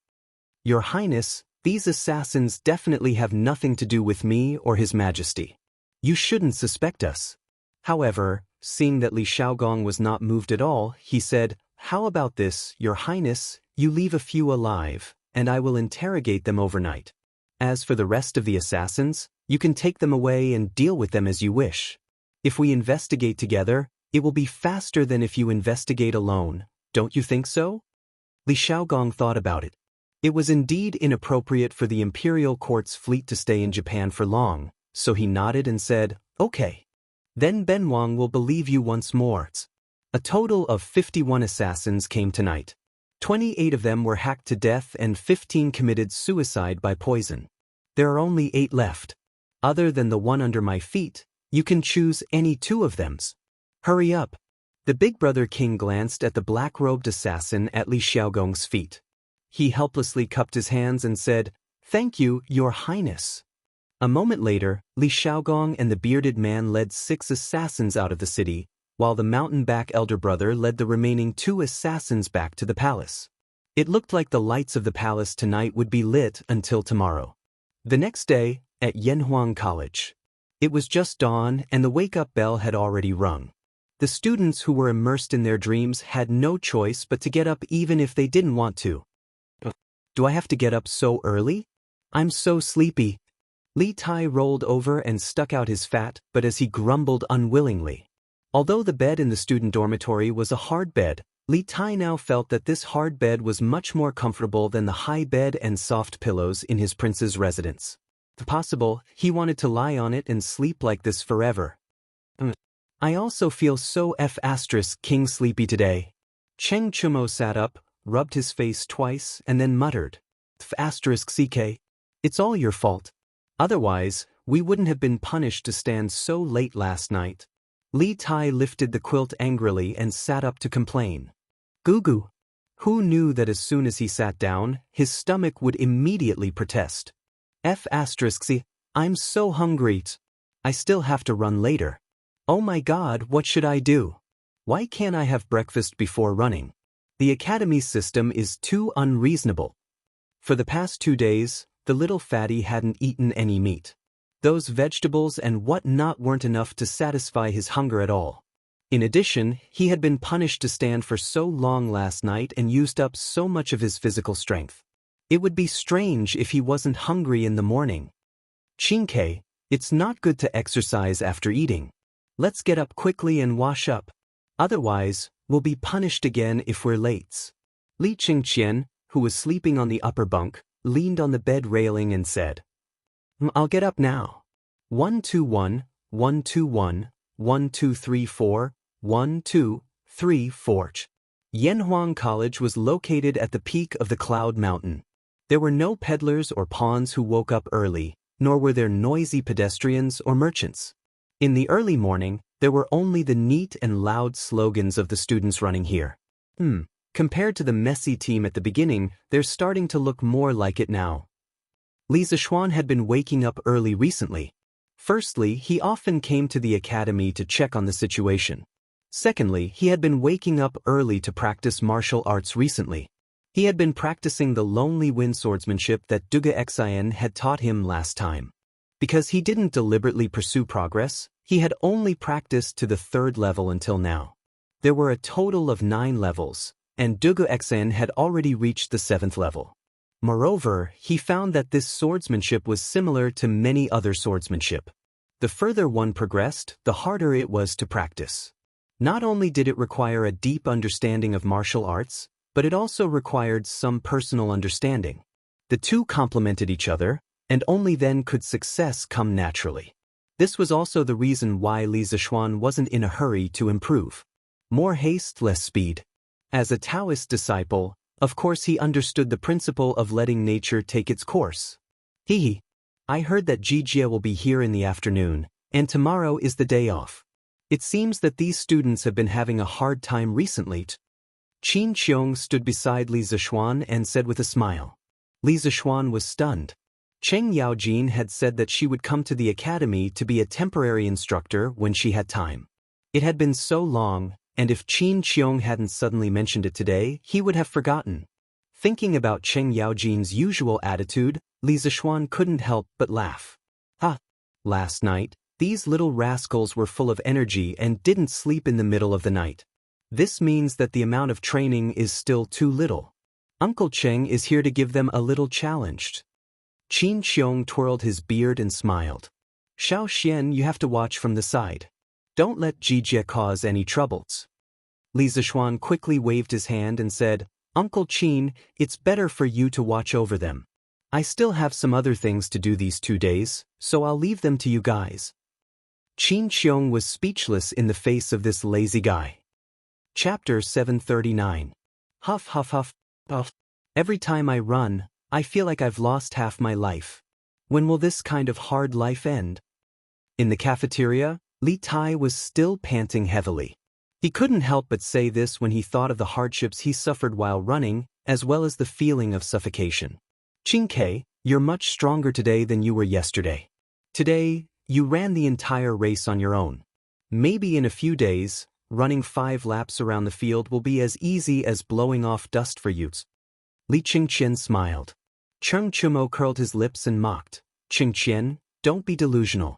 I'm afraid we'll never be able to wait for this stage. Huff huff. After saying that, Cheng Chumo took a bite of the pancake and slurped 2 mouthfuls of porridge. He was simply elated. F***king. Cheng Chumo, you bastard. Your mouth is really F***king means. Li Tai originally didn't want to become the kind of athlete that Cheng Chumo spoke of. However, when he heard what Cheng Chumo said, he suddenly became unhappy. Cheng Chumo said indifferently, What mean by mean? I'm just telling the truth. Xianxia, look, you've already cultivated to the nascent soul stage now. How can it be easy to run 5 laps? Nascent soul stage? What nascent soul stage? Li Tai was a little confused. He had read A Record of a Mortal's Journey to Immortality. Of course, he knew what the nascent soul stage was. However, what did this thing have to do with him? They looked. Haven't you cultivated to the nascent soul stage? It's like you have a child in your stomach. Cheng Chumo swallowed the food in his mouth, pointed at Li Tai's bulging belly with his chopsticks, and said seriously. Cough cough, cough cough. When Sun Zifan heard Cheng Chumo's explanation of the nascent soul stage, he immediately spat out the rice in his mouth. After coughing for a while, Sun Zifan didn't notice Li Tai's murderous gaze. Ha! So this is only the nascent soul stage. What a joke! It's so funny. Green Sparrow, you're actually so powerful? You've already cultivated to the nascent soul stage, and I've only just reached the foundation establishment stage. Air cough cough. I was joking. It has nothing to do with me. It was Cheng Chumo who said it. As Sun Zifan spoke, he felt the surrounding air become colder. He looked up and immediately saw Li Tai's red eyes, so he quickly woke up from his excitement and lowered his head to continue eating. Cheng Chumo, just you wait. Don't let me have anything on you, or I'll kill you. Li Tai glared at Cheng Chumo bitterly, and then turned his grief into appetite and ate heartily. Late in the morning, on the playground of Yanhuang College, the students were still sweating profusely. They were practicing the straight steps and walking in formation. The chanting of slogans came one after another, and correspondingly, the heat on the playground also came in waves. The scorching sun baked not only the ground, but also the students on the ground. The students felt as if they were in a furnace. What's worse was that under such difficult conditions, they still had to do all kinds of tricky movements. It was simply terrible. The heat of the summer is really strong. It's estimated that it will be hot for a few more days. I have to prepare some ice cubes for the college. Otherwise, many students will get heat strokes. Li Zishuan narrowed his eyes as he watched the students train at the side of the playground. However, this was what he thought in his heart. Everyone knew that mung bean soup was a good summer drink. It was already available in the Tang dynasty, but no one would be so extravagant as to add crushed ice to it. Hey, why aren't you doing your military training? What are you muttering about here? Suddenly, a familiar voice came from behind. Li Zishuan turned around and saw that it was none other than Qing Yaojin. So it's Uncle Cheng. Why are you here so early? Shouldn't you still be in the morning court? Li Zishuan was surprised. Hee, I, old Cheng, am here. There isn't anything important in the court today. It's just a bunch of civil officials bickering. This old man asked for leave from His Majesty, saying that I'm not feeling well. His Majesty allowed this old man to come over. Cheng Yaojin explained proudly. Li Zishuan was speechless. He thought to himself that the old man was really mischievous. He actually lied to Li Er about such a small matter. Fortunately, Li Er was an enlightened ruler who treated meritorious officials well. If it was the later dynasty, if old Cheng still dared to play like this, he would definitely be killed by the emperor for the crime of deceiving the emperor. Hey, why don't you go and train? In the past, when you were doing business, you liked to be a hands-off shopkeeper. Now that you've opened the college, do you still want to be a hands-off Yamacho? Cheng Yaojin repeated his previous question. Li Zishuan pouted and said, Who said that I'm not training? Look at those 30-odd people over there. I'm the one training them. Excluding those who were instructors, there were still 34 people in his personal guards who were idle. These people were completely trained by Li Zishuan. Under normal circumstances, their training volume would be 5 times that of the students. If the students ran 5 laps, they would have to run 25 laps. If the students stood in military posture for half an hour, they would have to stand in military posture for more than 2 hours. Cheng Yaojin took a closer look and couldn't help but say, Isn't this just running? Why are you training them to run? Are you expecting them to be deserters in the futures? It was originally a joke that Cheng Yaojin thought of, but he didn't expect Li Zishuan to be so serious. Uncle Cheng, there are many times that you can only make a comeback if you're alive. There's nothing wrong with letting them run faster than others. Besides, who said that we only run when we're running for our lives? When we're chasing the enemy, we'll naturally be able to catch up if we're faster than the enemy. Hey, you're full of nonsense. If Her Majesty hears about this, she'll give you a good beatings. Anyway, I, old Cheng, will never let my subordinates be deserters. Cheng Yaojin waved his hand and teased. Then he looked at the students who were training under the scorching sun and said, "Second brother Qin must be tired these 2 days. Let him go home and rest. Next, I'll take over the military training of the students in the academy." Li Zishuan nodded and said, "Okay. You should let Uncle Qin rest for 2 days. Then I'll leave the military training of the academy to Uncle Cheng for the next 2 days." No problem, you brat, you can rest assured. With me helping you train them, I'll definitely help you train a group of obedient students. Cheng Yaojin agreed readily, as if he was afraid that Li Zishuan wouldn't let him be the instructor if he was late. After hanging out with Cheng Chumo for a long time, Li Zishuan obviously knew what kind of character the father and son of the Cheng family were. He knew clearly in his heart, but in order to cooperate with old Cheng, he said, "Well, since that's the case, I'll gather everyone and announce that Uncle Cheng will be the temporary chief instructor." Chapter 740. Li Zishuan wanted to increase the amount of training for the students last night, but Cheng Yaojin came today. He had to admit that this old man came at the right time. After calling the students to gather under the rostrum, Li Zishuan announced that Cheng Yaojin would be the temporary chief instructor of the college. His authority was the same as Qin Xiong's, but Cheng Yaojin was only a part-time instructor. He would only be there when he was free, while Qin Xiong was there every day. Nearly a third of the students in Yanhuang College came from Chang or the farms around Chang. They had heard of Cheng Yaojin, the devil incarnate. Therefore, when Li Zishuan announced the appointment, there was a wave of cries. Clearly, many students knew that their days of hardship were coming. When Cheng Yaojin saw this, he revealed a proud smile on his face, which made him look particularly scary. "Okay, each class can rest for 15 minutes. All instructors, go to the college's conference room for a meeting. I will assign training tasks to each class." There was no such thing as an inauguration speech for Cheng Yaojin. The old man folded his hands behind his back, smiled, and instructed the students to disperse. "Damn it! Cheng Chumo, you King screwed me over last night, and today you called your father over to screw me over. Are you done?" On the field, Li Tai stood on top of Cheng Chumo's head and said angrily. Cheng Chumo was now lying on the grass. "Chinge, you're wrong. I didn't want my father to come, but he wanted to come himself. What can I do?" Speaking of this, Cheng Chumo was still depressed. He knew better than anyone else about his father's temperament. Once old Cheng arrived, little Cheng would be done for. This was because his father had personally said that he would take advantage of the military training period to raise his martial arts realm to the Qi transformation stage. The Qi transformation realm. It was not that Cheng Chumo had never thought about it, but he thought that he would be satisfied if he could reach the Qi transformation realm by the age of 30. Now it seemed that he would be the most miserable one in the academy in the following days. "Who are you trying to fool?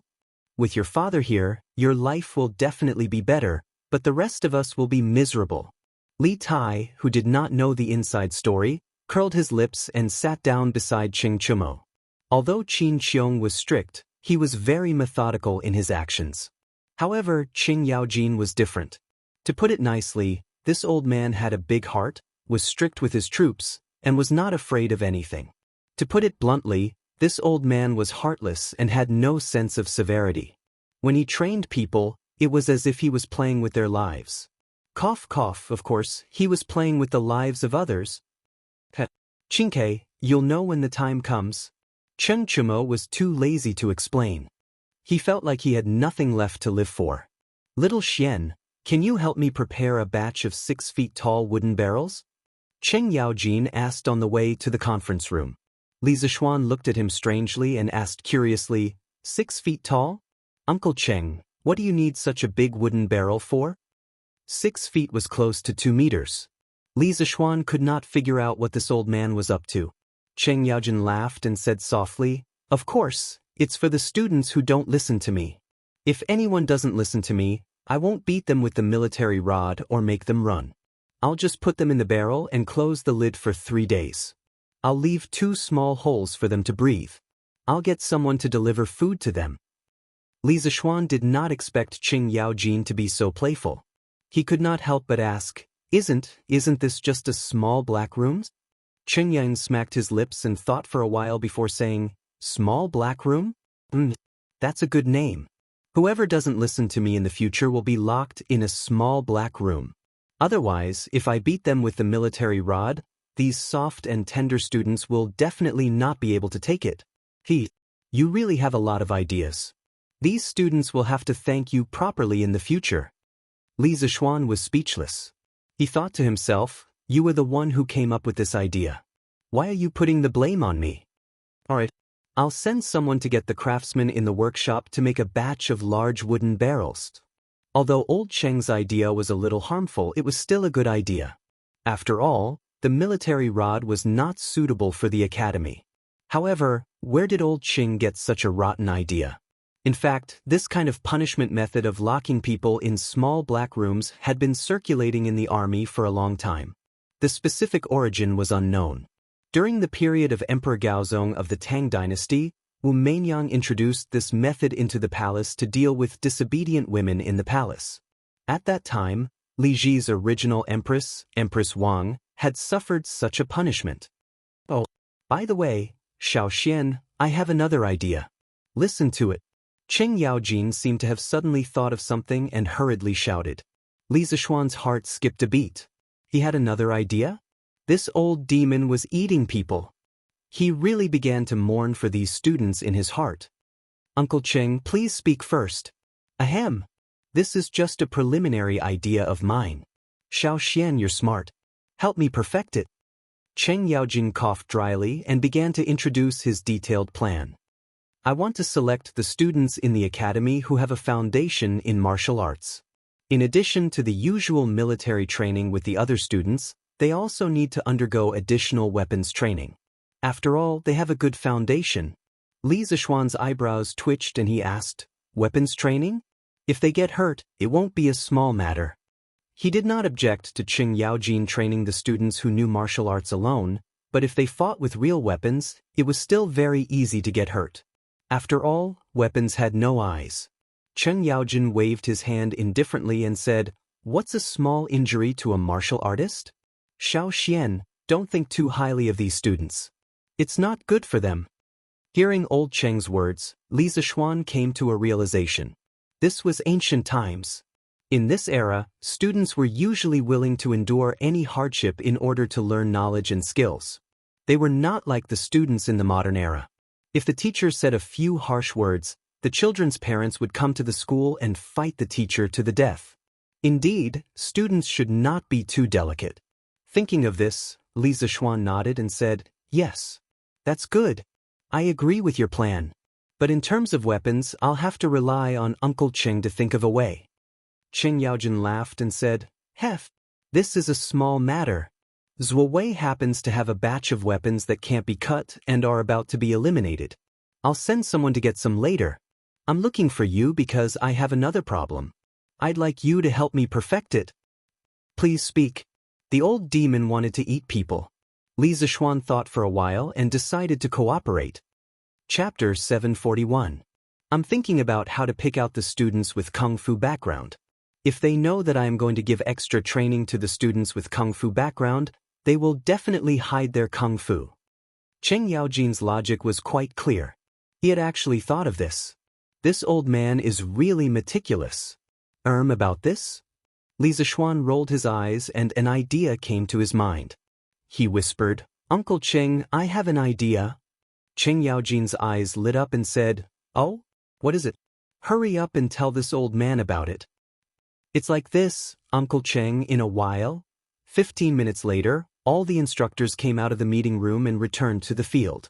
All the students received a strange order almost at the same time. In order to teach students according to their aptitude, the academy has decided to select students with Kung Fu background and give them special treatment. They will be able to eat meat for every meal. Now, students with Kung Fu background can take the initiative to register and enjoy the special treatment after passing the assessment. When the students of each class heard this order, they all burst into an uproar. What? Those with Kung Fu background can eat meat for every meal? This is not fair.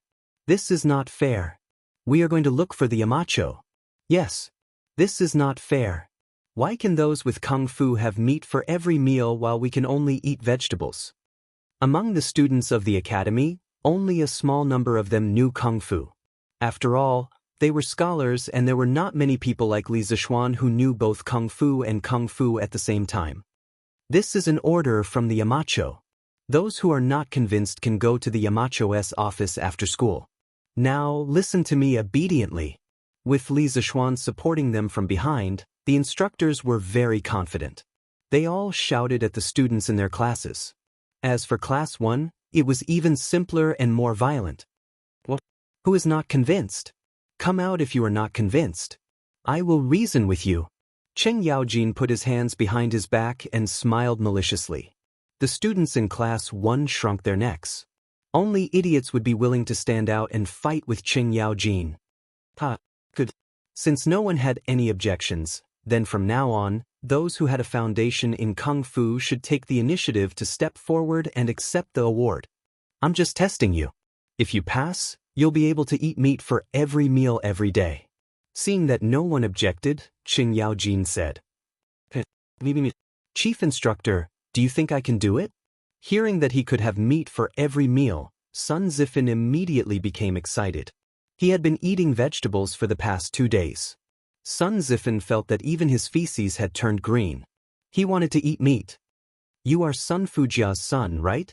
You stinking brat, you already know how to visit brothels at the age of 6. Do you think this old man doesn't know martial arts? If there's another person like him, I'll have to punish him for lying about military intelligence. Cheng Yaojin narrowed his eyes and glared at Sun Zifan. Sun Zifan, so you started visiting brothels when you were 6. Amazing, amazing. I'm ashamed of my inferiority. Cheng Yaojin's words caused the students to burst into laughter. Sun Zifan's face turned red and he did not dare to speak anymore. How is it? What I said just now was right? Chon Yo, your good days are here. Isn't this rule specially prepared for you? It's a pity that we can only eat vegetables for every meal. Li Tai nudged Cheng Chumo with his elbow and said angrily. Cheng Chumo rolled his eyes and said, What? Chin Kei, you want to go? If you want to go, I'll exchange places with you. Li Tai said angrily, I've never practiced Kung Fu before. How can I go? I think you're purposely trying to piss me off. Sigh, there's no way to communicate. Cheng Chumo shook his head. If it was someone else who announced this order, he would definitely believe that it was a good thing. But now, no matter how stupid Cheng Chumo was, he knew that there was a conspiracy behind this. A conspiracy that would kill him without paying for it. In the short time that the two of them were whispering to each other, 4 or 5 students had already walked out from Class 1. At least 30 students from the other classes also stood out. Cheng Chumo, you little bastard, why aren't you standing out? You brat, do you think I don't know if you have any Kung Fu foundation? Cheng Yaojin's angry roar came from the front of the line. This roar completely shattered Cheng Chumo's hopes and dreams. Oh, I'm coming. Cheng Chumo walked out unwillingly under the strange gazes of the surrounding students.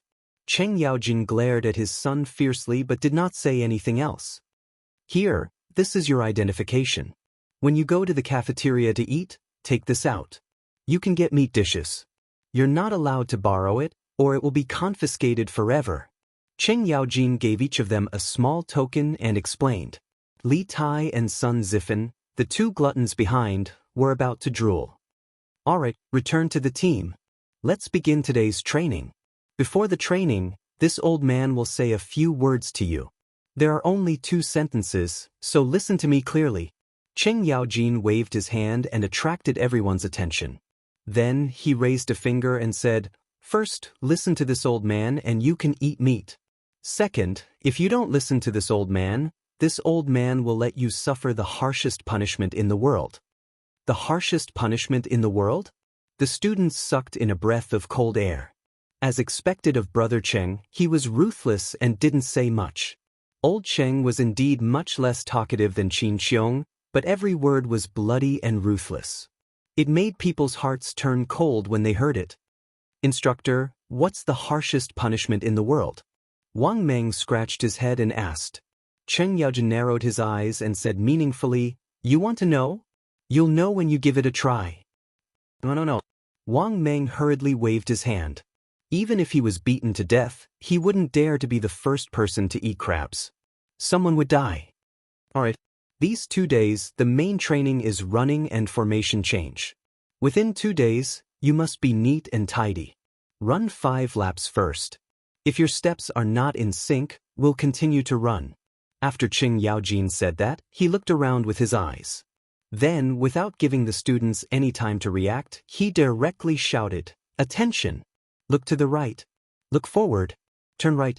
Start running." Bang, bang, bang, bang.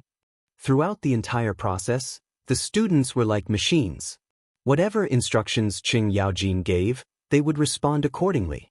Of course, in order to avoid running another 5 laps, everyone was concentrating to avoid making a mistake. Li Tai was especially serious. Right now, he could only run 5 laps at most.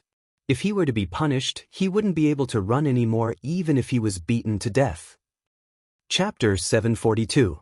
With Cheng Yaojin here, Qin Qiong was no longer in charge of the training. Li Zishuan had some matters to attend to, so Pang Feiji and the rest of the guards' training was handed over to Qin Qiong. Li Zishuan himself slipped away. Young master, you're here. Young master, come to my house for lunch. I just hunted a pheasant yesterday. The meat is very fresh. Young master, come to my house. I hunted 2 rabbits yesterday. Come to my house. I have fish. Tisk, fish is nothing. I bought 2 caddies of wild boar meat in Chang'an yesterday. Young master, why don't you try it? That's right. After Li Zishuan left the academy, he went straight to the Han family village. As soon as he entered the village, he was greeted by a group of villagers. It was less than an hour before noon, so the villagers warmly invited Li Zishuan to their houses for lunch. I appreciate everyone's good intentions. Today, I came to the manor to look for my father-in-law for some matters. I'll be having lunch there. Looking at the enthusiastic villagers, Li Zishuan smiled and rejected them one by one. All right. Disperse. With me, Han Tianhu here, Xiao Xian will have nothing to eat in our village. Disperse. I appreciate everyone's good intentions. Unknowingly, Han Tianhu had also arrived at the entrance of the village. He smiled and persuaded the villagers around Li Zishuan. Since Han Lijing is here, let's disperse. We'll invite young master another day. Young master, you must do us the honor. My wife's cooking is very delicious. That's right. Young master, you must do us the honor. Seeing that Han Tianhu had arrived, the villagers knew that they would not be able to invite Li Zishuan today. They said a few words and dispersed. Li Zishuan agreed to their requests one by one. They were all a group of lovely and honest working people. Young master, thank you so much for promoting my family. Everyone else left, except for Hu Hanyun. He bowed deeply to Li Zishuan and thanked him. Uncle Hu, what are you talking about?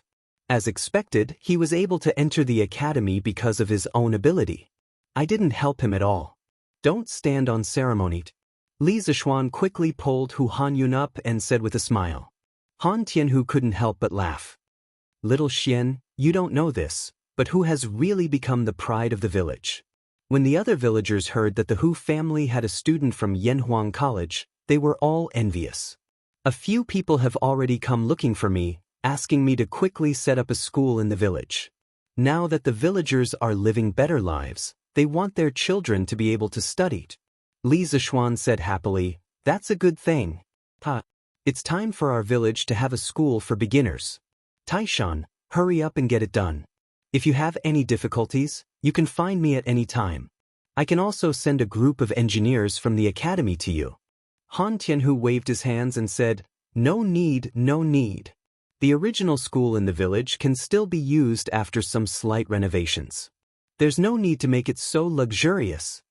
Hu Hanyun also said, yes, young master. We're used to living a hard life. We can't be fussy about that. To us villagers, it's already a blessing for our children to have a place to study. All right then. Li Zishuan saw that and didn't insist. He let them be. Hanyun, do you want to have a drink with little Xian in the afternoon?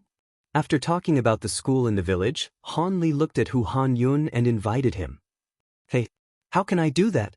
Hu Han Yun was quite tempted, but he refused. What's there to be embarrassed about? Let's go. Let's go. The sun is really hot. Han Tianhu said casually. Now that his son and daughter were no longer by his side, he was usually the only one at home. He was a proper lonely old man. It was rare for Li Zishuan to visit him, so he was happy from the bottom of his heart to be able to gather a table for a feast. Hu Han Yun could see that Han Tianhu was sincerely inviting him and wasn't just being polite. He said, "Oli, you guys go first. I'll call my wife to help cook." Han Tianhu smiled and said, "Hess, that's great. Otherwise, my cooking skills won't be good." At noon, the Han family held a big banquet. Lu Yu also put in a lot of effort in cooking this meal. One had to know that Li Zishuan was not only the young master of the village, but also her son's Yamacho. She also wanted to do something to repay him. "Come, little Xian Hanyun, let's drinks." Han Tianhu raised a cup of wine and laughed heartily. To Li Jing, to young master. The three of them raised their heads and drank the wine in their cups. Li Zishuan smiled and said, "Father-in-law, I heard from Yushi that the village's harvest this year wasn't good. Recently, I've been busy with the academy. Today, I happen to have some time, so I came personally to see how the villagers are doing." Han Tianhu put down his cup and nodded solemnly. "This year's harvest is indeed not good. Our village is better. First, little Xian, you've reduced the rent. Second, the villagers have other sources of income other than grain, such as the mountain fruit wine previously and eggs now. So, even if there's a decrease in grain production, it won't affect the villagers. However, the other villages aren't so lucky. Sai, I think many poor people will starve to death in winter." The good atmosphere suddenly became a little gloomy after being said like that. Hu Han Yun comforted him and said, "That can't be helped. How can young master take care of the world's citizens alone? This is something His Majesty should worry about. Besides, didn't the imperial court issue a tax reduction decree previously? The situation should be better." Sai. Han Tianhu knew the inside story of the people. He shook his head and didn't explain further. He only sighed and poured himself a cup of wine. Li Zishuan said, "His Majesty is a rare wise ruler. The lives of the world's citizens will definitely get better and better. Father-in-law, you don't have to be discouraged." "Forget it. Let's not talk about this anymore. Little Xian eat more." Han Tianhu waved his hand and pointed at the dishes on the plate. Li Zishuan quickly agreed. Then, he realized that the dishes for lunch were a little strange. Scrambled eggs with cucumber, egg and tofu soup, fried eggs, stewed eggs, onions, which should be called onions at this time, scrambled eggs. The dishes on the table were most likely related to eggs. Li Zishuan wanted to ask, "Father-in-law, can't you sell your eggs?" "Father-in-law, just make some vegetables. Why did you make so many eggs? Shouldn't you leave them for iron egg to nourish the body?" Some words could be said in his heart, but he couldn't say it out loud. Li Zishuan hesitated for a moment, then pointed at the dishes on the plate and smiled bitterly at Han Tianhu. Chapter 743. Ahem. Han Tianhu's face turned red as he coughed dryly. "Xiao Xian, don't worry about it. Eggs are the most abundant thing in the farmstead. Iron Egg has been eating a lot of eggs recently."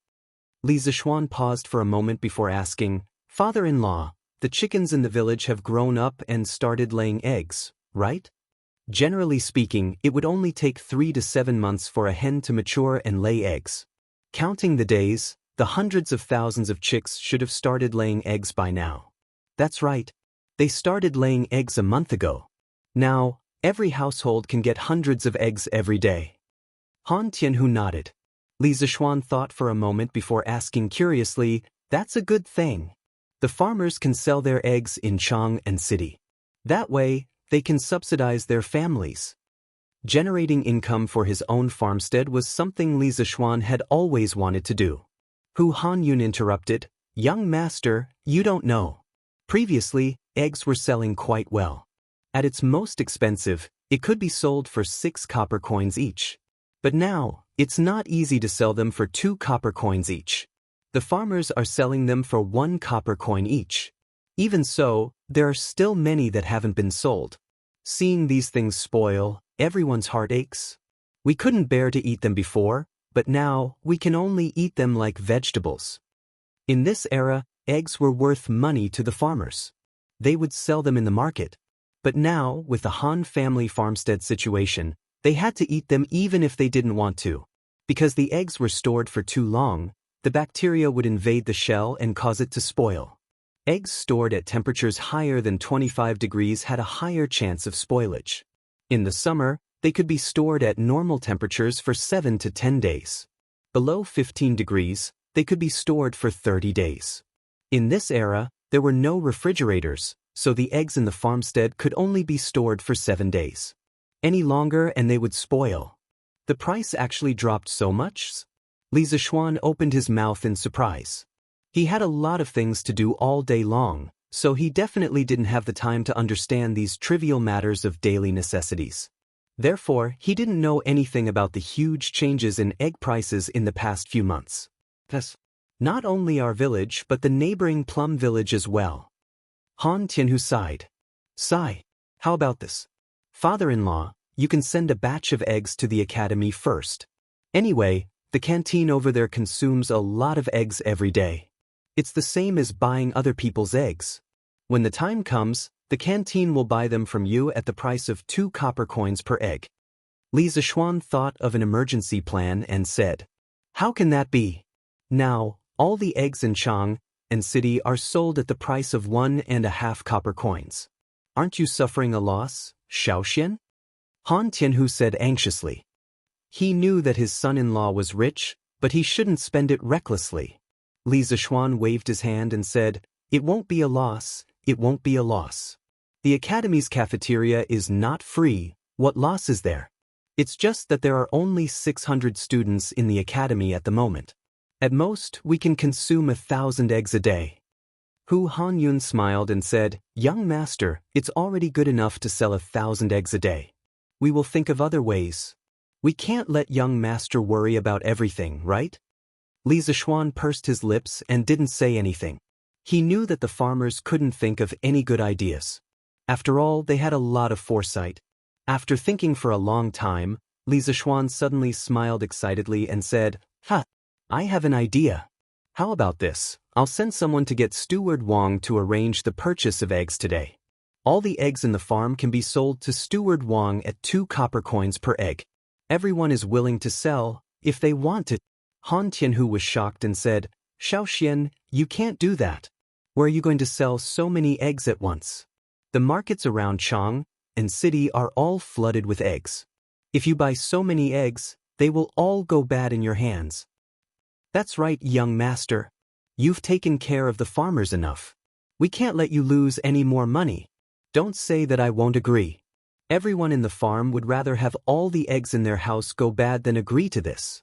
Hu Hanyun also agreed at this moment. Li Zishuan smiled slightly and said, Father-in-law, Uncle Hu, you've misunderstood my intentions. I've never said that I would lose money to help the farmers. Previously, you all thought that I would lose money when I bought the mountain fruits. In the end, I made a lot of money because of the sale of the gentle village. It's the same now. Since I dared to buy so many eggs, I definitely have a better way to preserve them. When the time comes, I will definitely only make money and not lose money. Hu Hanyun was a little suspicious and said, Young master, are you serious? I, old Hu, have traveled extensively and can be considered quite knowledgeable. How come I've never heard of such a magical method? Li Zishuan smiled slightly and said, Just because you haven't heard of it doesn't mean that it doesn't exist. Uncle Hu, don't worry. You also know that I never do things that I'm not sure of. When the time comes and I make a lot of money from these eggs, the villagers won't say that I, Li Zishuan, purposely lowered the price of the eggs to make money. Hu Hanyun glared and said loudly, Let's see who dares. The chickens in our farmstead were all given to us by young master for free. These eggs were originally considered extra wealth. We should be thankful to be able to sell them for money. Young master, earning money through eggs is also your own ability. If you don't buy them, we won't be able to sell our eggs and won't be able to make a single copper coin. When the time comes, if anyone is not grateful and is jealous, I, Old Hu, will be the first to fight them to the death and see if their hearts are black. Han Tianhu also stroked his beard and said, Old Hu is right. Little Xian, if you really have a way to preserve the eggs, that's also your own ability. If you rely on your own ability to earn money, no one can say anything. Moreover, we definitely don't have such a heartless and unscrupulous person in our farm who can't differentiate between right and wrong. Actually, Li Zishuan mentioned this mainly because he had seen too many similar news in his previous life. For example, someone helped the village find a good market for their farm products. The price was also higher than the price of the nearby farmer's market. Then, this person made a lot of money and built a big house in the village. In the end, many villagers said that this person was not kind and that he purposely lowered the price when he bought the farm products to make money. These people had completely forgotten that their own village gained extra income because of this person. And that's fine. The Heavenly King's housekeeper will come tomorrow. Father-in-law, inform the people in our farm and the people in the neighboring Plum village in advance. Hearing Old Hu's words, Li Zishuan also felt that he was overthinking. After all, the farmers in this era were still very simple and honest. But in the afternoon, I'll go door to door and tell them to prepare the eggs tomorrows. Come, let's drink and eat, the dishes are getting cold. Chapter 744. After lunch, Li Zishuan chatted with his father-in-law under the shade of a tree in the courtyard for a while before leaving. There were still things waiting for him at the academy. He had recently discovered a strange thing. As a shut-in, he could no longer stay at home. If there was nothing going on, he would not be able to stay at home for long periods of time. This problem had troubled him for a while, but he could not figure it out no matter how hard he tried.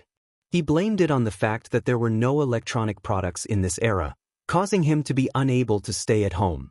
Electronics and chemical engineering were the most important things for the academy in the future. His ultimate goal was to establish the basic science of Tang Dynasty. Li Zishuan would be satisfied if he could play games on the little tyrant learning machine while he was still alive. As a successful transmigrator, Li Zishuan had money and power in this world. It might seem comfortable, but from a certain point of view, he could not even be compared to an ordinary person in the modern world. He did not even have a phone to play with. He could only blame himself for not bringing a phone with him when he transmigrated here. Hey, there's a huge grasshopper here.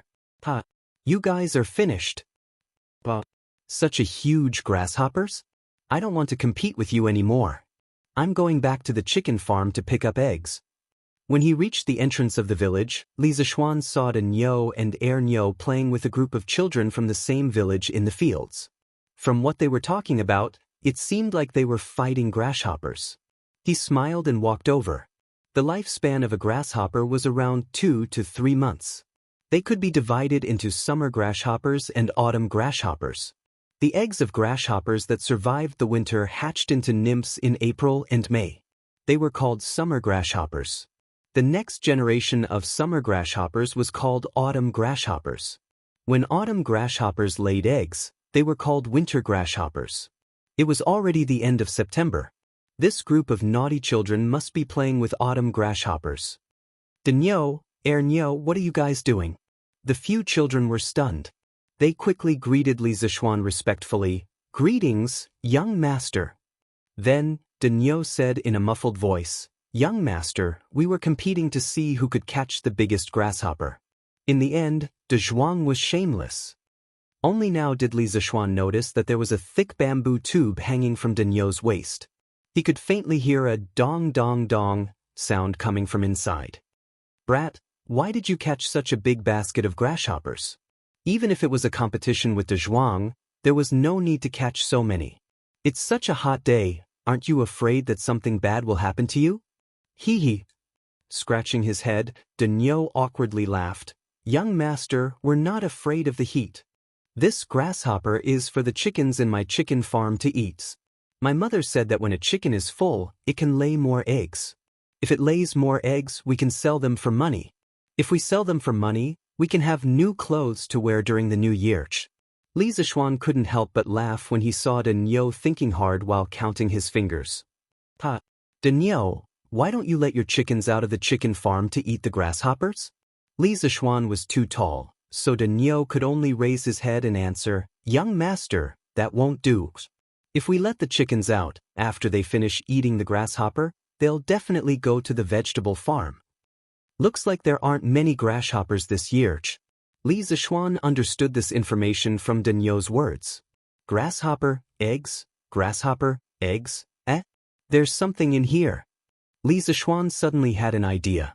He patted Daniel's shoulder and said, Daniel, don't let the chickens eat the grasshopper in the future. Tell the other children in the farmstead that if they catch grasshopper, they can send it to the Yanhuang College cafeteria. 1 caddy of grasshopper can be exchanged for 3 copper coins. Young master, you're telling the truth? Daniel widened his eyes in disbelief. 3 copper coins for 1 caddy of grasshopper. To these children who had nothing to do all day, this was a way to make a fortune. As for the chickens in the chicken farm, even if they didn't eat the grasshopper, they would still lay eggs if they ate other insects, right? This was equivalent to earning twice the amount of money. No wonder Daniel wasn't excited.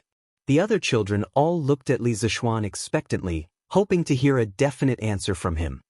Of course it's true. If you don't believe me, you can send some grasshopper to the college cafeteria today. When the time comes, we'll definitely exchange money with grasshoppers. Li Zishuan said with a smile. That's right, he wanted to introduce grasshopper eating in the college in advance so that when the grasshopper plague came next year, there would be people who could fight side by side with him. Moreover, the grasshopper was rich in protein, which was also very beneficial to the human body. As for how to make the students willing to eat the grasshopper, he already had a plan in mind. Well, thank you, young masters. The group of children cheered and immediately scattered. It seemed like they went back to call their friends to get tools to catch the grasshopper. Hey, Daniel, come here. Li Zishuan quickly pressed on Daniel's shoulder to prevent him from moving. Young masters? Daniel was confused. He didn't know why Li Zishuan called him. Here, I'll give you 5 copper coins. Give me your basket of grasshopper. Li Zishuan took out 5 copper coins from his pouch and handed it to Daniel. He also didn't know why there were copper coins in his pouch. He guessed that Han Yushi put them there before he left in the morning? It's good to have a considerate wife. Daniel looked at the bamboo basket in his hand and reacted. He quickly waved his hand and said, Young master, take the bamboo basket. I don't want your money. After saying that, he ran away like a wisp of smoke. Hey, this kid's. Li Zishuan shook his head, then took the basket of grasshopper and walked towards Yanhuang College. Who come here? In the kitchen of Yanhuang College's cafeteria, Li Zishuan put his hands behind his back and shouted at a fat guy who was instructing people to wash vegetables. This person was the brother of Wang Eru, the head chef of Zuaixin restaurant. He was also the current head chef of Yanhuang College's cafeteria, Wang Dao. In terms of talent in cooking, Wang Dao was not as good as Wang Eru, but they weren't too far apart. Li Zishuan saw that this person was honest and sincere, so he called him over. Yamacho, why are you here? Hearing Li Zishuan's voice, Wang Dao wiped his sweat and hurried over. Dahu, are you busy now? I have something for you. Li Zishuan nodded and asked softly. I'm not busy. Yamacho, if you have anything, just tell me. There were still more than 2 hours before the students' dinner time, so he wasn't very busy now. Okay, come with me. I'll teach you how to cook a dish. Li Zishuan squeezed the bamboo basket in his sleeve and said to Wang Dao. After saying that, he took the lead and walked towards a small cubicle on the side. A dish? Did Yamacho invent a new dish? Wang Dao, who was behind him, thought to himself. Chapter 745. Go boil these locusts with boiling water. Once they're dead, wash them clean and soak them in the water. Sprinkle some salt and marinate them. Li Zishuan passed the bamboo tube to Wang Dao and instructed him as he came to the small kitchen. Grasshoppers? Yamacho, the new dish you're talking about is for me to cook grasshoppers? Wang Dao was about to reach for the bamboo tube when he suddenly realized something. He shuddered and said with a face full of fear. Li Zishuan rolled his eyes and said with annoyance, "That's right. This dish is deep-fried grasshoppers? What's wrong? You're making a fuss over nothing." Wang Dahe was tongue-tied. He swallowed and mumbled, Yamacho, you can't eat grasshoppers. You'll offend the locust god." In ancient times, due to the lack of knowledge about locusts, the probability of a locust plague was even higher. When faced with locusts that filled the sky, people said that they were formed from fish eggs. When they entered the water, they would turn into fish and shrimp. Furthermore, when the locusts covered the sky, due to fear, people called them the locust god. When a locust plague happened, the locusts would cause serious damage. Wherever they went, the trees, crops, and even the grass would be eaten clean. The farmers would not be able to harvest anything. This caused many poor people to lose their homes. They would starve to death on the streets and their corpses would be exposed in the wilderness. Even so, the people only knew how to worship the locusts. They did not dare to hunt the locusts. They allowed the locusts to eat the crops because they were afraid of the locust god's revenge. When he heard that Li Zishuan wanted to deep-fry locusts, Wang Dahe did not dare to accept Li Zishuan's order, not to mention whether these things could be eaten as a dish or not. Based on the people's reverence for the locust god, Wang Dahe did not dare to accept Li Zishuan's order. Locust god? Li Zishuan did not understand what a locust god was at first, but after some thought, he understood. He was angry and wanted to laugh at the same time. In his previous life, he heard about the story of Yao Chong, the wise prime minister, destroying the locust god. At the time, he was still grumbling about how could the ancient people be so stupid to treat locusts as gods? But now that he saw it with his own eyes, he had to believe it. What kind of bullshit locust god is this? This is just a little grasshopper that will die if you step on it. Li Zishuan casually took out a grasshopper from the bamboo tube. With a pa-dee sound, the green grasshopper was immediately flattened, and yellow liquid flowed out of its body. Did you see that? If this thing was the locust god, how could it have been stomped to death by me? Have you ever seen such a weak god? Li Zishuan pointed at the crushed locusts on the ground and shouted. Wang Dahe was dumbfounded. He knew that many children liked to catch locusts for fun. Even if they died, no one would care. After all, they were children. The gods probably wouldn't blame them, but Li Zishuan wasn't a child. Seeing that Wang Dahe was still in a daze, Li Zishuan said earnestly, Although you are not a student of Yanhuang College, you are considered half a student of Yanhuang College. As a student of Yanhuang College, you must understand that there is no god in this world. These locusts are a disaster to the crops. How can they be called gods? This is ridiculous. These things are only fit to be boiled in oil. Do you understand? Wang Dahe was stunned for a long time before he nodded and said, I understand. Very good. Then go and do as I say. Li Zishuan could see that Wang Dahe had not completely changed his mind. He did not force him. After all, those old ideas were deeply ingrained in his heart. Without some time to digest them, he would not be able to completely abandon those old ideas. Yamachos. On the field, with Cheng Yaojin as the temporary chief instructor, the students of Yanhuang College had a particularly heavy training schedule. The students felt that today was several times more tiring than the first day of military training. Run. 121, 121, 123 1234. The instructors of Yanhuang College were like shepherds with whips today, and the students were like a flock of sheep. Under the shepherd's whips, they had no choice but to run with all their might, even though they did not know when this kind of running would end. Clang, clang, clang, clang, clang. When people were in pain, time would pass very slowly. However, no matter how slow it passed, the time that should pass would always pass. Just when everyone felt that a year had passed, the sound of the drums and gongs finally rang for the end of Yanhuang College. All the students could not help but heave a sigh of relief. They felt that if they were to train for a while longer, their entire lives would be gone. Beep beep. Gather. Cheng Yaojin whistled and roared with his strength in the Grandmaster realm. Speaking of which, this bamboo whistle was almost broken by him this afternoon. It had to be said that old Cheng's lung capacity was really big. After blowing the bamboo whistle for an entire afternoon, the students of Class 1 still felt that their eardrums were buzzing. In a dozen breaths of time, all 16 classes of Yanhuang College had gathered. This speed definitely would not have happened a few days ago. Okay, for most of the students, today's training is over, but as soon as Qing Yaojin said this, many students realized that something was wrong. What did he mean by most of the students? Didn't all the students' training end? Cheng Chumo's heart skipped a beat. It's coming, it's coming. The trap that the old man had set for everyone from the beginning was finally going to be revealed. The batch of students who have a foundation in martial arts that were selected in the morning don't go eat first. Go eat after 2 hours of additional training. From now on, you will be called the special training class. In the morning, Qing Yaojin had selected a total of 36 students who had a foundation in martial arts from more than 600 students. During lunch, these students did indeed enjoy meat that they had not eaten for a long time.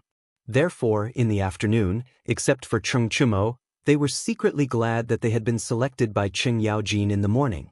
This way, they would be able to eat meat every meal in the future. It was really a blessing.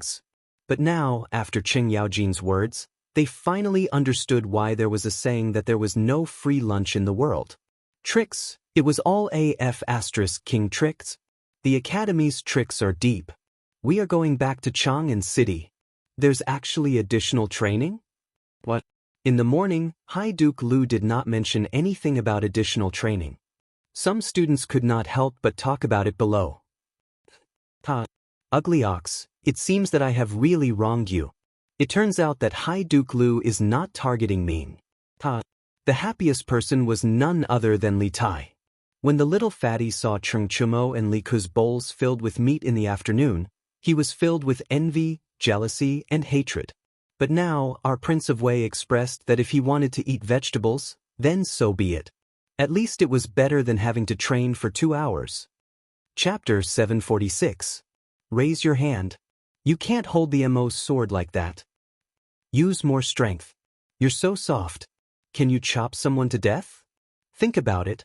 What you see in front of you isn't a wooden stake, but the wolf cavalry of the north. If you don't chop them to death, they'll kill you. Look at how weak and listless you are right now. You're just like a motherf * King Softy. You're a disgrace to our Tang Empire on the battlefield. On the sports field of Yanhuang College, most of the students had gone to eat. Only the 36 students of the special training class and Qing Yaojin, the initiator of the special training, remained. You'll practice chopping for the next 2 days. When you can chop the wooden stake in front of you in one stroke, you can end the first phase of the special training in advance. Chop for 2 hours every day. You'll have to chop at least 500 times. Qing Yaojin instructed the students while instructing them on how to hold the sword. Cheng Chumo and Yuchi Baolin looked at the thick wooden stake and the chipped and rusty MO sword in their hands. They couldn't help but gulp. They suddenly felt that their future was bleak. What's wrong? Do you think that the task this old man assigned to you can't be done by ordinary people? Then watch carefully. Qing Yaojin knew what the students were thinking when he saw the look in their eyes. Thus, he stepped forward and took the MO sword from Cheng Chumo's hand.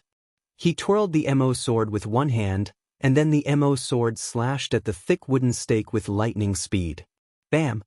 Under the stunned gazes of the students, the rusty MO sword in Qing Yaojin's hand was like a peerless divine weapon that could cut through iron like mud. It easily cut through the wooden stake from the middle. With a pung sound, the wooden stake that was cut off fell to the ground. The students could clearly see that the surface was as smooth as a mirror. This time, they were completely silent. They stole admiring gazes at Qing Yaojin. People who practice martial arts have always worshipped the strong. In the past, they had heard of Qing Yaojin's bravery on the battlefield. Today, they knew that Qing Yaojin's martial arts were equally shocking. Cheng Chumo chuckled proudly because his father had shown his face in front of his classmates. As his son, he felt honored. Did you see it clearly? This old man doesn't expect you to be like me just now. You can use both hands to hold the saber. As long as you can chop the wooden stake in half, you pass.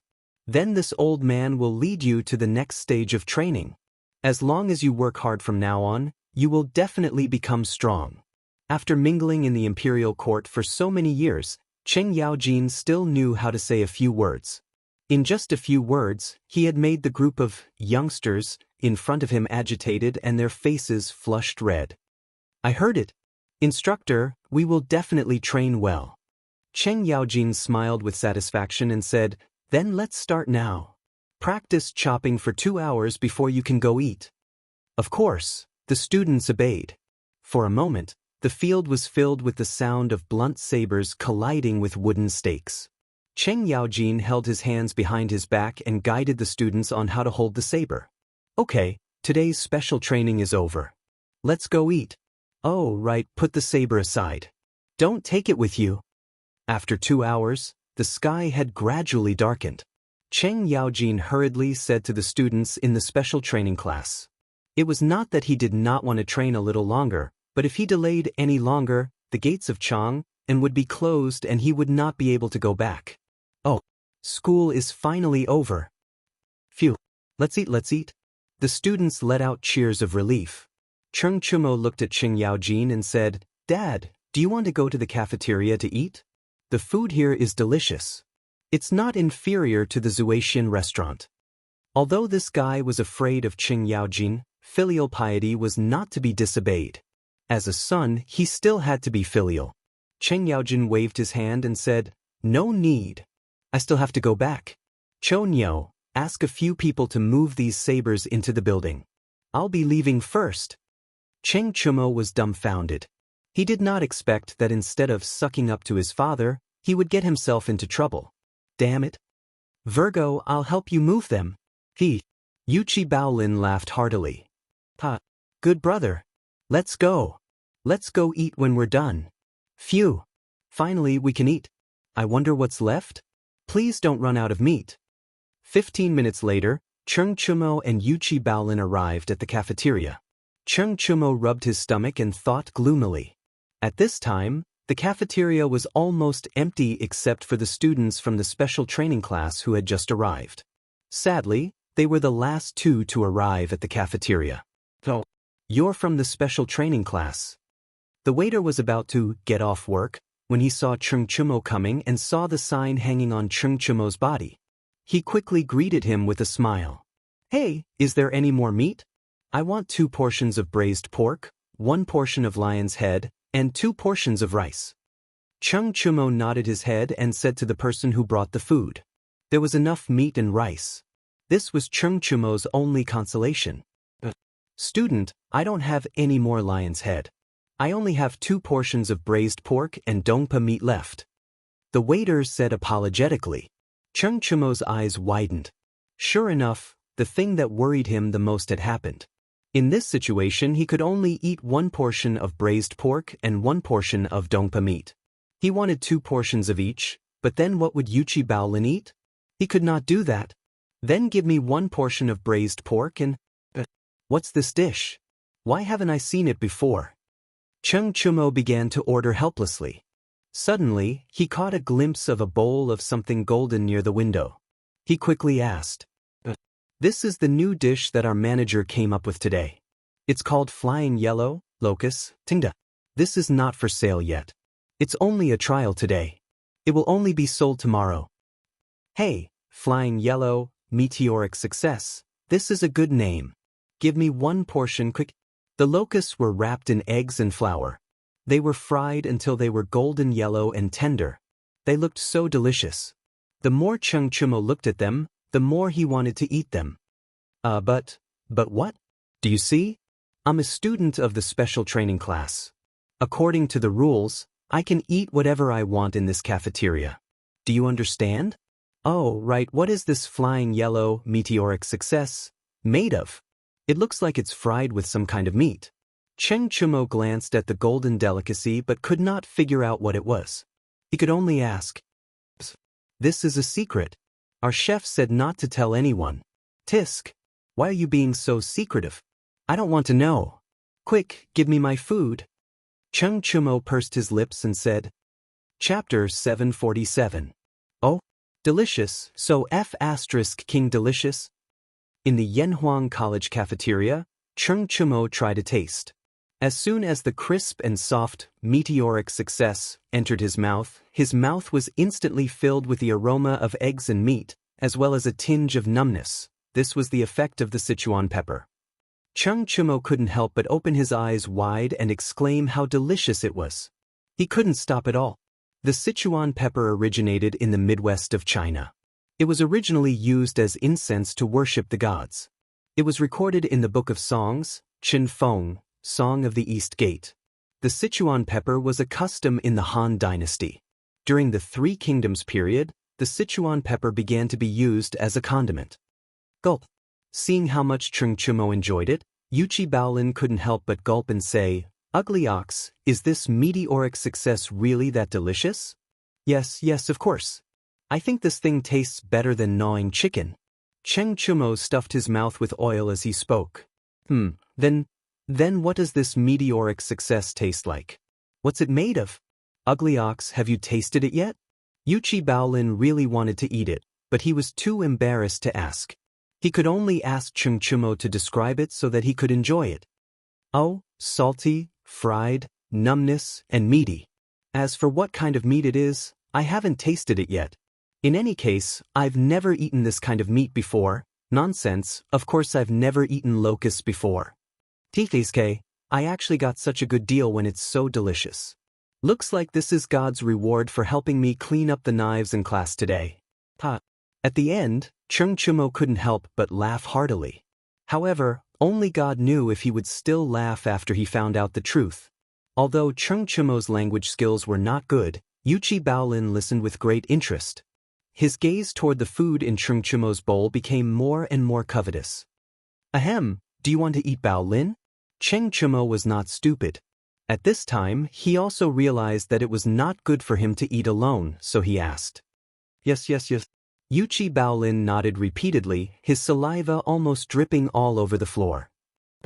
Seeing that you are my brother, I will give you 5, 6, 7. Yes, I will give you 7. It's not that I'm stingy, but Baolin, look, I don't have much left either. In the end, Cheng Chumo split 7 locusts and gave them to Yuchi Baolin. Of course, he did not know that they were locusts. Otherwise, he would have given them all to Yuchi Baolin. Thank you, Choax.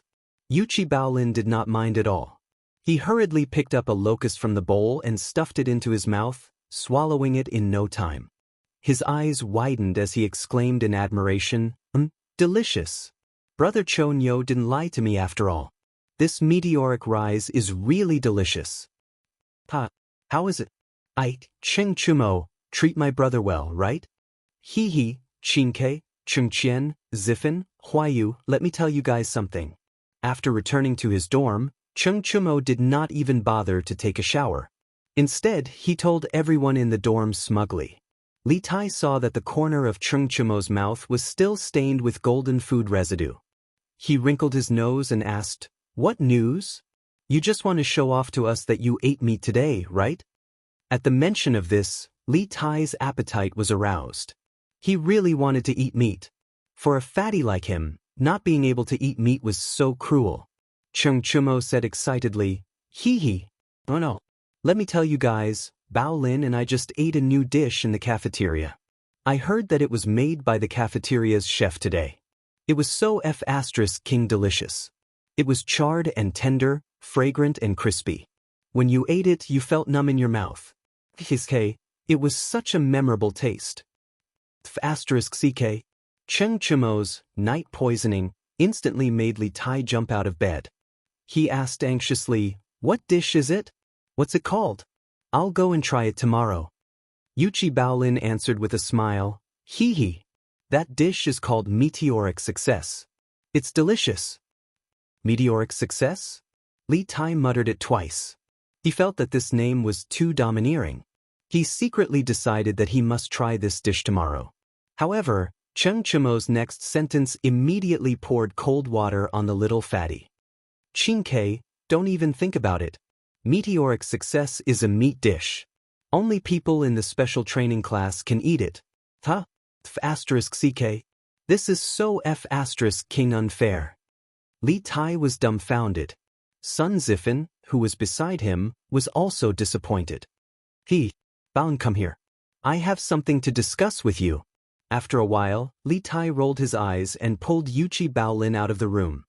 Yo, Lord Ju, you're here. The next morning, Li Zishuan arrived at the entrance of the academy. He saw Chao Wendong waiting for him. There were 3 horse carriages behind him. He had no idea what was in them. Hey, Boss Chao? What are you doing here? Li Zishuan went up to greet him. He suddenly realized that Chao Wendong might have ordered the military training camouflage uniforms in the carriage. The 700 sets of uniforms that Lord Ju asked me to make have all been completed. I'm here to deliver the goods today. Lord Ju, please take a look. If there's anything wrong, feel free to tell me. I'll ask my subordinates to change it. Chao Wendong's smile was so wide that creases appeared on his face.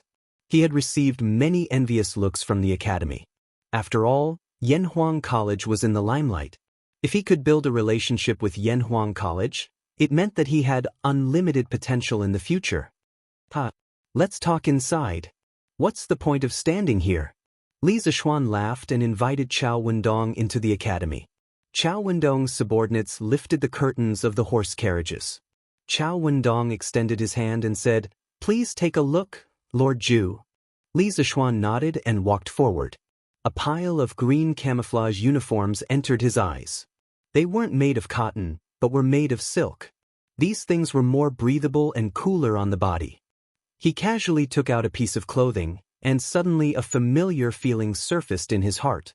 He had also worn this kind of clothing in his previous life. Lord Ju, what do you think?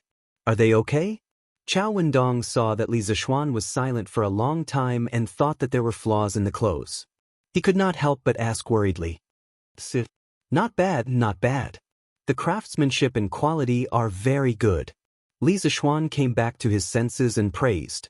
He then put down the clothes and said to Mo Zhong, "Mo Zhong, get someone to move these clothes to the warehouse of Guanghua Building.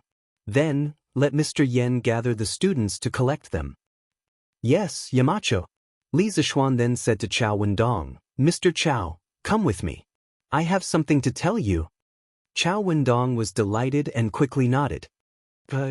After you, Lord Ju." Chapter 748. Lord Ju, do you have any instructions for me?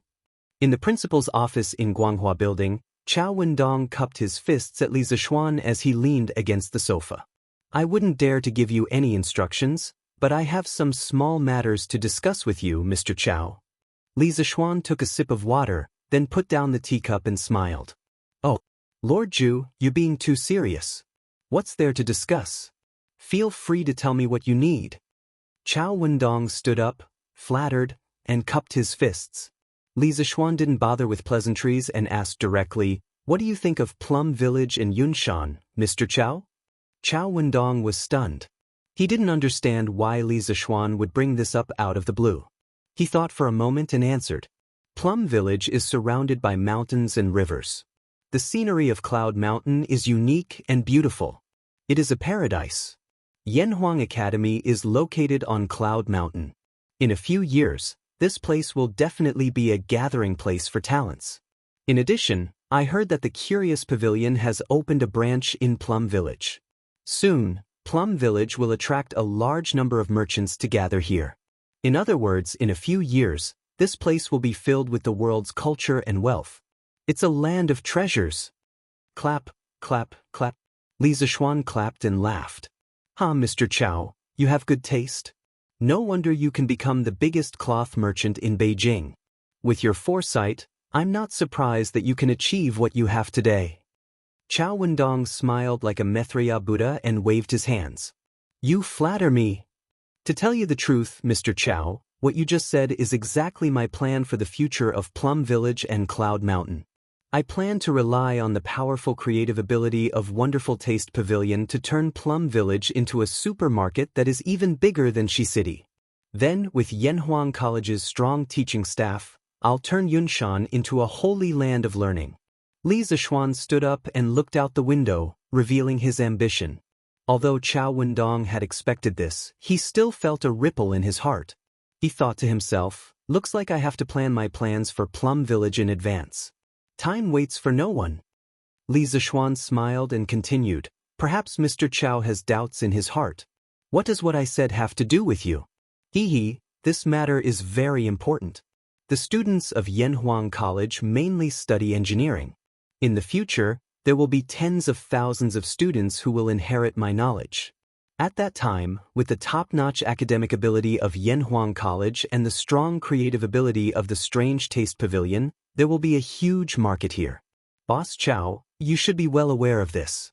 However, to build such a huge market, I alone will not be enough. I need many merchants to join in. Hence, I plan to set up a Yanhuang Chamber of Commerce in Plum Village. Only the members of the Chamber of Commerce will be able to sell the goods produced by the Strange Taste Pavilion. At the same time, they will also be able to enjoy the protection of the Chamber of Commerce. When Chao Wendong heard this, he immediately said excitedly, Lord Zhu, you are finally going to set up a Chamber of Commerce. 3 months ago, when Li Zixuan got married, Chao Wendong spent a lot of effort to prepare a congratulatory gift for Li Zixuan. It was all for the sake of leaving a good impression so that he could meet Li Zixuan. In the end, he did meet Li Zixuan. However, his suggestion to set up a chamber of commerce and raise the status of merchants was rejected by Li Zixuan without hesitation. Who would have thought that there would be such a pleasant surprise? Li Zixuan frowned and said in a low voice, Mr. Chow, don't misunderstand. The main purpose of setting up a chamber of commerce is to develop Plum Village and provide a source of income for some merchants. As for raising the status of merchants, I will not and do not want to worry about it. Although there were many unfairness in the hierarchy of scholars, farmers, and businessmen, Li Zixuan was also one of the beneficiaries of this hierarchy. He had no responsibility and no obligation to help the merchants in their class struggle. You could say that he was selfish, but in this situation he could only be selfish. Otherwise, his entire family would be implicated because of his audacity and willfulness. To Li Zixuan, no reputation was more important than his family. Chao Wendong choked for a moment and was immediately disappointed. However, he immediately thought about it. Even if Li Zixuan didn't help them raise their status, with Li Zixuan's Chamber of Commerce, at least they wouldn't be casually bullied by some unruly officials. This was a huge benefit. Lord Zhu is right. This old man has never thought of troubling Lord Zhu because of this matter. Forgive this old man for asking, but how can I become a member of the Chamber of Commerce? This was what Chao Wendong was most concerned about. Li Zixuan raised his teacup and smiled. It's very simple. To become a member of the Chamber of Commerce, you must first contribute to the development of the Chamber of Commerce. As for how to contribute, this is the reason why I invited Boss Chow here today. Chao Wendong's face was solemn and he looked like he was all ears. Boss Chow, you have already foreseen the future of Plum Village and Yunshan. This is very good. However, you did not see their current limitations. I would like to hear the details. Chao Wendong cupped his hands and said, The main problem that Plum Village and Yunshan are facing now is the road. When I was traveling the world with my master, I once heard a county official say, if you want to be rich, you must first build the road. I think it is very reasonable. From the official road outside Chang'an City to Plum Village, the road is not only narrow but also bumpy. How can such a road carry the future of Plum Village and Yunshan? Therefore, the road from Chang'an City to Plum Village must be built. Li Zixuan said solemnly. Chao Wendong nodded and said, What Lord Zhu said is very reasonable. The road in Plum Village should indeed be repaired. However, it will only be paved with some green stone slabs. I don't think it will cost much, right? Li Zixuan shook his head and said, I did not say that I want to repair the road with green stone slabs. I want to repair the road with cement. Seeing the confusion on Chao Wendong's face, he explained, It's the road in Yanhuang Academy. Chao Wendong's mouth was wide open. He did not expect Li Zixuan to be so serious. To be honest, after coming to Yanhuang College a few times, he had always been envious of the road and architectural style here. However, envy was not enough. Even if he was rich, there was no place where he could buy cement and the architecture in Yanhuang College. Although he did not know the cost of cement, he thought that it would be more expensive than green stone slabs. May I ask how much does Lord Zhu need? Li Zixuan stretched out 2 fingers and said, About 200,000 strings of cash. The first batch of members to join the Chamber of Commerce will depend on the amount of money they donate to determine the weight of their words in the flaming yellow Chamber of Commerce. Chapter 749. In 3 days, I will hold a bidding meeting at the drunken Immortal Inn. All 200,000 strings of cash will be up for grabs. Of course, if the final number is less than 200,000 strings of cash, no matter how much it is, I will personally fill it up. The road in Plum Village must be repaired. In the office, Li Zixuan explained his plan. Chao Wendong rolled his eyes and asked tentatively, Lord Zhu, I wonder if this old man can buy all of the 200,000 strings of cash by himself? Taking out 200,000 strings of cash at once was a little painful for Chao Wendong, but he felt that it was completely worth it. It all depended on whether Li Zixuan was willing or not. Li Zixuan looked at Chao Wendong in surprise. He probably did not expect this ordinary-looking businessman to be so bold. But after thinking about it, he shook his head and said, Boss Chao, doing business is about making money peacefully. It's not good to eat alone. Take the matter of repairing the road as an example. I can still take out a mere 200,000 strings of cash. But I didn't do that and left the opportunity to you, so. I understand. You're right, Lord Zhu. I'm just too narrow-minded. Chao Wendong said quickly. Li Zixuan shook his head and smiled. I understand Boss Chao's intentions, but I don't intend to publicize the matter of the Chamber of Commerce. So, I'll have to trouble Boss Chao to inform some wealthy businessmen in Chang and city to participate. In the end, I will choose 5 people to be the first batch of members. He was a founding baron and a rank 3 crown prince, Zhan Shi. Establishing a Chamber of Commerce was not a pleasant thing to say. If word got out and everyone knew about it, it would be quite troublesome. So, he did not think of using Detang Daily to publicize the Yanhuang Chamber of Commerce from the start. 5 people? Chao Wendong calculated in his heart. When the time came, each person would have an average subscription quota of 40,000 strings of cash. But it was rare to see people willing to fork out so much money for repairing the road. In this way, he had an opportunity. Don't worry, Lord Zhu. In less than a day, all the wealthy businessmen in Chang and city who are qualified to participate in this bidding will definitely know about it. Chao Wendong quickly promised. That's great. Then, I'll have to trouble Boss Chao. After sending Chao Wendong off, Li Zixuan came to the field and saw green military uniforms.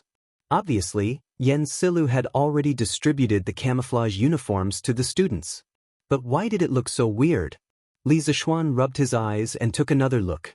He still felt that the students in the camouflage uniforms in front of him were very strange. Hey, although it looks like a hooligan, it's really cool to wear. That's right. Moreover, this shirt doesn't have sleeves. It'll be much easier to move around like this. However, Mr. Yen only gave each of us 1 set of these clothes. Be content. I heard that these clothes were specially made for us by the Yamacho. They didn't even charge us for it. It's like giving it to us for free. But how can I change into only 1 set of clothes? Then I can only wash it every night and wear it the next day. Hey, this dress is quite comfortable, but the hair doesn't match the dress. It's in the way. Oh right, it's the hair. When Li Zixuan heard the students talking about his clothes, he suddenly felt that something was wrong. If the camouflage uniform and long hair does not look weird, then something must be wrong. Little Xian, after the students put on this kind of clothes, they all look quite spirited. If they train later, I guarantee that they will look better than before. You really have a lot of ideas. When Cheng Yaojin saw Li Zixuan coming over, he went up to him and patted him on the shoulder. Li Zixuan was speechless. What do you mean by ideas? Young master's idea was clearly a serious one, all right? Uncle Cheng, don't you think that these clothes and their hair don't match? Cheng Yaojin thought for a while and nodded. Indeed, they don't match. The style of your clothes is cool, but most of the students' hairstyles are the opposite of this style. Li Zixuan agreed. Uncle Cheng, you have a good eye. That is indeed the case. The only thing we can do now is to let the students tie up their hair and put it in a bun. Cheng Yaojin laughed. That's great. After the 2 of them finished their discussion, They arranged for the people below to get the hair tie. After a while, every student was given a hair tie. According to Li Zishuan's idea, everyone tied up their hair. Now, regardless of hairstyle or clothes, all the students looked neat and tidy. Although it's still a little weird, it looks much better overalls. Li Zishuan thought in his heart. Not bad, not bads. Then I'll start the training. Chen Yaojin squinted his eyes, looked around and said, "But." Li Zishuan nodded and then retreated to the rostrum. All instructors, listen up. Today's military training begins. All classes will train separately. As soon as he retreated, Chen Yaojin's loud voice rang throughout the entire field. Li Zishuan was secretly surprised. Good heavens, he didn't even have to use the loudspeaker this way. Everyone in the first class, stand at attention. Look to the right. Look to the front. Turn to the right. Run. Bang, bang, bang, bang. Under Chen Yaojin's command, the students of Class 1 took the lead to start a new day of military training. With neat and powerful steps, the cadence of the whistles, coupled with the students' neatly dressed camouflage uniforms, today's team was very different from usual.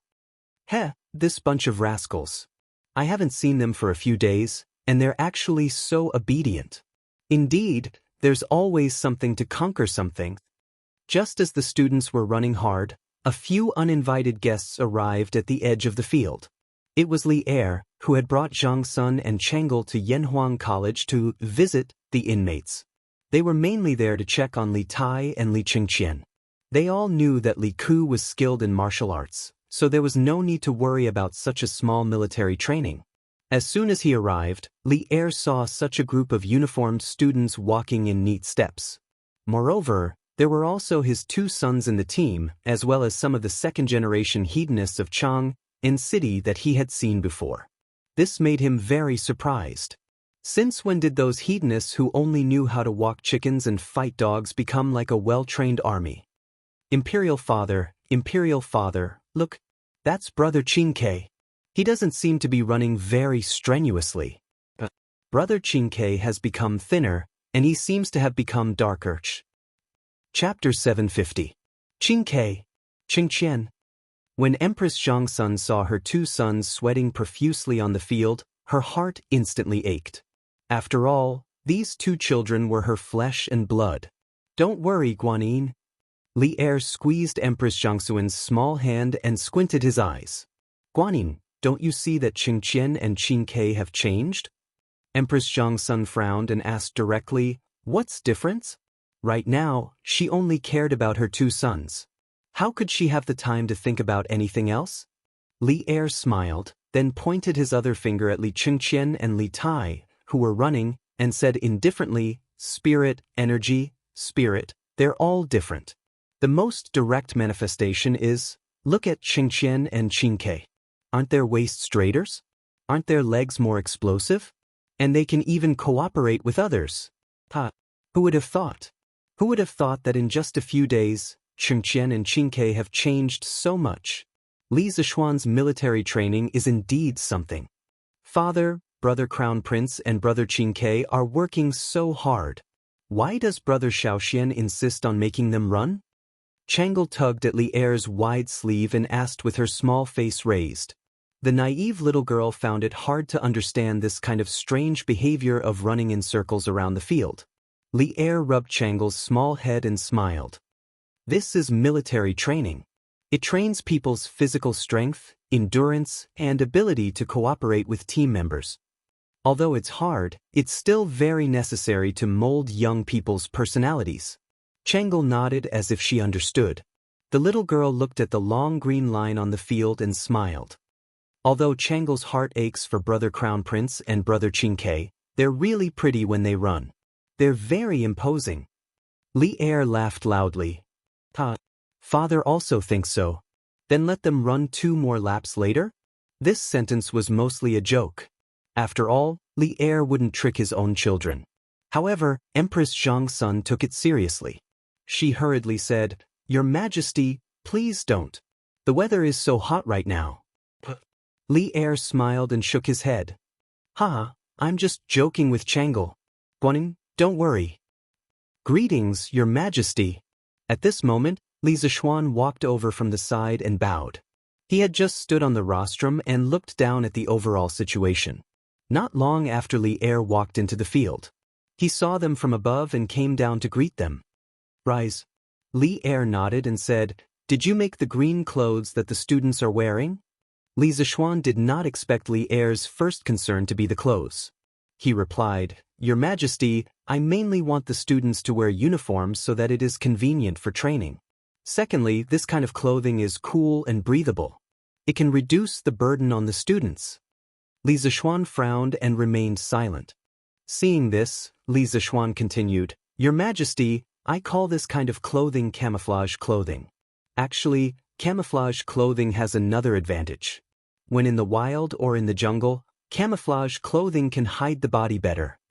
Sure enough, as soon as Li Zixuan finished speaking, Li Er's eyes lit up. It was obvious that he had thought of the military use of the camouflage uniform. Then why did Li Xianxia let Qingqian and Qingke run one round after another?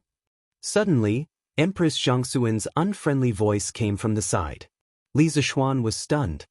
He did not understand why the usually gentle and kind Empress suddenly became so difficult to talk to today.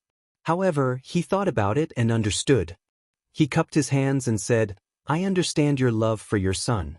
However, as the saying goes, jade cannot be made into useful without being carved. Qingke and the others will bear the heavy responsibility of developing engineering in the future. If they do not have a good body, how can they carry on until the end? Moreover, as far as I know, people like Qingke who are overly obese will easily have headaches, dizziness, tinnitus, and other symptoms once they reach middle age. It is very difficult to treat. In serious cases, it can be life-threatening. Therefore, I also plan to use this military training to help Qingke lose weight. I am doing this for his own good." Empress Zhangxuan's expression changed. She asked in a low voice, "Is this true?" Li Zixuan nodded solemnly and said, "Absolutely true." Empress Zhangxuan's face was ghastly pale. Li Zixuan was rather famous in the field of medicine. This time, he spoke with such certainty. She had no choice but to believe him. Seeing this, Li Zixuan glared fiercely at Li Zixuan. Then he comforted, "Don't worry too much, Empress. Qingke is still young. I have plenty of time to invite all the famous doctors in the world to help him lose weight." Empress Zhangxun shook her head and did not say anything. Li Zixuan also realized that what he had said just now was a bit too much, so he spoke up. "What I said just now was only a certain probability of happening. I did not say that it would definitely happen. Moreover, as long as Qingke can persevere through the military training, there will naturally not be such problems in the future." Empress Zhangxun breathed a sigh of relief. She looked at Li Zixuan with a complicated expression and said, "Then I will have to trouble Li Zixuan to take care of Qingke." After saying this, she felt that it was a bit absurd. She had sent her son to be tortured in the hands of others, and instead, she had to thank others. No matter how she thought about it, this matter was awkward. All right. Let's go somewhere else to have a look." Li Zixuan looked at the time and said, Come. Your Highness, try this. It's very good for your asthma." As noon approached, Zhang Sun wanted to see the cafeteria of Yanhuang College. After all, she was still worried that her son would not eat well here. After seeing that the environment of the cafeteria was not bad, Zhang Sun wanted to have lunch here. Li Zixuan naturally agreed. The family of 3 ordered 4 dishes. Li Zixuan walked over with a plate of golden yellow dishes and said, "Let's go." Li Zixuan and Empress Zhangxun were both present. Of course, Li Zixuan would not directly call Li Lizzie as Sister Changle. "Brother Xiaoxian, what is this dish?"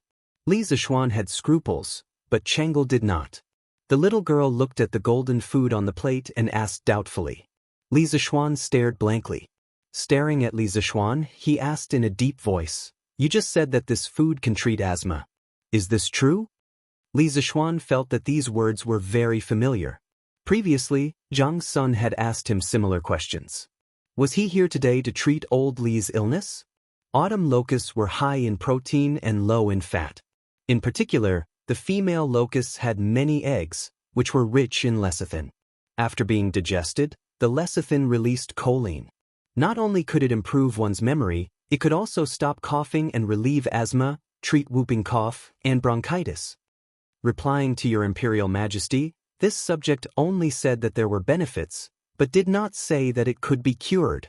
Princess Changle's illness still needs to be slowly nursed back to health. Chapter 751. Oh, it's delicious. Imperial Father, Imperial Mother, have a taste.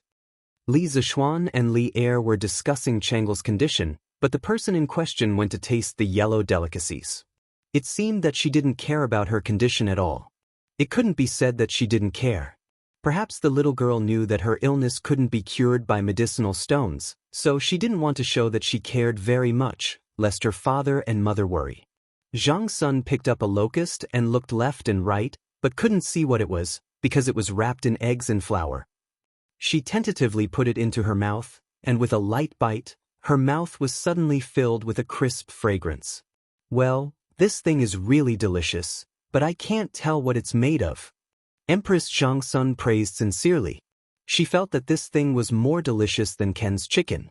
Li Zishuan said embarrassedly, Your Majesty, this dish is called Soaring Success. As for what it's made of, forgive me for not being able to say. In fact, Empress Zhangsun also had qi disease, so eating more locusts was also very good for her body. But if Li Zishuan really said the ingredients of this dish, everyone present probably couldn't eat any more. Oh, Soaring Success? That's a good name. It's just that you're being so secretive. Could it be that you're afraid that this consort will steal your secret recipe?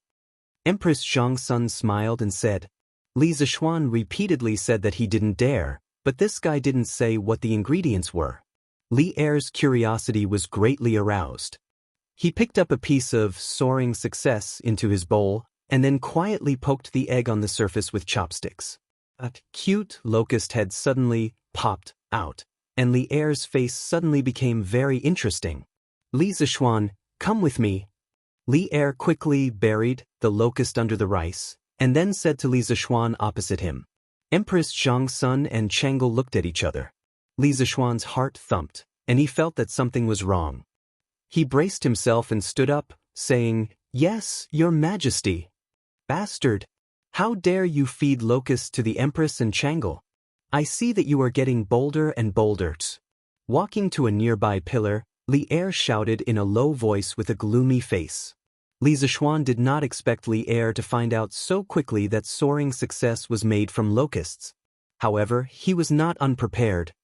His Majesty is angry because he thinks locusts cannot be eaten by humans. In fact, not only could locusts be used as food, they could also be used to detoxify, stop coughing, and stop asthma. They had extremely high medicinal value. Your Majesty, if you don't believe me, you can ask the doctors of the Imperial Physician Bureau. Li Er was stunned when he heard that. This was the first time he had heard that locusts had so many effects. Your Majesty, as long as you don't think that it's a locust when you eat it, the taste is still very good. Moreover, who knew how many locusts there would be next year?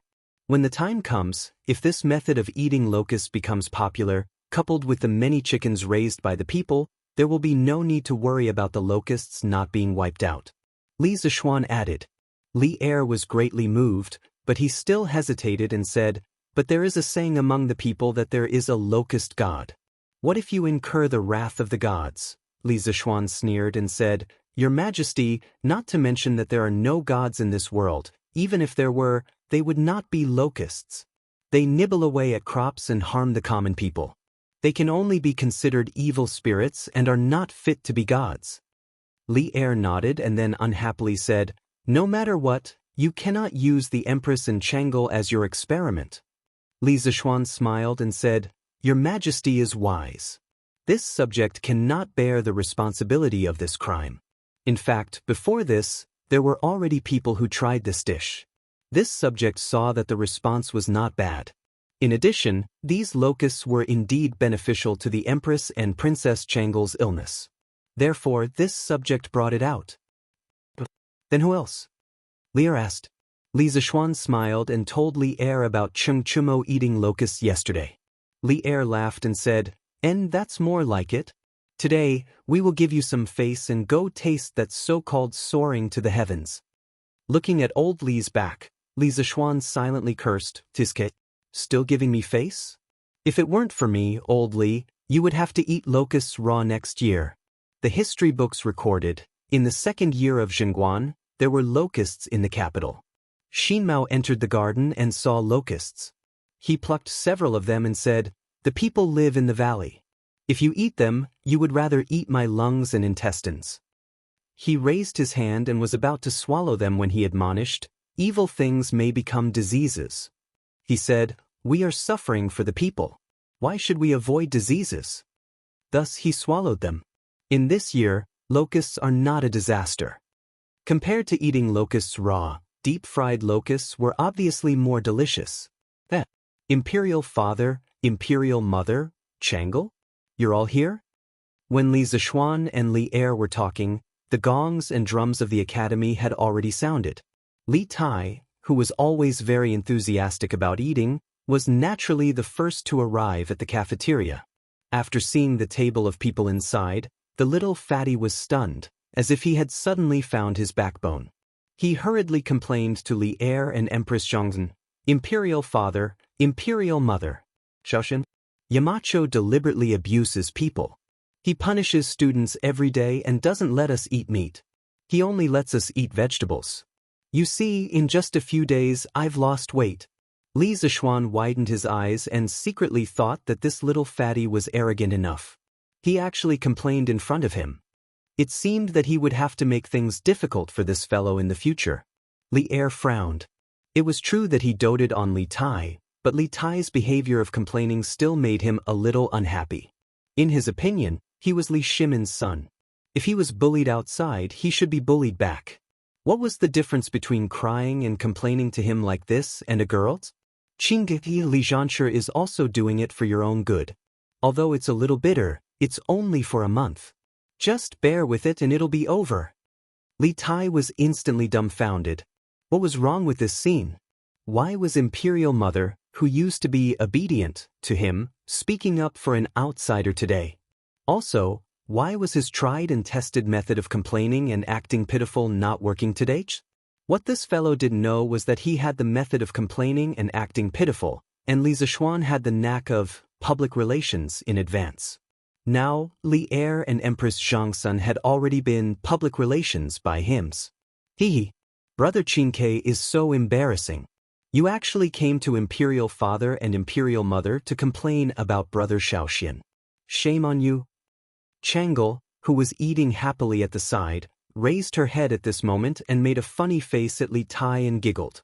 Actually, her words more or less had the intention of helping Li Zishuan out of the predicament. Just as Li Tai was about to quibble, he noticed the golden and dazzling delicacies on the plate. He quickly ran over and sat beside Chang'e, saying, "Meteoric rise, this must be meteoric rise. Chang'e, do you leave some for me, let me try it?" Chapter 752. Qingke, have you forgotten the rules of the academy? Li Tai picked up a large locust and put it into his mouth, but Li Zishuan reminded him in a deep voice. Li Tai's action of putting the meat into his mouth immediately stopped, and his face showed both annoyance and reluctance. "Your Majesty, the students have finished school. Let's go back to the palace." Empress Zhongsun looked outside through the glass door of the canteen, and then said to Li Er, "Well, Chang'e, let's go back to the palace. Father will bring you here to play another day." Li Er looked at Chang'e and said in a gentle voice. Empress Zhongsun smiled at Li Zishuan at this moment and said, "Li Xianxia, His Majesty and I can't finish these things, so let Qingke do it for us so as not to waste it. What do you think?" Li Tai immediately laughed, and at the same time he gave his mother 32 thumbs up in his heart. Li Zishuan was speechless. Empress Zhongsun had always been wise, but she still had a heavy selfishness when it came to the problem of children. But this was just a small matter, and he didn't need to be unhappy with Empress Zhongsun because of it. Besides, the main ingredient of locust meat was protein, and Li Tai wouldn't gain weight even if he ate some. "In this case, I respectfully send your Majesty and your Majesty off." Li Zishuan cupped his hands and bowed. Empress Zhongsun smiled and walked out of the door with Li Er and Chang'e. Before Chang'e left, she quietly turned around and waved goodbye to Li Zishuan. Li Zishuan smiled and waved back. Hey. Fragrant. So fragrant. I haven't eaten meat for a long time. I came at the right time today. After old Li left, Li Tai greedily sniffed the 5 dishes on the table, and then laughed very proudly. Li Zishuan glared at him angrily, but the words he had just said to Empress Zhongsun were still in his ears, so he couldn't be too harsh. He could only say in a strange tone, "Chi, you brat, take it easy. Don't overeat and you won't be able to run in the afternoon." There was only meat in Li Tai's eyes right now. He didn't care about anything else. He just vaguely answered, "Okay." Then he buried his head in the food. "Qingke, where did you get this meat from? Didn't they say that students in the regular class can't eat meat?" Right at this moment, Li Chengqian walked in from outside and was surprised to see the 5 plates of meat on the table. "Damn, dongpa pork, braised pork, lion's head. These are all my favorite dishes. Qingke, save some for me." Sun Zifen followed closely behind Li Chengqian. However, this amusing idiot didn't pursue the source of the food. Instead, he went straight to the table and started snatching food. Li Tai panicked. Ba ba ba ba ba. This damn fatty was really ruthless. He directly spat on the 5 dishes on the table. "It's all mine. Let's see who dares to snatch it from me, huh?" Li Tai protected the food plates and laughed proudly at Sun Zifen, who rushed up to snatch food. Sun Zifen's face suddenly looked like he had been F***ed by a dog. He pointed at Li Tai with a trembling hand and said angrily, "Damn. Qingke, you're really F***ing wasting natural resources recklessly. You can't finish all these dishes alone. What's wrong with sharing some with me?" Li Tai rolled his eyes and started to say cheekily, "I'm not giving it to you. I'm just asking you, are you angry? Are you angry? Are you angry?" Sun Zifen was really furious at this moment. It was bad enough that he couldn't eat meat, but he was also ridiculed by others. How could he tolerate this kind of anger? Ba ba ba ba. This amusing idiot took advantage of Li Tai's unpreparedness and actually spat 5 mouthfuls of saliva on the food plates. "Hee, if you don't let us eat, then don't eat. Now, I'm asking you, are you angry?" Sun Zifen also started to act cheekily and said proudly, "Sun Zifen, I'm going to fight it out with you." The food that was about to be in his mouth suddenly disappeared without a trace. This kind of feeling was worse than killing Li Tai. The little fatty slammed the table and stood up, wanting to fight Sun Zifen to the death. When Li Zishuan saw that these 2 idiots actually started to spit at each other over a few dishes, he couldn't help but roll his eyes speechlessly. He went forward and reprimanded them. "Spitting filth at each other in public, what kind of etiquette is this? This is simply ruining Yanhuang College's image. Get the hell out of here and get your food." Oh! Seeing that Li Zishuan seemed to be really angry, Li Tai and Sun Zifen decisively admitted defeat and the 2 amusing idiots went to get their food with their tails between their legs. However, when Li Tai left, he still looked back at the dishes on the table reluctantly. Noticing Li Tai's small movements, as the older brother, Li Chengqian couldn't help but cover his face, feeling a little flustered. Seeing that the farce was over, Li Zishuan turned around and left in a huff. Li Zishuan went to the kitchen from the back door of the cafeteria and taught Wang Dahu a new method of cooking locusts. After drying the locusts, grinding them into powder, then mixing them with flour and eggs, placing them in a pan of oil and frying them into cubes or meatballs. This way, no one would be able to recognize that this dish was made from locusts like Wang Dahu did. He remembered that in modern times, there were many factories that ground locusts into powder to make protein powder. This way, they could avoid the psychological barrier that many people had when eating locusts. Speaking of which, the cafeteria had received more than 100 caddies of locusts from the children of the 2 villages today. And according to the trend, they would receive more locusts in the next few days. Therefore, the academy would be eating locusts for a long period of time. If the students of the special training class couldn't finish it, they would leave it for the teachers of the academy. If they couldn't finish it, they would hand it over to shopkeeper Lu and sell it at the Drunken Immortal restaurant. After leaving the cafeteria, Li Zixuan went straight home and saw that the courtyard was already filled with baskets of eggs. The courtyard, which wasn't particularly big to begin with, suddenly became crowded. Husband, we received more than 3,000 eggs in the morning. The farmers of the other villages heard the news and wanted to sell their eggs to us, but I saw that the Han village and Plum village had already sent over a lot of eggs, so I didn't take theirs. Han Yushi came up and said softly. She didn't look worried at all after receiving so many eggs. Obviously, she was very confident in her husband's methods. Li Zixuan nodded and said in agreement, we should pay close attention to the farmers in our village. By the way, wife, have you prepared the ingredients that I asked you to prepare for me yesterday? Han Yushi smiled and said, husband, they're all here. Do you want to start now? Li Zixuan thought for a while and said, let's start now. The weather has been too hot recently, and the eggs aren't easy to preserve. It's better to do it early rather than late. Otherwise, many of the eggs will spoil. Didn't I ask housekeeper Wang to bring a group of servants over yesterday? Why don't I see them? Han Yushi hesitated for a moment. Just as she was about to speak, she saw Madame Li walk out of the house and say, I didn't let them come.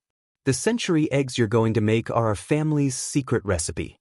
The fewer people who know about it, the better. Chapter 753. Yunshan, Courtyard Number 1. When Li Zixuan heard his mother's words, he couldn't help but be speechless.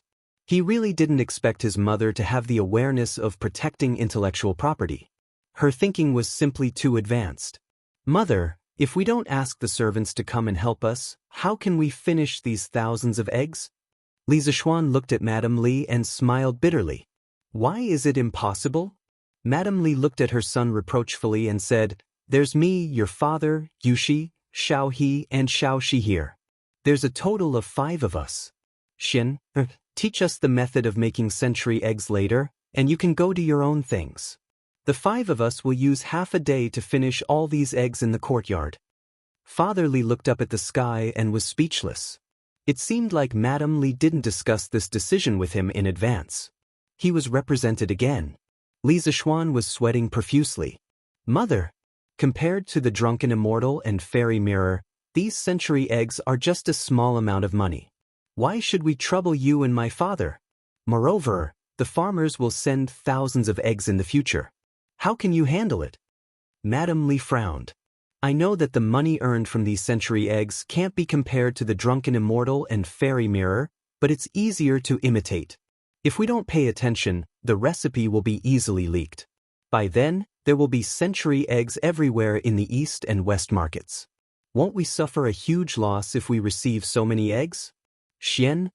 This is the secret recipe that you got from your master. You can't let others take advantage of it. Li Zixuan was a little helpless when he met such a protective mother. He sighed and said, Mother, the servants in our residence are all loyal. They won't spread the secret recipe. Moreover, the method of making century eggs is very simple. Even if we don't spread the secret recipe, others can imitate it in less than half a year. You don't have to do everything yourself. Madam, Xianxia is right. The servants in our residence can withstand the test. You don't have to worry. Look, if you're exhausted, Xianxia will be worried, right? Seeing this, Li Jingma hurriedly said. He had been living a carefree life in Cloud Mountain recently. He didn't expect to be used as a coolie by his wife today, so he was naturally unhappy. At this moment, the situation took a turn, and Li Jingma didn't hesitate to assist. Madame Li glared at her husband and said after a while, Since Xianxia says so, then we'll do as you say. Teach us the steps first, and tomorrow we will call the servants over to help. Li Zixuan smiled and replied, All right, mother, come with me. In fact, the method of cooking the century egg was very simple. First, the surface of the egg was covered with lime that had been stirred with water. It had to be uniform. Then, the outside was covered with a layer of grass ash or wheat husk. It was ready to be left for about a month. When the time comes, the raw eggs will turn into crystal clear cooked eggs. Together with tofu and vinegar, it will be a different kind of delicacy. Han Yushi asked curiously, Husband, how did this raw egg suddenly become a ripe egg? Li Zixuan explained with a smile, Dear, this is because quicklime is mixed with water, Xiaodong, did you sell your eggs to young master today? In the Han family manor, a woman in green clothes stood outside the courtyard and shouted at Han Xiaodong, who was enjoying the cool air inside. It's Aunt Luo. Yes, we sold more than 100 eggs to young master today. What's wrong? Han Xiaodong came to the front of the courtyard and asked doubtfully. So young master really accepted them. Aunt Luo opened her mouth in surprise and said, Then Xiaodong, do you know if young master will lose money by buying so many eggs? Han Xiaodong smiled and said, young master will never lose money. Young master has never done anything that he is not confident of. Since he dared to accept them, it means that he will not lose money. Aunt Luo smiled and said, if that's the case, then I will send the eggs at home to young master in a while. I will also send the eggs from the child's uncle's house. Han Xiaodong hurriedly said, Aunt Luo, wait. Young master will only accept eggs from our manor now. I'm afraid he won't accept eggs from other manors. There's such a thing? Master Luo asked in disbelief. Yes, I don't think young master will be able to accept so many eggs at once. Han Xiaodong guessed. Oh, then I'll go back and send the eggs from my house to young master first. Your Majesty, Dr. Wang and Dr. Qin from the Imperial Physician Department are here. In Ganlu Palace, Li Er was bent over the table and reading memorials. Today was the official day off, but as the emperor, it was not easy for him to have half a day off in the morning. Therefore, after leaving Yanhuang College, he was full of thoughts about official business again. At this time, an attendant from the yellow door came in from the outside and bowed in a low voice. Announce. Li Er did not even raise his head and said lightly. After a while, 2 middle-aged men carrying medicine boxes walked in from outside. They were the 2 doctors from the Imperial Physician Department who had followed Duga Xian when he led the army to attack Snake Spirit Mountain, Dr. Wang and Dr. Qin. Your subject greets your Majesty. The 2 doctors bowed to Li Er in unison. No need for formalities. Li Er said lightly, then raised his head and looked at the 2 doctors. My 2 beloved officials, I have invited you here today because I have something to ask you. Dr. Wang and Dr. Qin's eyelids twitched uncontrollably. The 2 of them quickly stepped forward and cupped their hands. We dare not ask, Your Majesty. If there is anything you need, please let us know. Li Er stood up and walked to Dr. Wang and Dr. Qin. He thought for a while and asked, My 2 beloved officials, your medical skills are superb. I would like to ask if you know that locusts can be used as medicine to treat asthma? Dr. Wang and Dr. Qin frowned.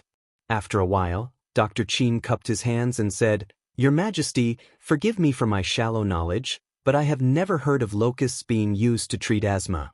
Dr. Wang also bowed. I have also never heard of locusts being used to treat illnesses.